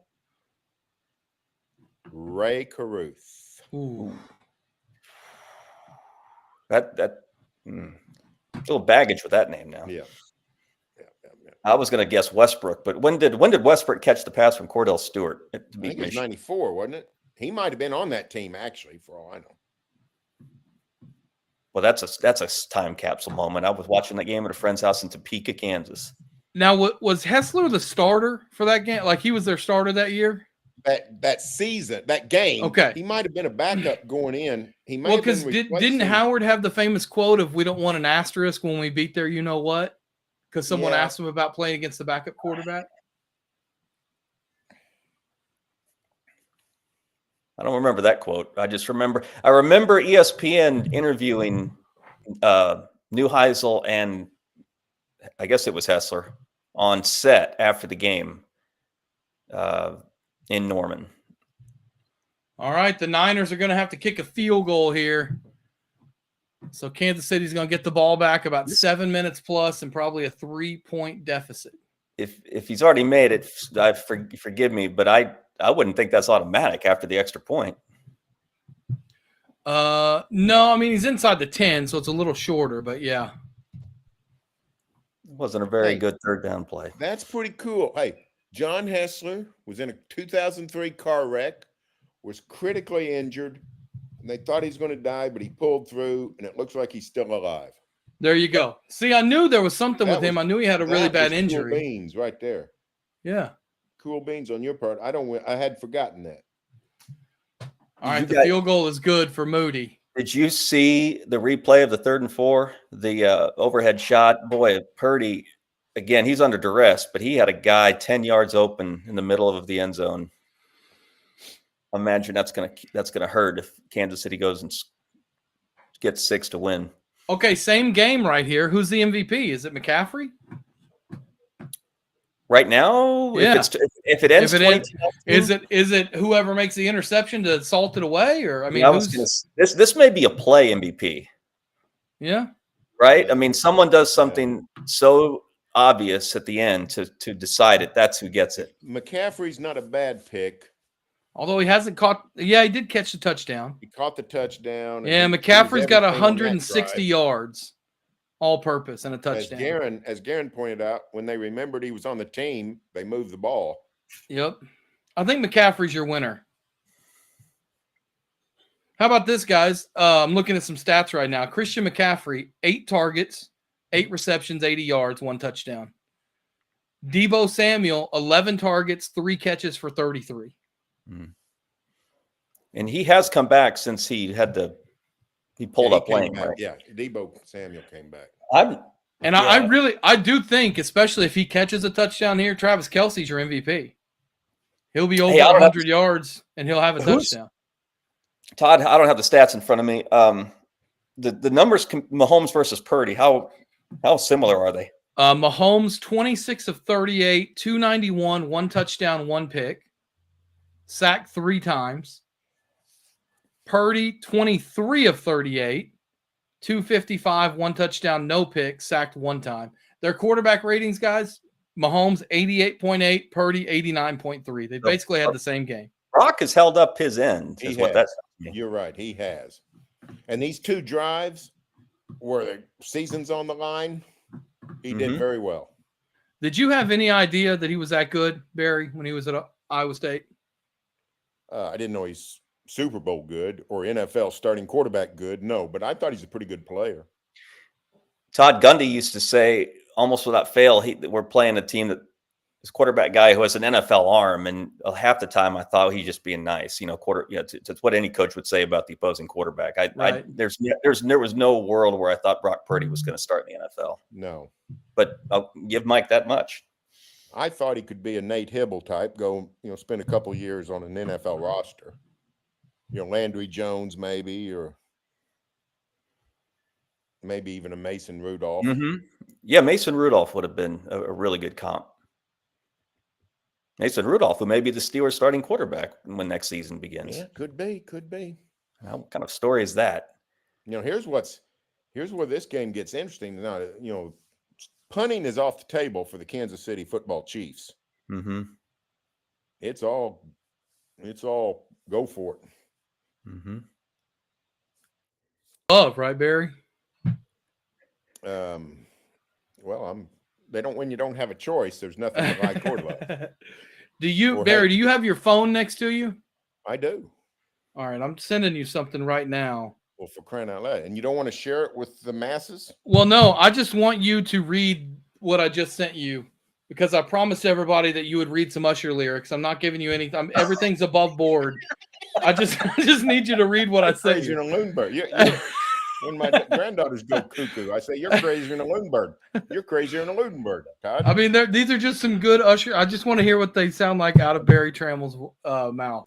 Give me a second. Okay. Give me a second. All right. I was going to say, you guys, if you're ahead of me, then I'm surprised you're talking about anything but this upcoming Fourth of July play. Well, we are ahead of you. Are you being nice to me, or something nice. monumental Being must not nice. have happened, or else I would have heard from you. both of you? Oh, we got a timeout. Okay, That's why I did it. We got a timeout. I figured this would be the perfect time to do it to set up this fourth down play. sorry. All right, No, Barry Trammell, the stage is yours for a dramatic reading of Usher. No, that'll be a pass. Oh, Barry! I'm not reading that. You're There's crazy. nothing wrong with that. I'm not reading it. I'm not reading it. Think of the tortures. You can't think of the torture that could convince me to read that. Chinese water? No chance. Is it about the lyrics or that it's Usher? Drawn quartered? No chance. Is it about the lyrics or is it because it's Usher? I wouldn't read these lyrics if they came from the Okay. Happy Goodman family. All right, maybe I'll hold on. Let me see if I can find some better lyrics for you. We'll give this another go. I just really wanted to hear you say that first line. Oh, what song did you send him? Well, I can send you the first line at 7:00 on the dot. I'll say that. and the next part about that. I'm in my drop top. Can you just? No, I don't even. I don't know what that is. Well, so that's I a don't- car. It's like a, the top's off on the car. No, we called that a convertible back in the day. Well, that's true. But convertible doesn't rhyme with 7:00 on the dot, Barry. Yeah, maybe not. Maybe not. Convertible's a hard word to rhyme with. And if the Chiefs, hey, fellas, I bet you Mahomes. If the Chiefs go down and win here, I bet Mahomes is MVP. You're right. I think you're right. Because I don't think the media can. It might be the right choice. I'm not saying it would even be the wrong choice, but I don't think the media can help themselves at that point. You're Assuming the probably media. right.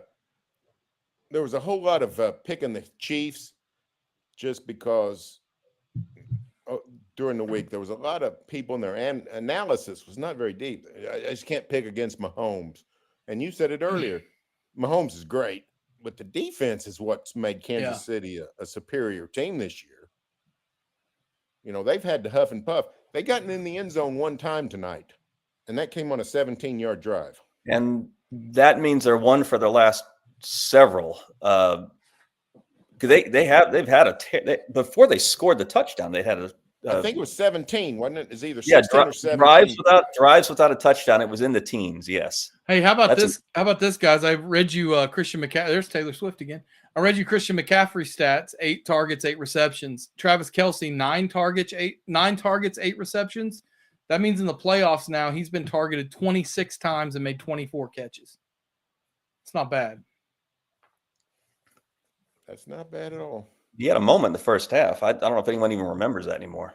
With Andy Reid, did you guys catch that? What was that all about? He was upset that he was off the field on the play where they fumbled. Yeah, he's losing his mind. I think he was off the field. There was some losing their poise going on. What do you think he said? She flew all the way from Japan not to see me stand on the sidelines, Andy. That's what he said. Didn't knock the crap. I mean, lucky he didn't knock the crap out of him. I had this conversation earlier. I want to know what you guys think. Andy Reid, is he the largest NFL head coach ever? By the pound. Ever? No yes. chance. No Who's chance. bigger? Yeah, I don't know, but give me a second. I'll think of someone bigger. Wasn't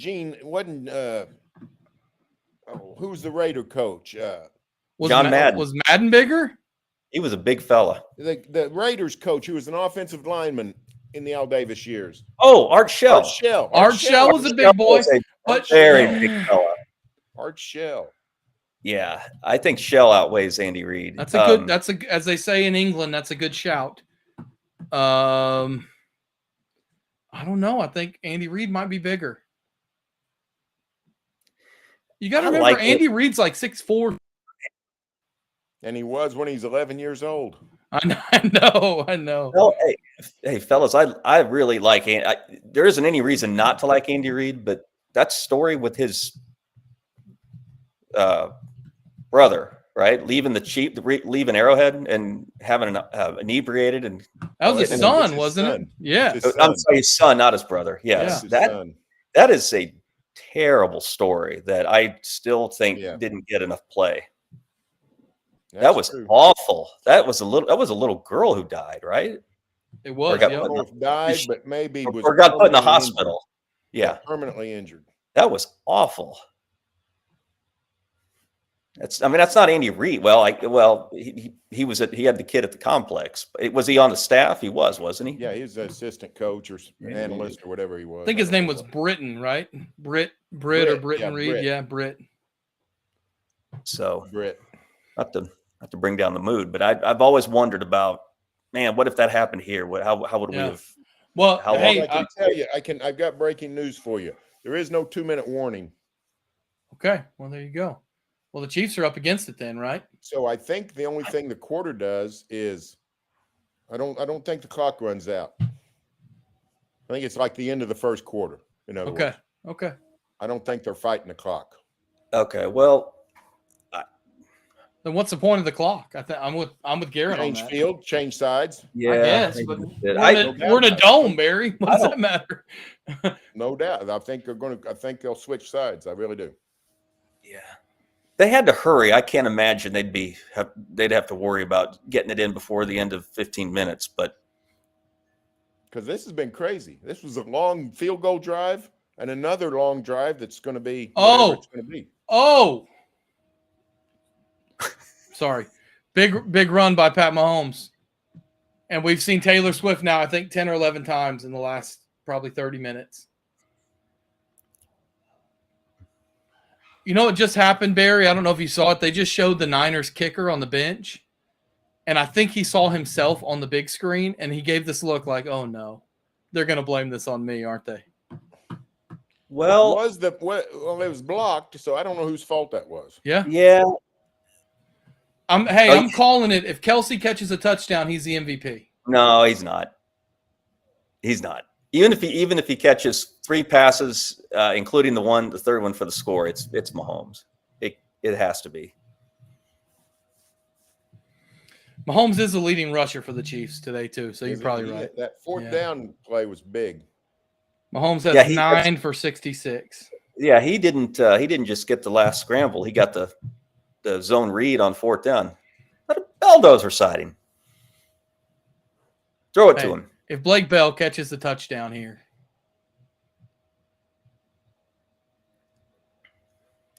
Oh. It's Kelsey. Sorry. It's Kelsey, and I think it's first and goal. It's going to depend on the spot. It is a first down, and the clock's going to run out, so I guess they're not up against it. Yeah, no, the clock just switches the field. But for crying out loud, they'll manage to take a commercial break, won't they? Yeah. Well, that might actually, they got to walk the length of the field. That might help the Niners a little bit to get a breath. This feels, fellas, the Niners, when I came on the Todd stream, I said, Chiefs are going to win the game. The Niners have put up a bigger fight than I gave them credit for, but now we really are in inevitability territory. This ball game is over, you guys. Touchdown, Kansas City Chiefs. Sorry, Garen, if I ruined the end for you, but you wanted a genuine reaction. I just used the word inevitability, didn't I? Mecole Hardman catches the touchdown pass. They ran the Cole Beasley Clemson play. Oh, the little rollout, in and out, the screen play, and they ran that play and they scored.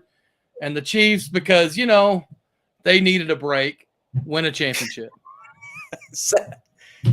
Was that Beasley who scored that touchdown for Clemson? Hardman. Mecole No, Hardman. for Clemson, that was Cole Beasley, yeah. Oh, for Clemson, That's who that was? Yep.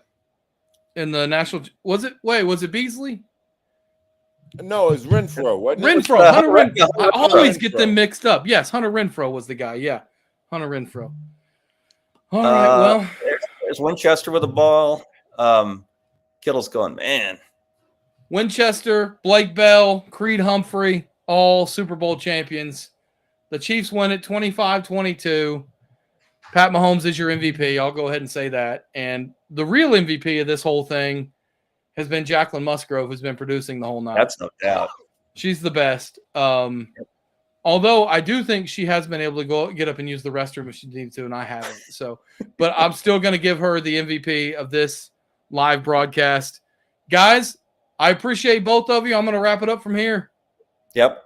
Barry, thank you. Garen, thank you. Jacqueline Musgrove, thank you for everyone that showed up and helped tonight. Bobby Howard, Eli Letterman, Jenny Carlson, Scott Verplank, Mike Kaler, John Hamm. For everybody that helped tonight and for everybody that watched, we really appreciate it. Don't forget to check out all of our stuff at selloutcrowd.com. Thanks to all of our sponsors, Next Generation Roofing, MidFirst Bank, FireLakeJobs.com, National Cowboy and Western Heritage Museum, Oklahoma Ford Dealers, Two Fellas Moving Company. That's it for me. I'm going to go use the restroom now. Everyone have a good rest of the night, and we'll talk to you soon at selloutcrowd.com.